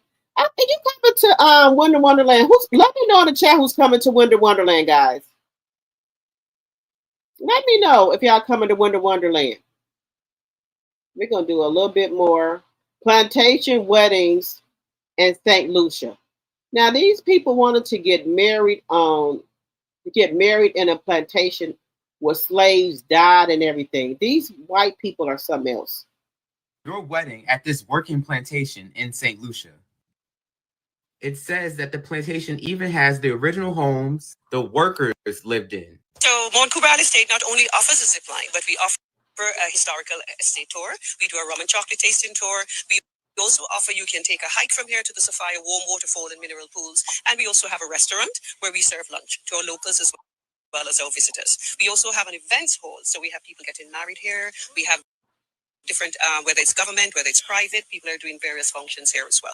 So it's a sort of array of many different things that can be done. Mount Kubral Estate was originally owned by the DeVoe family, whom still have a prominent presence on the island of St. Lucia. The estate was given to them in the 18th century by Louis the Sun King. The family enslaved many people on this plantation. Some of the enslavers connected to the family were mixed race, like Sophie de Micot. The DeVoe and Micot families were intermarried. In 1960, the plantation was sold to the Montplaisir family. It is currently owned by Ralph Monplaisir. And this is Ralph's great-grandmother. More to come on this story. You can have your wedding at this working plantation in St. Lucia. Would you guys want to have your wedding at a plantation? Let me know in the chat. Would you guys want to have your wedding at a plantation? Now, this can be, let me know in the chat, guys, if you would want to have your wedding at a plantation. Let me know. Hell, to me, hell no. Hell no. I do not want to have my wedding at a plantation where my ancestors were slaves at, beaten, some hung from a tree. Hell no. I would never want to have a wedding at a plantation. Never. Never. Let me know in the chat, guys, if you would want to have your wedding at a plantation. Let me know in the chat. Now, moving on. This could be probably AI, but they're saying that the Africans have a problem with baby hairs. Now, let me know if y'all think this is true. They do not want people putting baby hairs down on their hair in Africa. Now, let me know if y'all think this is true or do y'all think this is AI, guys? Let me know.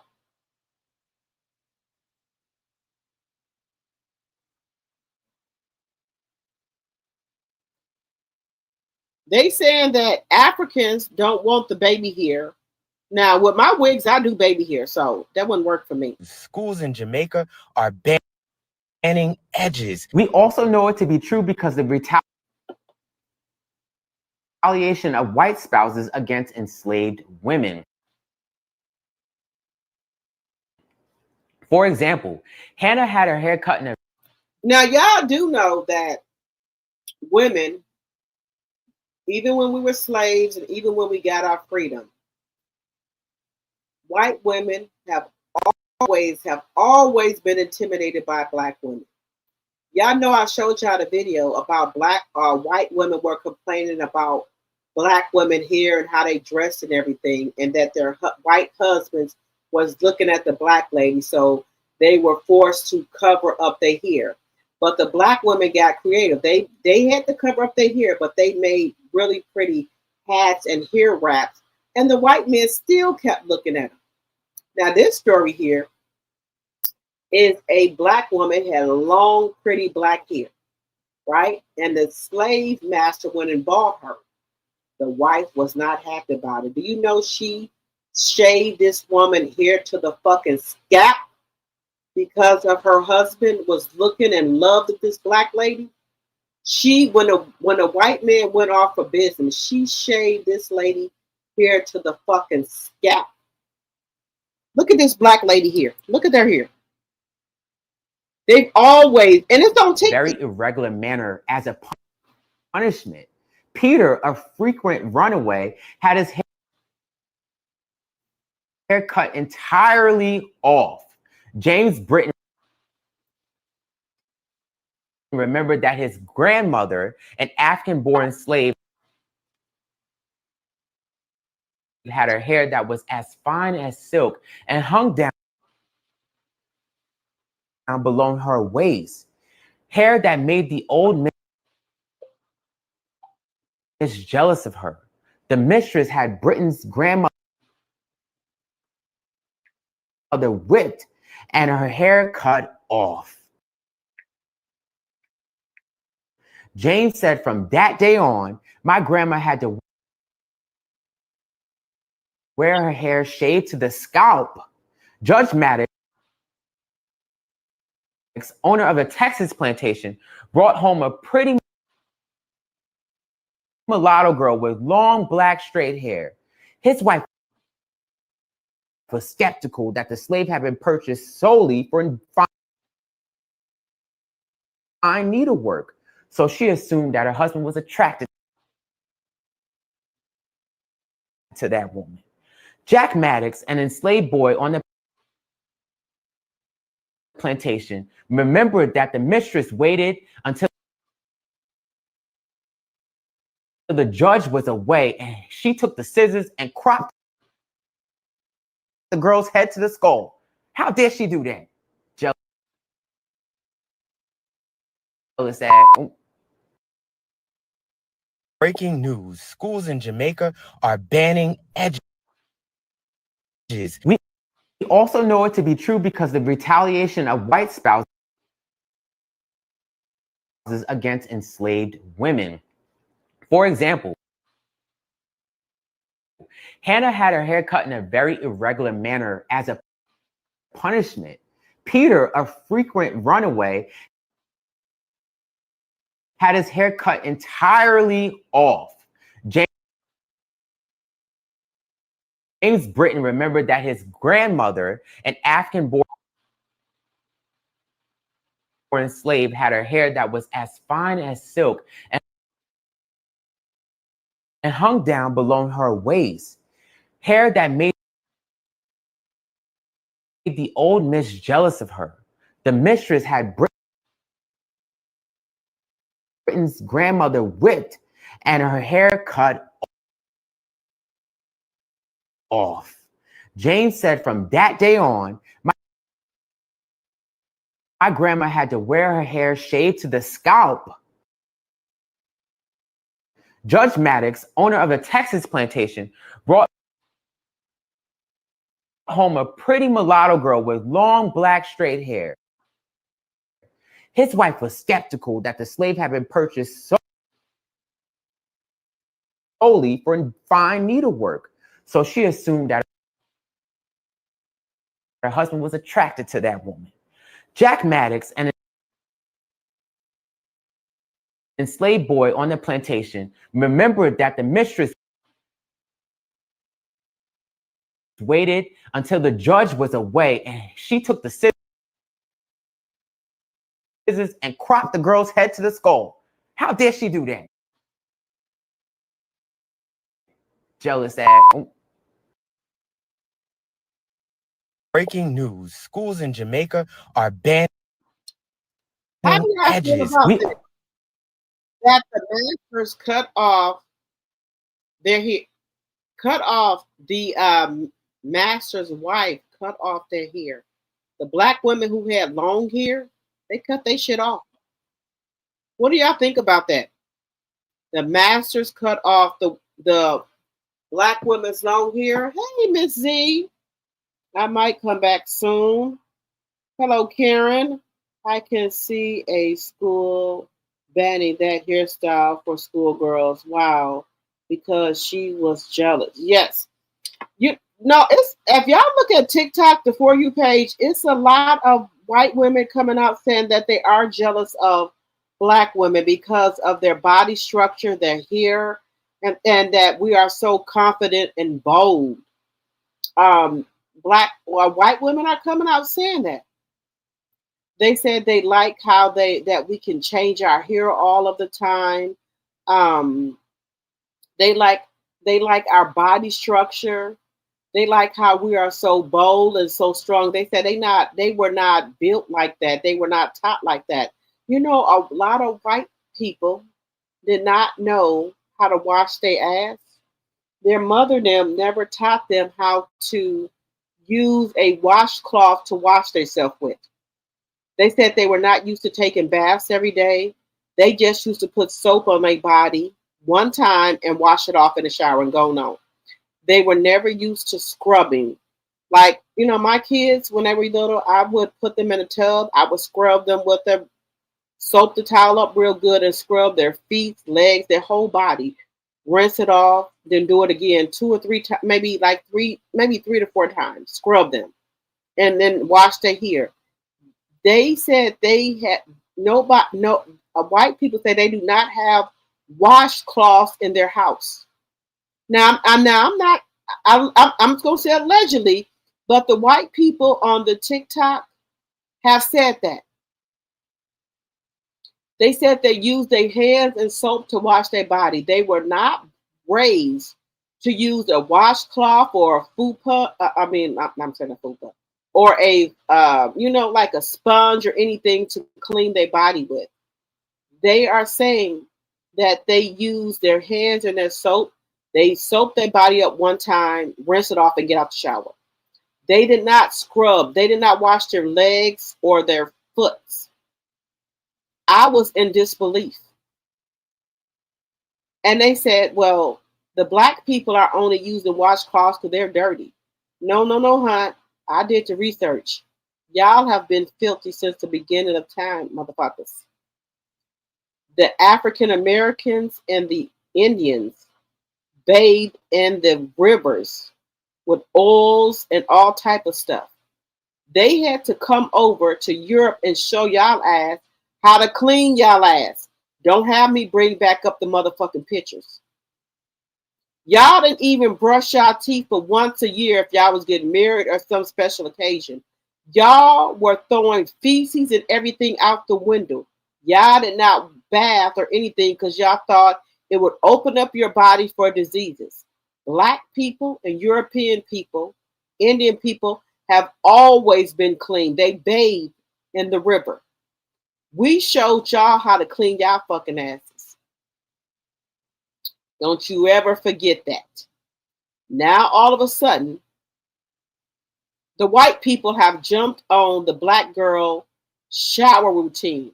And they're coming out saying they followed the shower girl routine and they have never felt so clean in their life. Because not like y'all, our parents bathed us, scrubbed us. Okay? With towels and washcloths. I can't help y'all, mama didn't do that for y'all. When I get in the shower, I scrub and bathe myself. I have 3 towels, one for my face, one for my fanny pack, or my hot pocket, whatever the fuck you want to call it, pussy, whatever you want to call it, and one for my body. I bathe. I scrub myself. Now, again, guys, TMI, too much information. I do apologize. That's my cut water. I do apologize, but I'm just telling y'all the truth. The white people said they do not use no type of cloth, hands, and soap. They do not wash their feet or their legs because they said the soap from their hair and their body will fall down to their feet and their legs. So you don't wash in between your motherfucking toes. You don't wash the bottom of your feet, your ankles, nothing, your legs, your thighs, and the inner side of your thighs, nothing. Woo. Y'all know y'all got some hot fucking pussy. You mean to tell me that the white people, again, I do not promote any type of racism on my channel. I'm just saying what y'all see. You mean to tell me, as a white woman with a kitty, you do not bathe your kitty and wash it? You didn't wash your fucking ass crack? What type of mama do y'all have? My mama didn't play.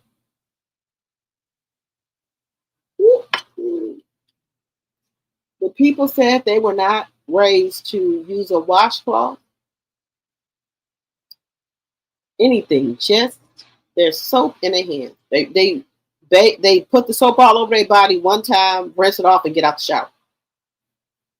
They don't wash their legs or their feet or the inner thighs or the crevices of their inner thighs or nothing. They don't do none of that. They don't take the time out to wash their inner thighs or nothing.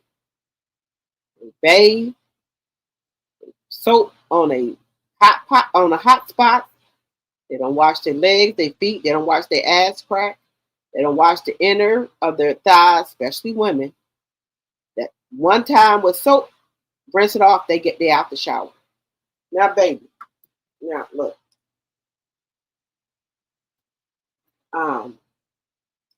Y'all don't wash your face and wash your ears and behind your ears and in your ears?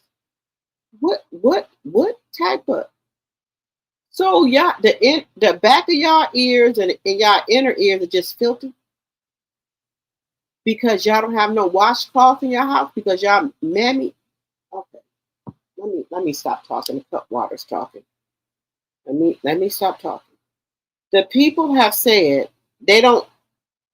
I'm just saying what the white people said. They don't have washcloths in their house, guys. They don't wash their legs or their feet. They do not even wash their face. They don't wash the back of their ears and the inside of their ears, their neck, or nothing. They said washcloths are for dirty people. So I guess the black people are dirty, right? They said, why would we need that? Why would you need it? Oh wow. I'm just telling y'all what they said, y'all. Y'all go over there on TikTok. A lot of white people are doing the black girl wash routine, and they said they have they said they got all the stuff to wash their body with, right? The black girl shower routine, and then white people are saying they ain't never felt so clean in their life. They said they were not taught to wash their body like that. And the white men coming on there, the white men are so desperate. They asking, can the black man do a shower routine? And they want to know how they supposed to wash their fucking beard. Because right now they just going off the black girl shower routine. They want some black men to do their shower routine because they need to know how to wash their beard and stuff. Because you know, women ain't got no beard. But they said for their body parts, they follow the black girl shower routine and they feel really clean. But they need some black men to do a shower routine so they can learn how to wash, you know, their beard and make sure they washing their hair right. How sick is that? How fucking sick is that, y'all?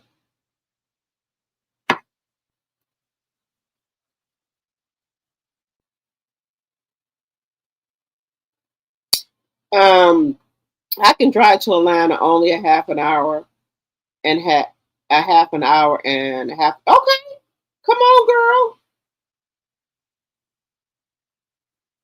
Look, we can have lunch or whatever. I can buy y'all lunch or whatever. I'm not that way. I'm a free spirited person. If y'all want to drive to Vegas or Atlanta, I can buy y'all lunch.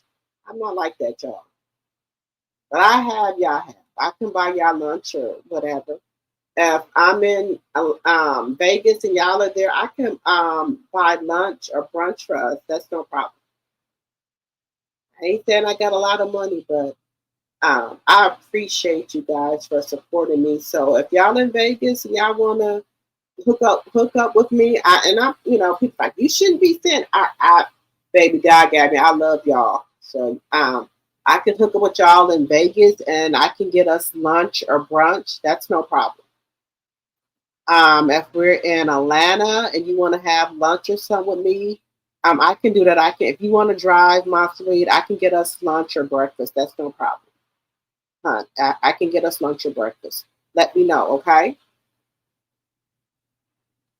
Y'all don't believe this. I don't even know y'all, but I love y'all. Y'all come over here and sit on here for hours and listen to me and talk to me, and whatever. And I appreciate that. I really, really do from the bottom of my heart, y'all.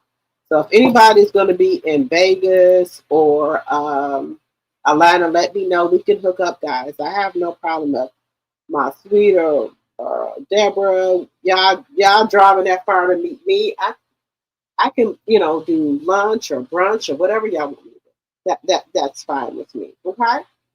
Y'all let me know what y'all gonna do. My sweet, if you in Atlanta, I'm gonna meet you at our meet and greet. If you want to meet me earlier, for me, you can have lunch or breakfast. We can do that too, okay? Let me know.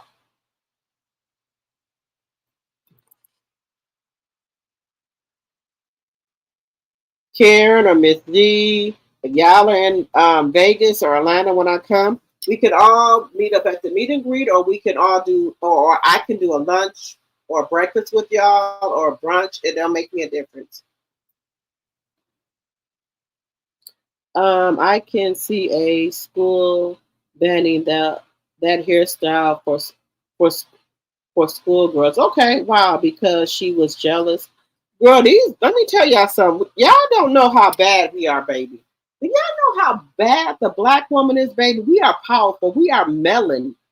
Do you know what the white person would do to get this melon that we got in our skin? Do you know what they would do? Why do you think they had the black women nursing the white baby to get our nutrients in they white kids? Do you think they were just doing that because they? Let me tell y'all something, baby. Do you think a white person will let a black person have their white baby on their nipple to get the nutrients from a black woman? If they know how powerful and bad we are, y'all. We just ain't tapped into our third eye. What white person you know would have a black woman nursing a baby if it wasn't something in it for them? Think about that. Let that sink in with y'all. Why would a white person want the black woman to put their baby on their nipple and suck their milk instead of the white woman's milk? Why would they want their baby to be sucking a black woman's nipple and getting their milk? Why? It gotta be a reason. They know what the reason is. We just ain't tapped into for the reason. Just think about that. Let that sink in with y'all. The white mother has milk, right?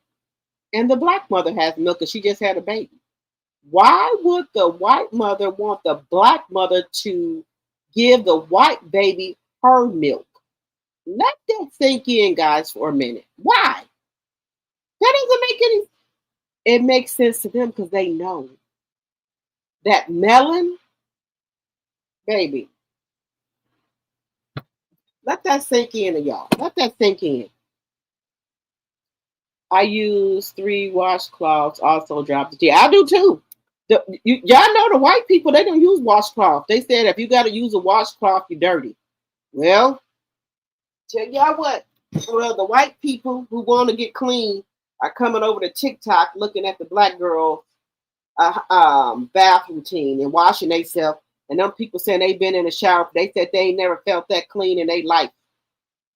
They said they mama didn't bathe them like that. They said they ain't never felt that clean in their life until they start watching the black girl shower routine. Now that should tell you something.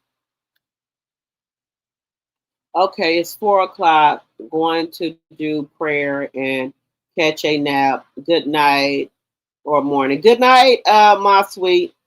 What? But I believe them. As if I was taught to wash every crack, scrap, sweat, corn, especially the crack of my ass.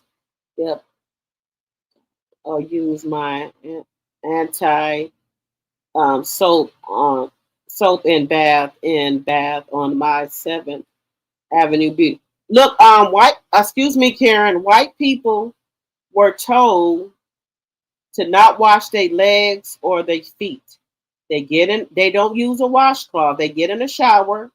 And they don't get in the shower every day. That's another thing. They get in the shower maybe every 2 days or every other day. And they trying to figure out, they asking the black people, why are they getting in the shower 2 and 3 times a day? If y'all don't have to believe me, go on TikTok. They saying, why are black people getting in the shower 2 and 3 times a day? What's wrong with them? That's what the white people are saying, right?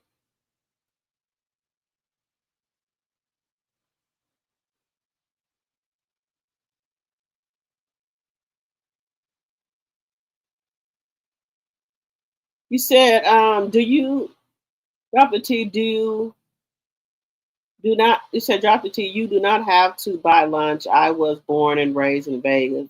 I live about 15 to 20 minutes from the strip. Okay, well, yes, I just want to, hospitality, baby, hospitality. Y'all remember, I'm a 70s baby. I have good hospitality. Y'all don't have to come over here and watch my channel. Y'all don't have to do anything, but y'all do, so I appreciate that. So I just try to give back if I can, you know.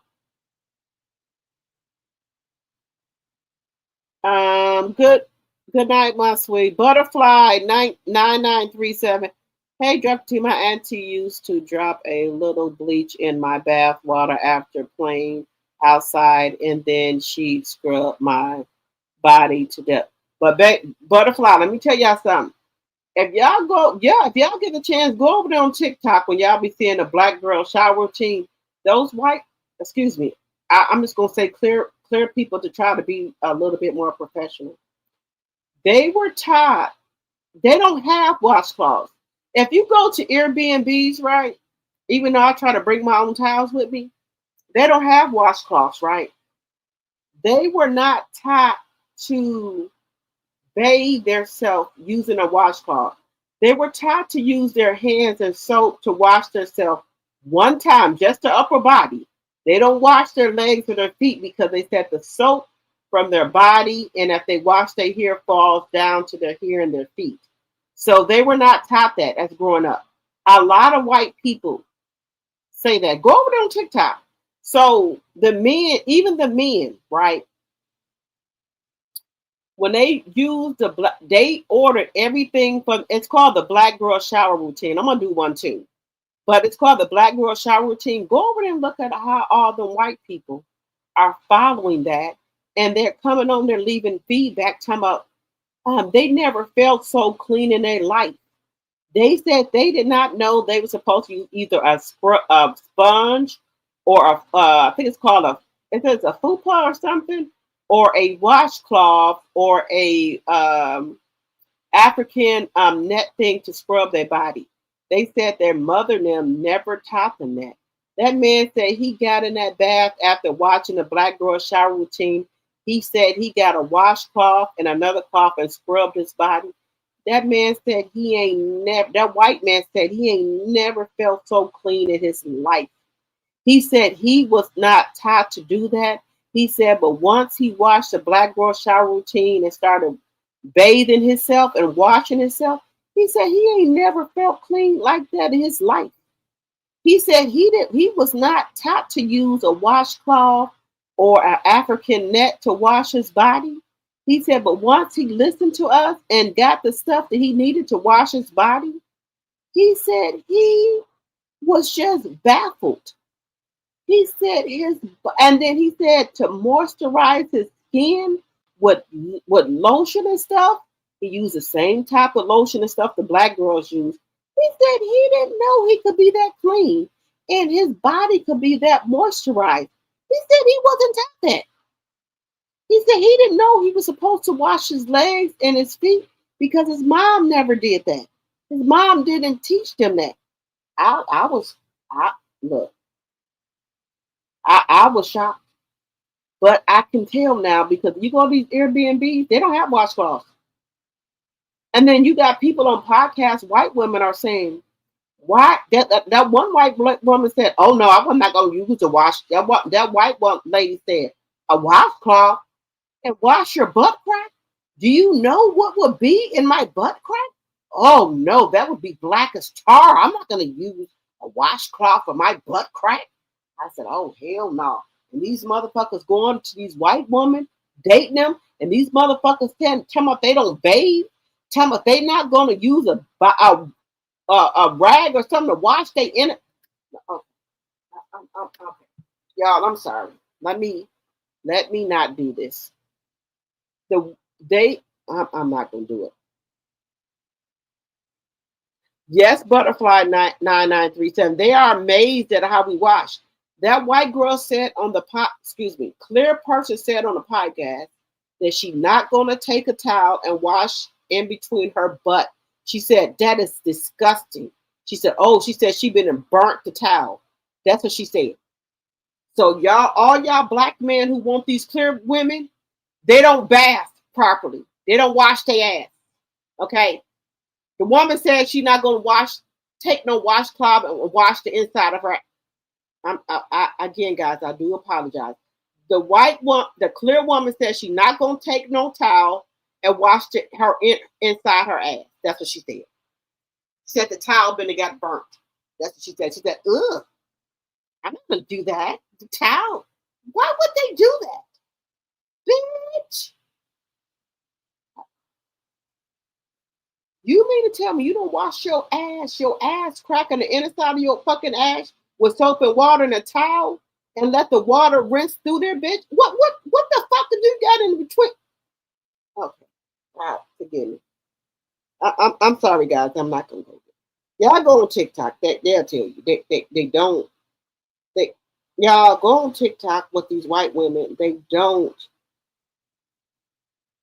Maybe it's too much, guys. Maybe this is too much information. I do apologize. I'm sorry, but I'm just telling you what these white women said. They said the clear women said they don't wash. They act. They crack. Oh, they said they don't wash it, guys. They don't wash. Okay, I'm just gonna say it. They don't wash their ass. They don't scrub the ass crack and beyond real good, and then open it up and let the water rinse through it. You know how we scratch, scrub our ass crack in between the upper part and in between with soap and water, and then we open it up and let the water rinse it out. They don't do that. They said it's nasty. Bitch, I hate to see what's up in your fucking ass crack, bitch. Just saying. Just saying. Bitch, you talking about you don't do that? Bitch. And these black motherfuckers won't y'all. You don't even wash the inside of y'all. Again, guys, I do apologize. I'm just telling you what the podcast white women were saying. They said they refuse to wash the inner side. They refuse to wash their ass crack. That's what they said. Now, you tell me if somebody don't wash their fucking ass crack, soap it up real good with a towel, fupa, whatever the fuck you got, and let the water run through it and clean it out real good. You tell me if you don't do that, what you think gonna happen. Just let me know in the chat. Just let me know. You got all type of bacteria. God, again, guys, I do apologize. Let's get on to Black History. But let me know what y'all think in the chat. The white women said they're not going to do it. They're not going to. The white women said they're not going to do it, guys. Y'all let me know. They said they ain't going to do it.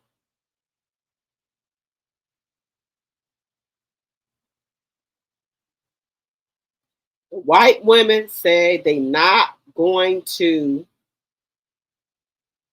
You heard what I just told y'all? I don't want to repeat it again. They're not going to do it. So how are they having sex with somebody if they not washing their ass crack? Do you know what will happen if you don't wash your fucking ass crack? Let me know in the chat. Great-grandfather Marshall Jones was the last black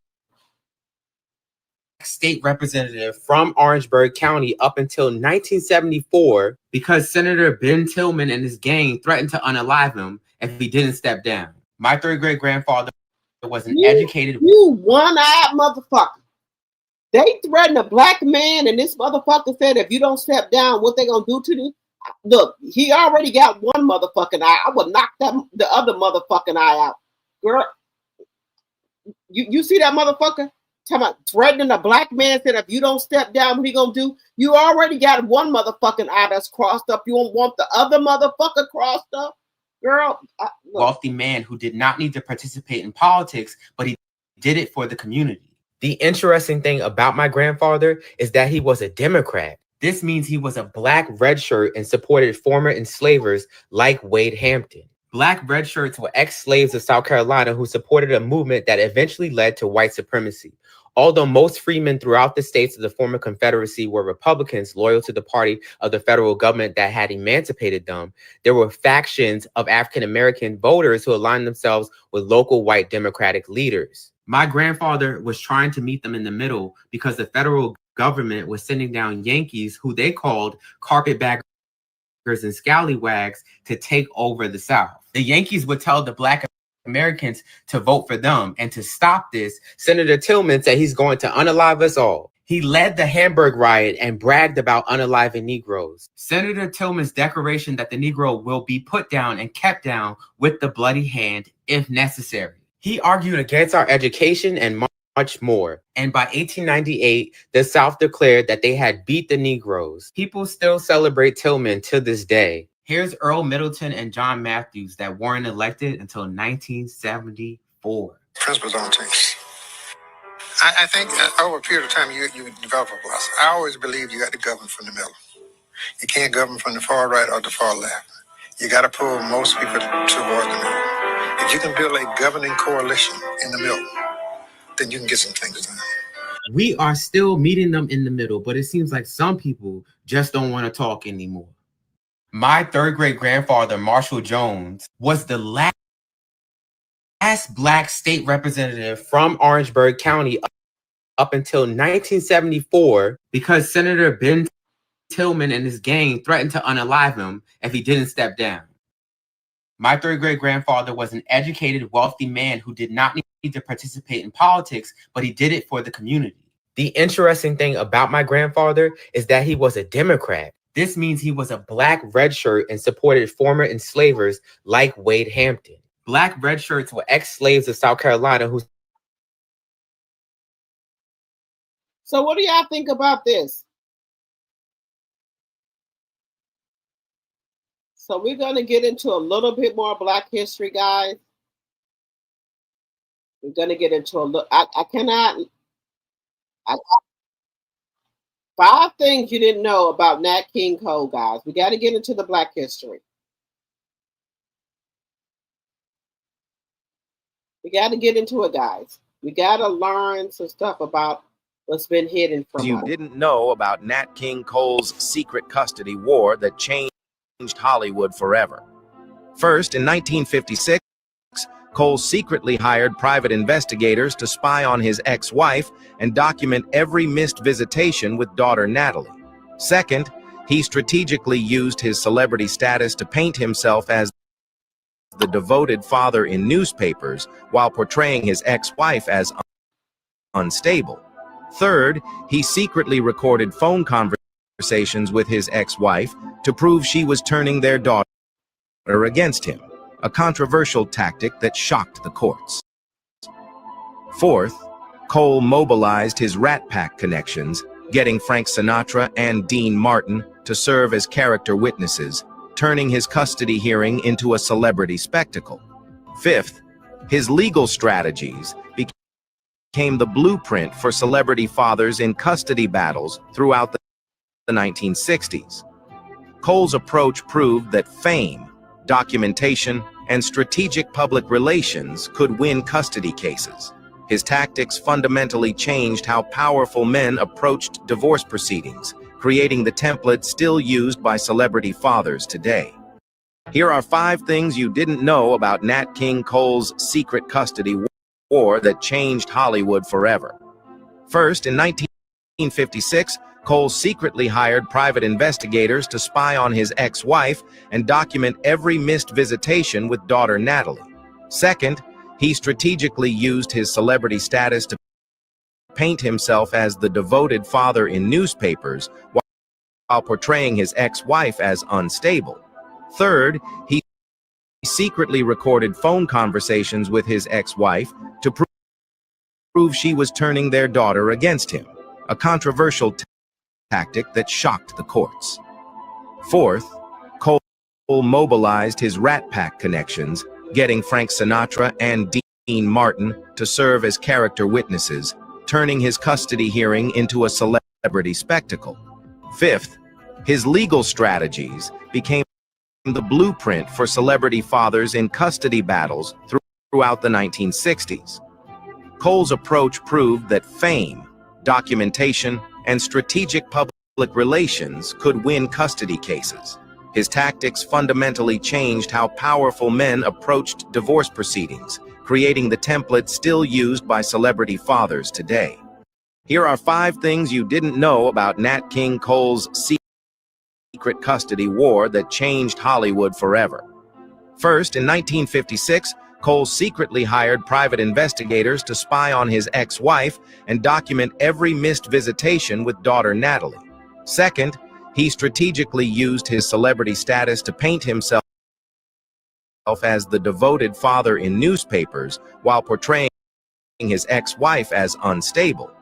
Third, he secretly recorded phone conversations with his ex-wife to prove she was turning their daughter against him, a controversial tactic that shocked the courts. Fourth, Cole mobilized his Rat Pack connections, getting Frank Sinatra and Dean Martin to serve as characters. Now, guys, I love our Black history, but why would men go to this extreme?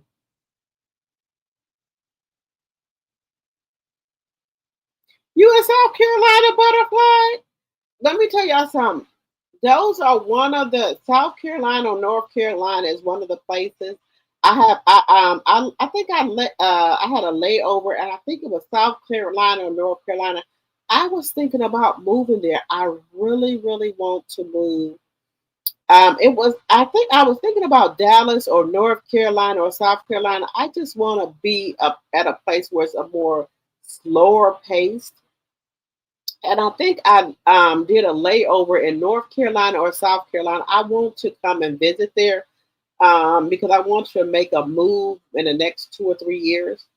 But I cannot go to Houston or Dallas because they full of HIV. I can't go to. I can't. I was thinking about Houston or Dallas, but I can't go there. They full of AIDS. Now they did say South Carolina had HIV there too. So I'm gonna try to convince my mom to come with me. But I want to make a move because I've never left Milwaukee, Wisconsin before. So I want to make a move. I do want to make a move, but I was thinking about Texas, but it's too many. Y'all know I'm a content creator. They said when they open up in the morning, the health department said the line be around the corner from people with HIV or AIDS. So I got to scratch that off the list. Now I did hear South Carolina, they do have HIV there. So I don't know, guys. I guess I just won't be dating or something. But y'all got to remember, guys, I have been with my husband for 25 years. I've never stepped out on him ever. So this is going to be, once I get my divorce, it's going to be new to me. I don't know how to date. I don't know what the dating scene is. It's 25, or I might not date. That I was supposed to save this for my other channel, but I'll just tell y'all now. I'm not one of those women that like a Jezebel or something like that. I'm 51 years old. I can count on my hand the sex partners that I've had. I'm not that type of woman. So I'm 51, and I can count on my hand the sex partners that I done had. It won't go past my hand. I know some other people probably need their hands, their feet, and everybody, and some other people's hands and feet. I'm not that type of woman. Yeah. So I'm very well kept. I have never stepped out on my husband ever, ever, ever, ever. Even though things are rocky, never. When I take vows in front of God, I mean them to the core. So yeah, everything, even though things are rocky or whatever, have I ever stepped out on my husband? No. No. I know some other women probably would have been done that. I just can't do it. I took vows. I got married at a church. I took vows in front of God, so I can't do that. I know some other people probably say that, but I'm just, y'all, I'm a 70s child. I was born in 74, so I'm a 70s child. I just have morals, respect, and integrity. I can't do it. That's why I tell you I'm 51. The people that I've been slept with in my life, I can count on my hands, and it's not gonna go past my head. I'm just not that type of lady. I'm just not. Yeah.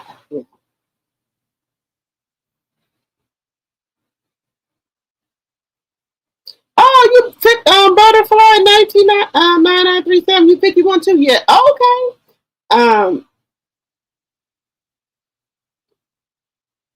Oh, okay. Okay. Butterfly. Yeah. I'm just a well kept woman. I mean, kept as far. I don't.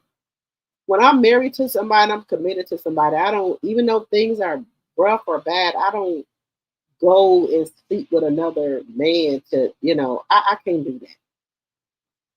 I was married in the church, so I can't do that. No, ma'am. Ain't no other man has touched me besides my husband. Well, he ain't been touching me either, but I don't do that. I don't do I don't. I'm just saying, me personally, when you're married, I don't see how married women go and sleep with other men like they didn't take vows in front of God. I was married in the church, so I can't do that. Once I get a divorce or whatever, it's still I still gotta take some time out to myself because you gotta remember, um, I have been with my husband for 25 years and I've been married to him for 19. So I don't know nobody else but my husband. So I don't know how to. Yeah, I know what I mean. I don't do that. I don't do that. I'm not one of these like hoes or something like that. No, I don't. I'm not with the threesomes or cheat on their husband. I don't do that. I don't do that. I don't. I was married at a church with a pastor. Mm-mm.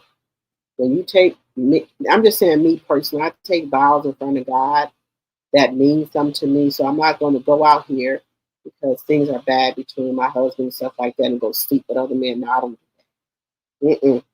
No, ain't nobody had none of this hot pocket. No, ma'am. No, ma'am. No. Mm-mm. I have to be divorced. And even when I get divorced, I'm gonna have to take time out for myself. I can't go sharing or let somebody else see my body. I can't do that. I'm just saying. I can count on my hands the number of people I've had sex with to be 51 years old. I don't know. That's just something I don't. I just can't do. I just can't do. I always wondered about how women that are married they go sleep with other men and they know they married. Do your vows mean anything to you? Your integrity, your morals? Does that mean anything to y'all? I just always wondered that. How do y'all sleep with other people knowing y'all married and then go home and go back in the house with your husband after you sleep with another man? I can't do it. I just could not. I'm just not. I don't know. I'm just not built for that. Just saying.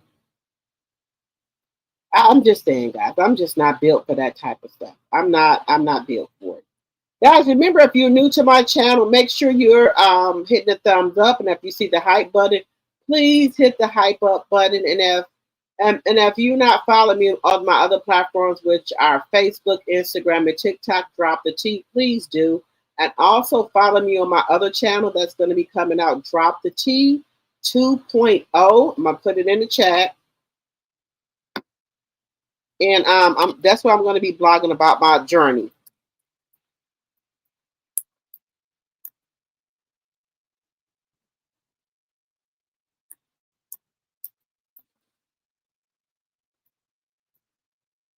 Go subscribe to that channel if you can. Drop the T 2.0. Y'all gonna learn a lot about me on that channel.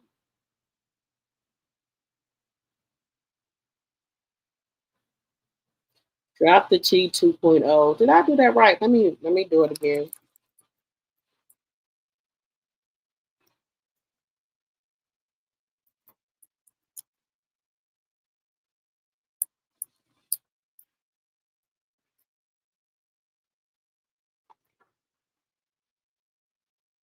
Okay, there we go. The second one, Drop the T 2.0. That's my other channel.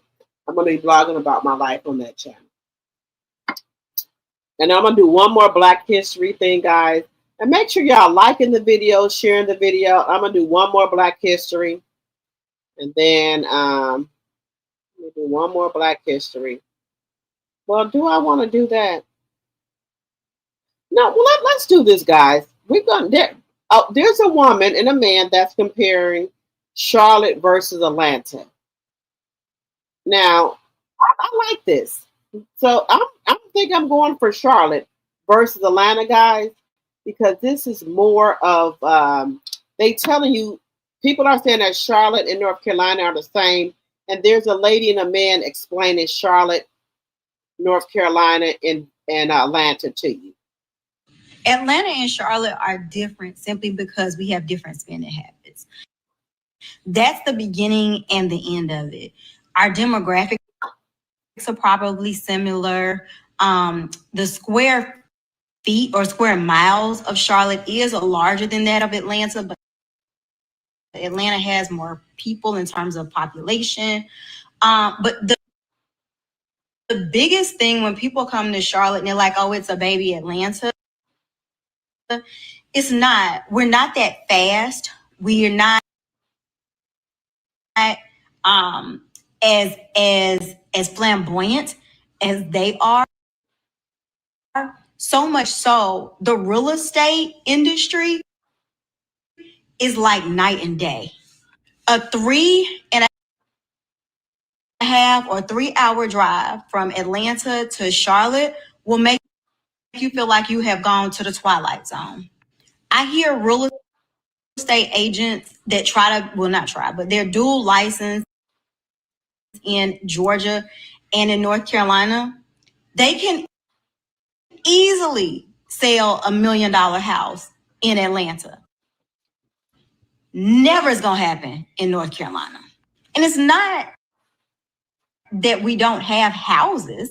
It's just, I don't know if it's because we are a banking capital, if people are just more responsible with their spending, but they just don't spend it. They don't come up off it, and they don't let you know that they are who they are. I can tell you right now, some of the largest content creators that live in Charlotte, you will never know that they exist because they don't want you to know. Another thing about Atlanta, y'all know where every celebrity is at all times, every football, basketball player, old, young, retired, up and coming. We have lots and lots and lots of football players here in Charlotte, current and retired. Won't talk about it, won't see them. They just go to the grocery store and go home. So yeah, the culture is completely different. If you are expecting. So what they're telling you is that North Carolina has millionaires, billionaires, football players, basketball players with money, but they don't show it. They reserve their money. They are very prestigious with their money. Versus Atlanta, they want to be shot callers, ballers, ball out of control. They don't do that in Charlotte. It's like, yeah, no.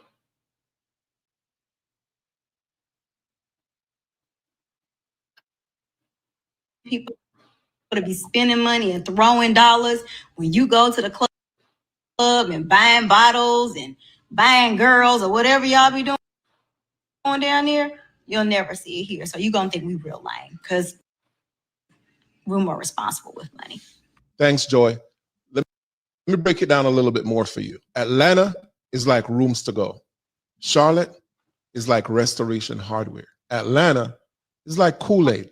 Charlotte is like fine wine. Atlanta is like Spirit Airlines. Charlotte is like Flying Emirates. Atlanta is like Carnival Cruise Line. Charlotte is like the Ritz-Carlton Yacht Collection. In Charlotte, it's not about what you have. It's about what you own. Cheers to the Queen City. What y'all think about that? What y'all think about Atlanta and Charlotte? They saying that it's different. The Panthers are here in Charlotte. Oh, okay.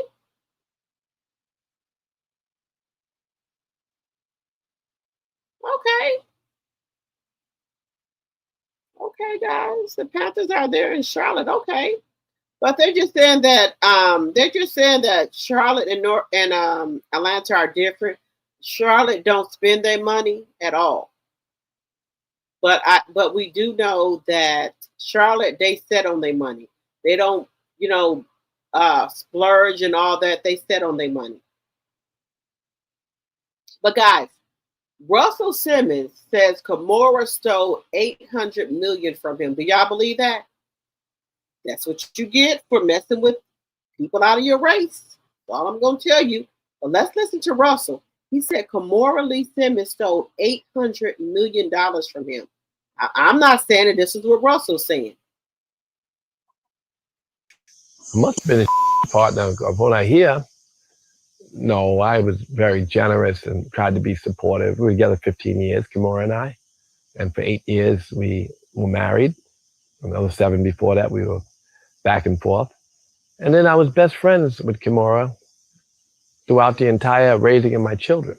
I'm the godfather to all 3 of her other children. I was good friends with Jaimin. I was good friends with this Tim Leisner.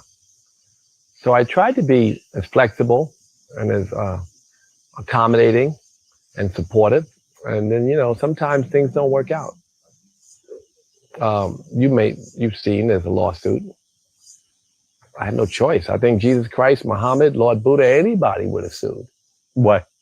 It's a lot of money and it can help a lot of people. She gave what is now, today, based on the stock, $800 million to the government illegally. And now I'm fighting to get my half of it back. And it was in support of Tim, who, as you know, is a convicted criminal. And they stole, I think it was $6 to $8 billion from the Malaysian people. For not being with a sister. You thought that these other nationalities were going to treat you better? She stole allegedly $800 million from him. That's what you get. You tell me you got father to her other 3 kids are not yours? That's your fault, sir.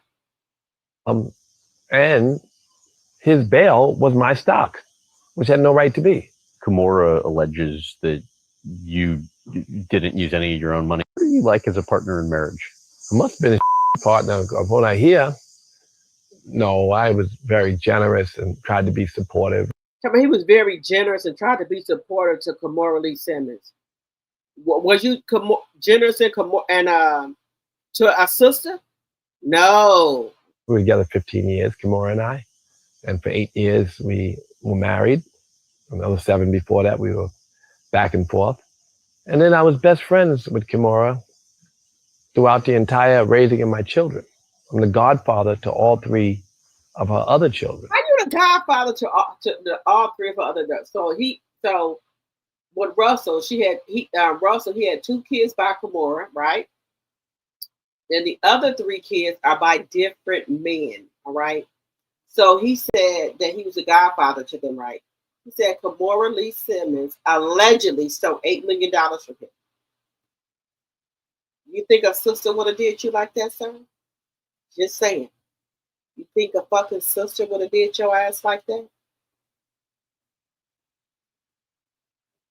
But she got with another black, I think it was an African man, she had a son by him.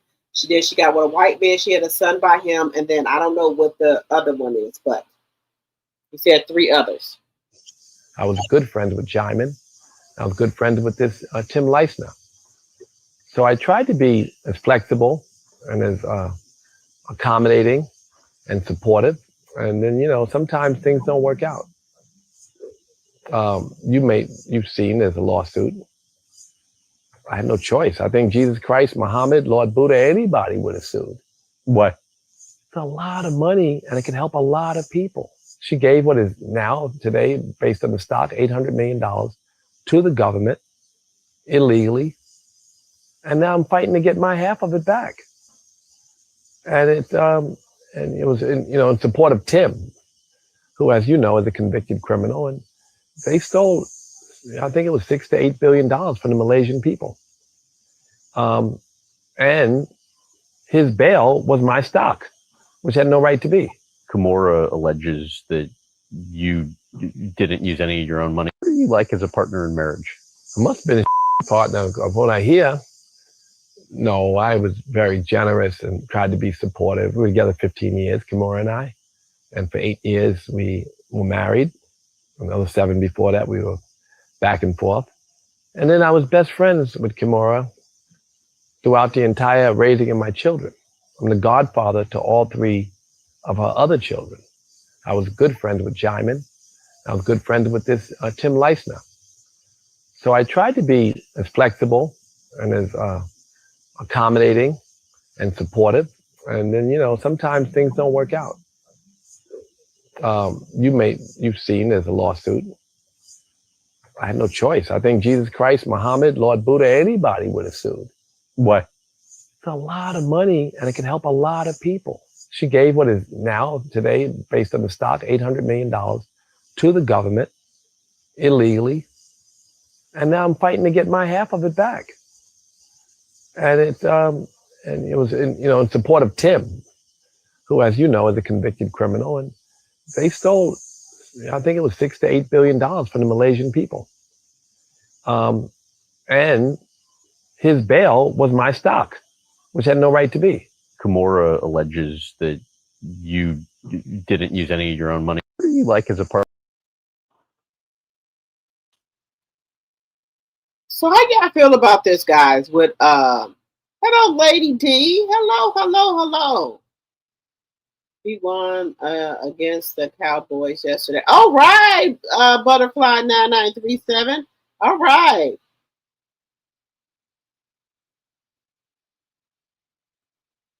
Look, they always trying to say that the sisters are gold diggers, but these other women are gold diggers.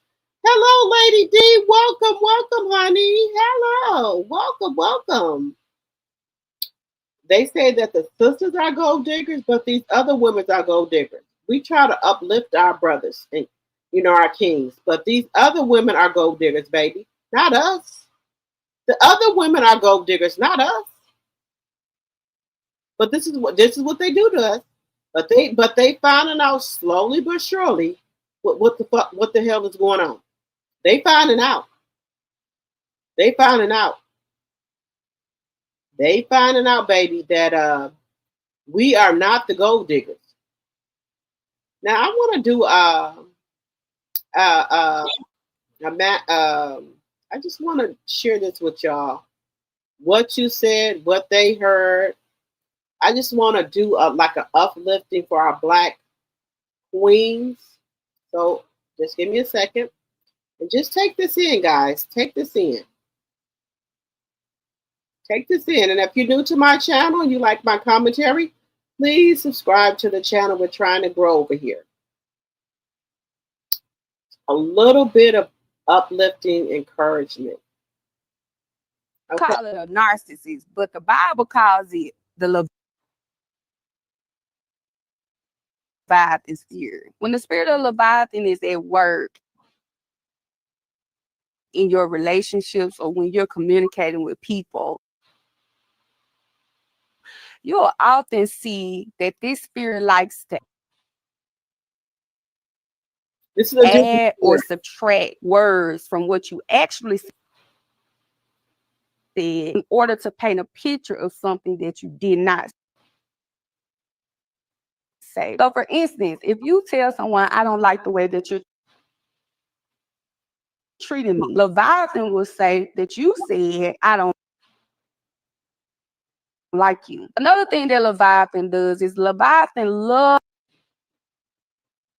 to go and spin the narrative, loves to switch roles. So if the spirit of Leviathan is in a person and they betrayed you, gossiped about you, slandered you, abused you, they will actually go out and tell a different story. They will spin the narrative and paint themselves as the one who's innocent while painting you as the betrayer and the abuser. And another thing that you need to watch out for when you're dealing with the spirit of Leviathan is it loves to partner with the spirit of pride, and it's cousins with the spirit of slander. Leviathan is always after the character of good people. When you're known for good things, when you have a good reputation, when you treat people well, when you're generous, when you have an anointing, Leviathan is always in somebody's break room, always in somebody's DM, always in somebody's text messages, talking about you, trying to slander so that other people will see you as something that you're not. Levirate, what do y'all think about that? Levirate, always trying to slander you and paint you in a different picture. It's something like a narcissist, but it's different. What do y'all think about that? It's always something different, guys. And remember, if you're new to my channel, please think about becoming a subscriber. We're trying to grow over here on the channel. And this is like a different thing than this is a different thing besides it's the same thing as a narcissist, but it's a little bit different. So let's go on here. We're going to do a little bit more Black history. Yeah, I know what my Black, I got to get our Black history in. 21, a woman crossed an entire ocean just to learn how to fly because no one in America would teach her. Bessie Coleman was born in 1892 to sharecroppers in Texas, picking cotton and washing clothes to survive. But when she heard World War I pilots talking about flying, something ignited inside her. Every flight school in America slammed their doors shut. She was Black, and she was a woman. So she made an impossible decision. She would learn French and travel to France. Working as a manicurist in Chicago, she saved every penny while studying French at night. In 1920, she sailed across the Atlantic alone, chasing a dream that seemed crazy to everyone else. 9 months later, she walked out with her international pilot's license. Not just the first African-American woman pilot, but the first person of African descent. Think about this, Betsy. They will not let her fly because she's a Black woman. Do you know the struggles of a Black woman, baby? Do you know we have to be a mother, a father, sometimes to our children? Do you know the weight of the world that is on our shoulders? When the outside people say, well, you don't have a two-parent household, that's why your kids are this and that. I raised my first son that's 30 years old by myself. Put him in college. He's never been arrested. Don't have a speeding ticket or nothing. And he had his first baby July 11th. And I told my son, be a hands-on dad and a hands-on father. And he's been doing whatever, he does whatever I tell him to do. Very respectable young man, never been arrested, nothing. Him and his girlfriend, and even though I was against them shacking, but he's 30. I can't tell him what to do. I want him to be married to his girlfriend that he's with, but I don't want to push him. Okay? But he gave me my first biological grandbaby. First biological grandbaby, y'all. And I said, son, you know your dad was not really in your life like that, but I want you to be better. I want you to be a hands-on father with your son. He had a son. He did not want to be junior. And from day one, when he found out his girlfriend was pregnant, he's been in every doctor's appointment with her. He knows what the doctors are saying, and if you don't know, he researches. He goes to every doctor's appointment. So when they talking, he said, he tried to first talk to his girlfriend. He said, Mom, you talk to me too. because I know what's going on with my son. So from that day forward, they talked to him and her. He's at every doctor's appointment. He was at every doctor's appointment, so he knows everything that's going on with his son. He does. He wasn't that good at first at changing diapers, but he got there and he got better. He does. He does pamper changing. He does bath time. He does feeding. He does everything with his son. Everything. Now, y'all know if y'all are not new to my channel, y'all know that me and my son, we grew up. My oldest son, that's 30, we grew up together. Okay. There's not a manual that tells you how to be a parent. Okay. So me and my oldest son, that's 30 now, we grew up together. Okay. He taught me some things, and I taught him some things. Okay.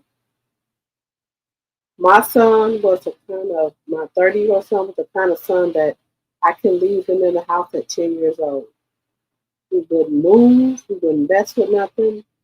He was right there for me. And that's, to this day, my 30-year-old son is my right-hand man. Now, people probably don't understand that. That's my right hand. He knows everything about me. Everything about me. Everything. I trust him with my life. We grew up together. My 30-year-old son is Cariante. We call him Cal for short. He knows everything about me. Everything. Each and everything. I put him through college. He has a master's degree, and this was of a single parent. Never been arrested, never got involved with the law. He went to college and graduated with a master's degree. Now he waited till he got 30 years old. He's been with the same woman for 10 years, and they finally had a baby.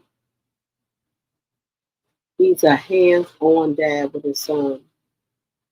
Hands-on. Bath time, story time, nap time, whatever. He goes to every doctor's appointment. So you know how the white doctors come in and just be talking to the mom like the black man, the black father don't know what's going on. He said, I told my son, you make sure you let them know. When they talking to your girlfriend, they talk to you both.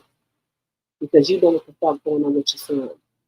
So from that day forward, he said, when they was trying to do him like that, he said, He said, what you say? He said, I'm here with Kamarian. I know what's going on with my son. Don't just talk to her like I don't know what's going on. I've been here from day one. And my sons, they've been day ones for their kids. You know, they change pampers, they do bath time. When they crying and all that, they do all of that. That's how I raised my sons.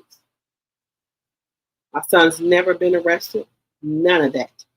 Nothing.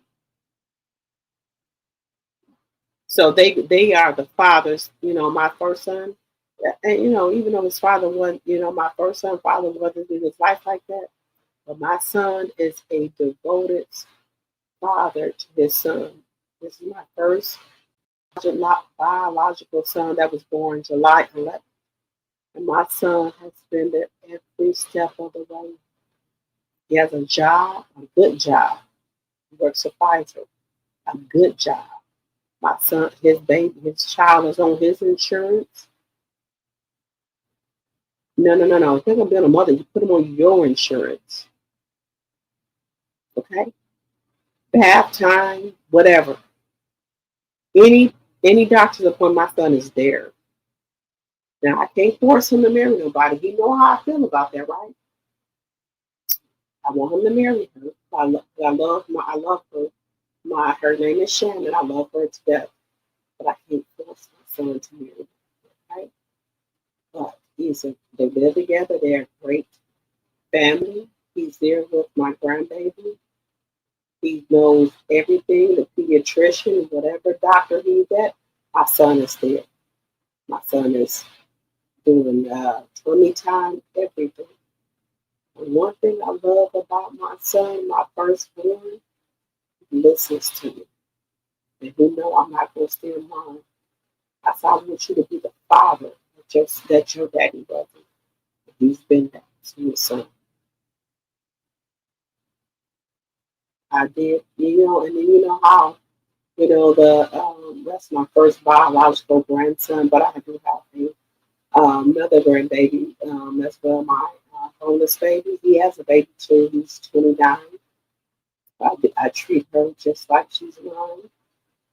Her name is Kennedy. I just had to take her last week, and I kind of was a little bit mixed up with my son. My first grandbaby had a little bit some kind of health issues, but I kind of missed my second, my bonus baby's grandbaby birthday, and I said, let me make sure that my grandbaby understands me. She's a little girl, and we went to the mall, and I let her go to any store she wanted, get whatever she wanted, and my bonus baby, I love him just like he was my own, and he loves me like I'm his own mom, and I really appreciate that.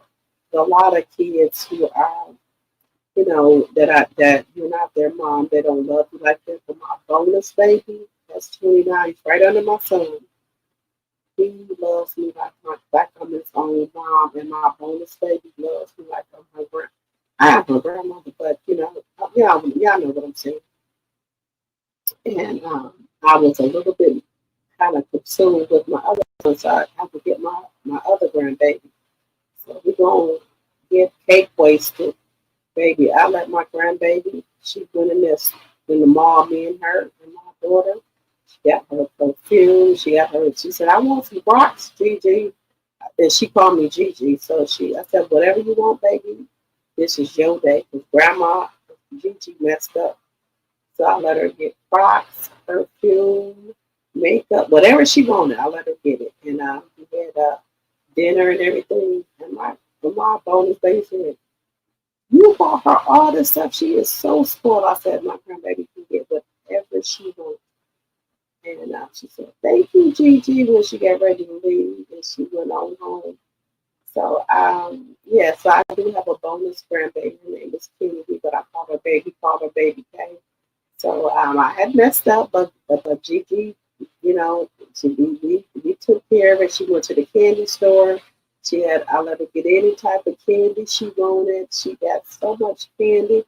And my bonus baby said, she's not going to eat all this candy tonight. I'm going to ration this out to her. I said, okay, you can ration it out to her, but we had a great time. But my oldest son, your oldest child go through everything with you. Y'all know.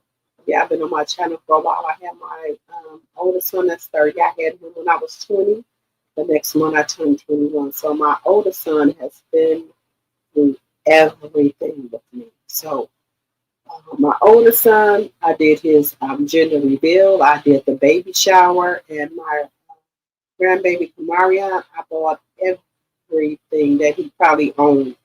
When I found out that she was pregnant with my grandbaby, I bought everything. I bought the car seat, the stroller, the baby. My grandson has 3 swings now, approximately. Now he has 3 swings. I bought 2 of them. My brother bought probably 1 of them. So Pampers, the baby they probably won't have to buy my grandson nothing until probably he reaches 2 or 3 years old. Pampers, wipes, everything. We took care of everything for her. So my son and them don't have to buy none. Now, if they want to go to the store and buy like little stuff, they can. But as far as the major stuff, I took care of all of that. I bought everything. Car seat, stroller, swing, baby bed, whatever, Pampers. They probably they are to the point. They told me, please do not buy nothing else. We have nothing else. We have no more room in this apartment to put anything else. They don't want us to buy any more clothes for the baby. They said they have nowhere to put it. But I did, because y'all know like for the babies, I shop it's winter time now, so all their summer stuff is on sale. So Target had a really good sale on shorts shorts and stuff. I went in there, I bought my grandbaby probably about 20 outfits. So they were going to sell for $2, $3, $1. So I bought all of his summer clothes for next year. My son didn't have to buy him nothing. I already bought all of the clothes. I bought all of the summer clothes for next year. The only thing that my grandson needs is probably a coat, and I'm already looking for a 6 to 9 month coat for him. So they don't have to buy my grandson that. But they Pampers or anything white. I bought cases of white, cases of Pampers, and then my other son, and they bought cases of Pampers, cases of white. So they might end up donating some of the Pampers and stuff that they got to a shop because they have so much stuff. So I did the baby shower and the gender reveal. Then my son Job did a baby shower for him as well. So they have so much stuff. They probably not that baby. My grandson probably ain't gonna need nothing. Probably two. He's probably two. Probably not even there. But I if I'm at the store, I see something, I'm picking it up. Like I got a bag of clothes for them now. He said, Mama, I said, no, these are 18 and 24 month clothes for next year. He's like, Mom, where are we going to put this stuff? That I said, yeah, I'll find somewhere to put it. But she does not have to worry about anything. I'll buy. And then I went to Walmart, said, well, the socks he got is too big. So you know what I did? I went to Walmart and bought him 2 big bundles, probably 20 some socks. You say the socks too big? I bought him probably 20 packs of newborn socks. Because she said the socks are too big for her. So she doesn't want for anything for the baby. They don't have to use their own money to buy anything for a baby. If he doesn't already have it, I go ahead and buy it for him. Yeah, so that's the type of grandma mom. Okay, guys, where we at? Okay, so this is the Descendants. So we're gonna get to this last Black History clip.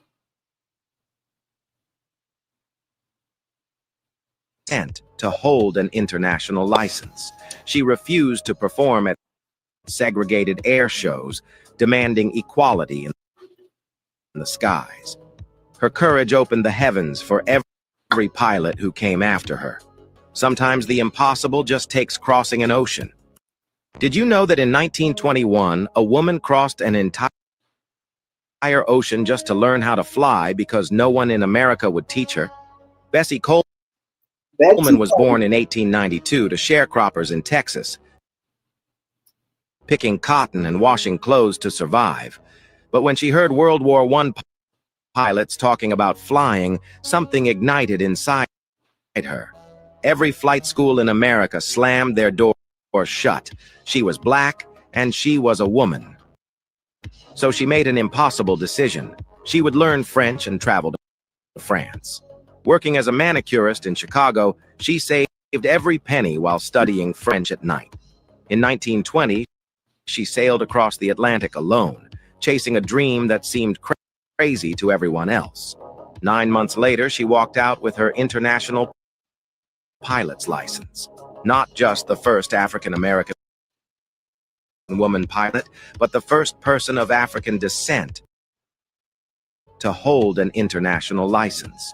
She refused to perform at segregated air shows, demanding equality in the skies. Her courage opened the heavens for every pilot who came after her. Sometimes the impossible just takes crossing an ocean. Did you know that in 1921, a woman crossed an entire ocean just to learn how to fly because no one in America would teach her? Bessie Coleman was born in 1892 to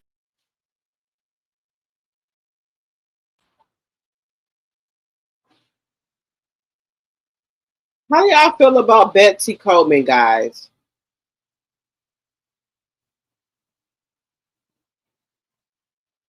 Hey, Butter Rum. Hello.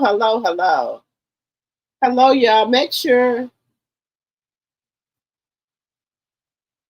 y'all hit that like button. If you're new to my channel, please think about becoming a subscriber because we're trying to grow over here. Betsy Coleman, she wanted to fly and they would let her fly because she was a Black woman. So she went and learned all the languages and then came back. So remember that. Y'all, we have invented so much stuff, the ice cream, the potato chip. The people you wouldn't be able to get on a train without us. A black man invented the way for trains to run how they're running today.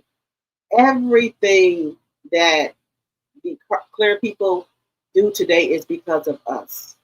Remember that. So when you walk in the room, hold your head up high. Know that you are the queen that you are. Fix your crown, because without us, there will be no white people. We are the Eve gene. The white people were made from us. The last will be first. Remember, the black people are the last, but we really first. Everything was created because of a black person. We are the first.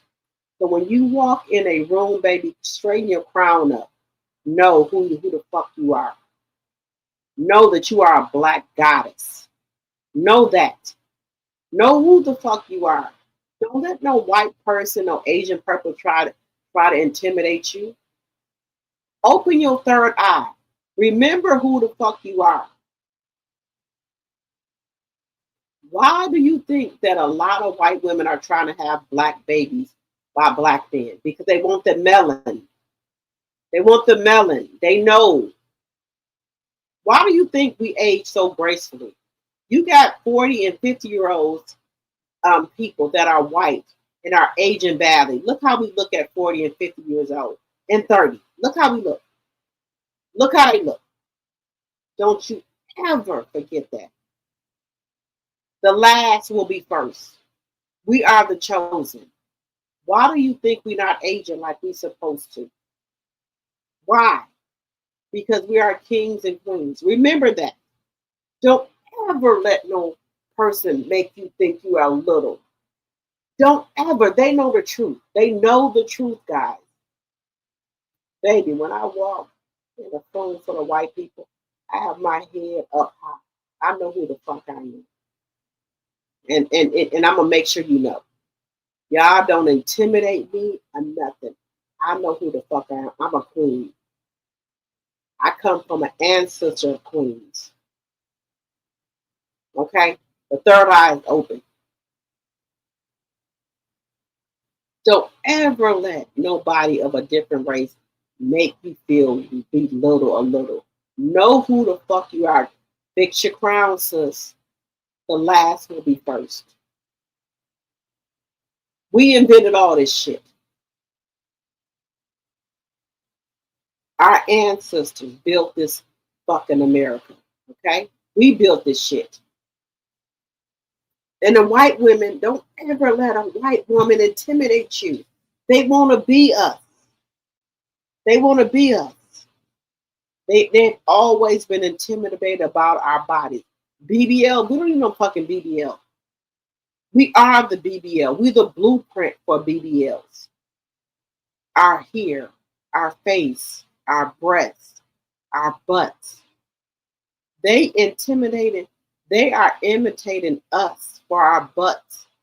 Black women have always had big butts, right? They even put us in the museum. They tried to make fun of us or whatever because of our butts, baby. We always had big butts. That's homegrown. I'm 51 years old, and my butt still set up great. There's no putting nothing in it. I was born with it. Still set up nice and plump. I don't need no BBL. I might need a breast reduction. My breast's too big. There's a 44 double or triple D. But baby, the butt, homegrown. Y'all are going to get lips like ours. Y'all don't got no lips. Y'all are going to get injections to get y'all lips like us. My lips have been this way since I've been born. Y'all going to get lips and nose that looks like us. Y'all don't have no lips. Y'all go get plump and fillers in to make y'all lips look like a black person. Go figure. Go figure. Just saying.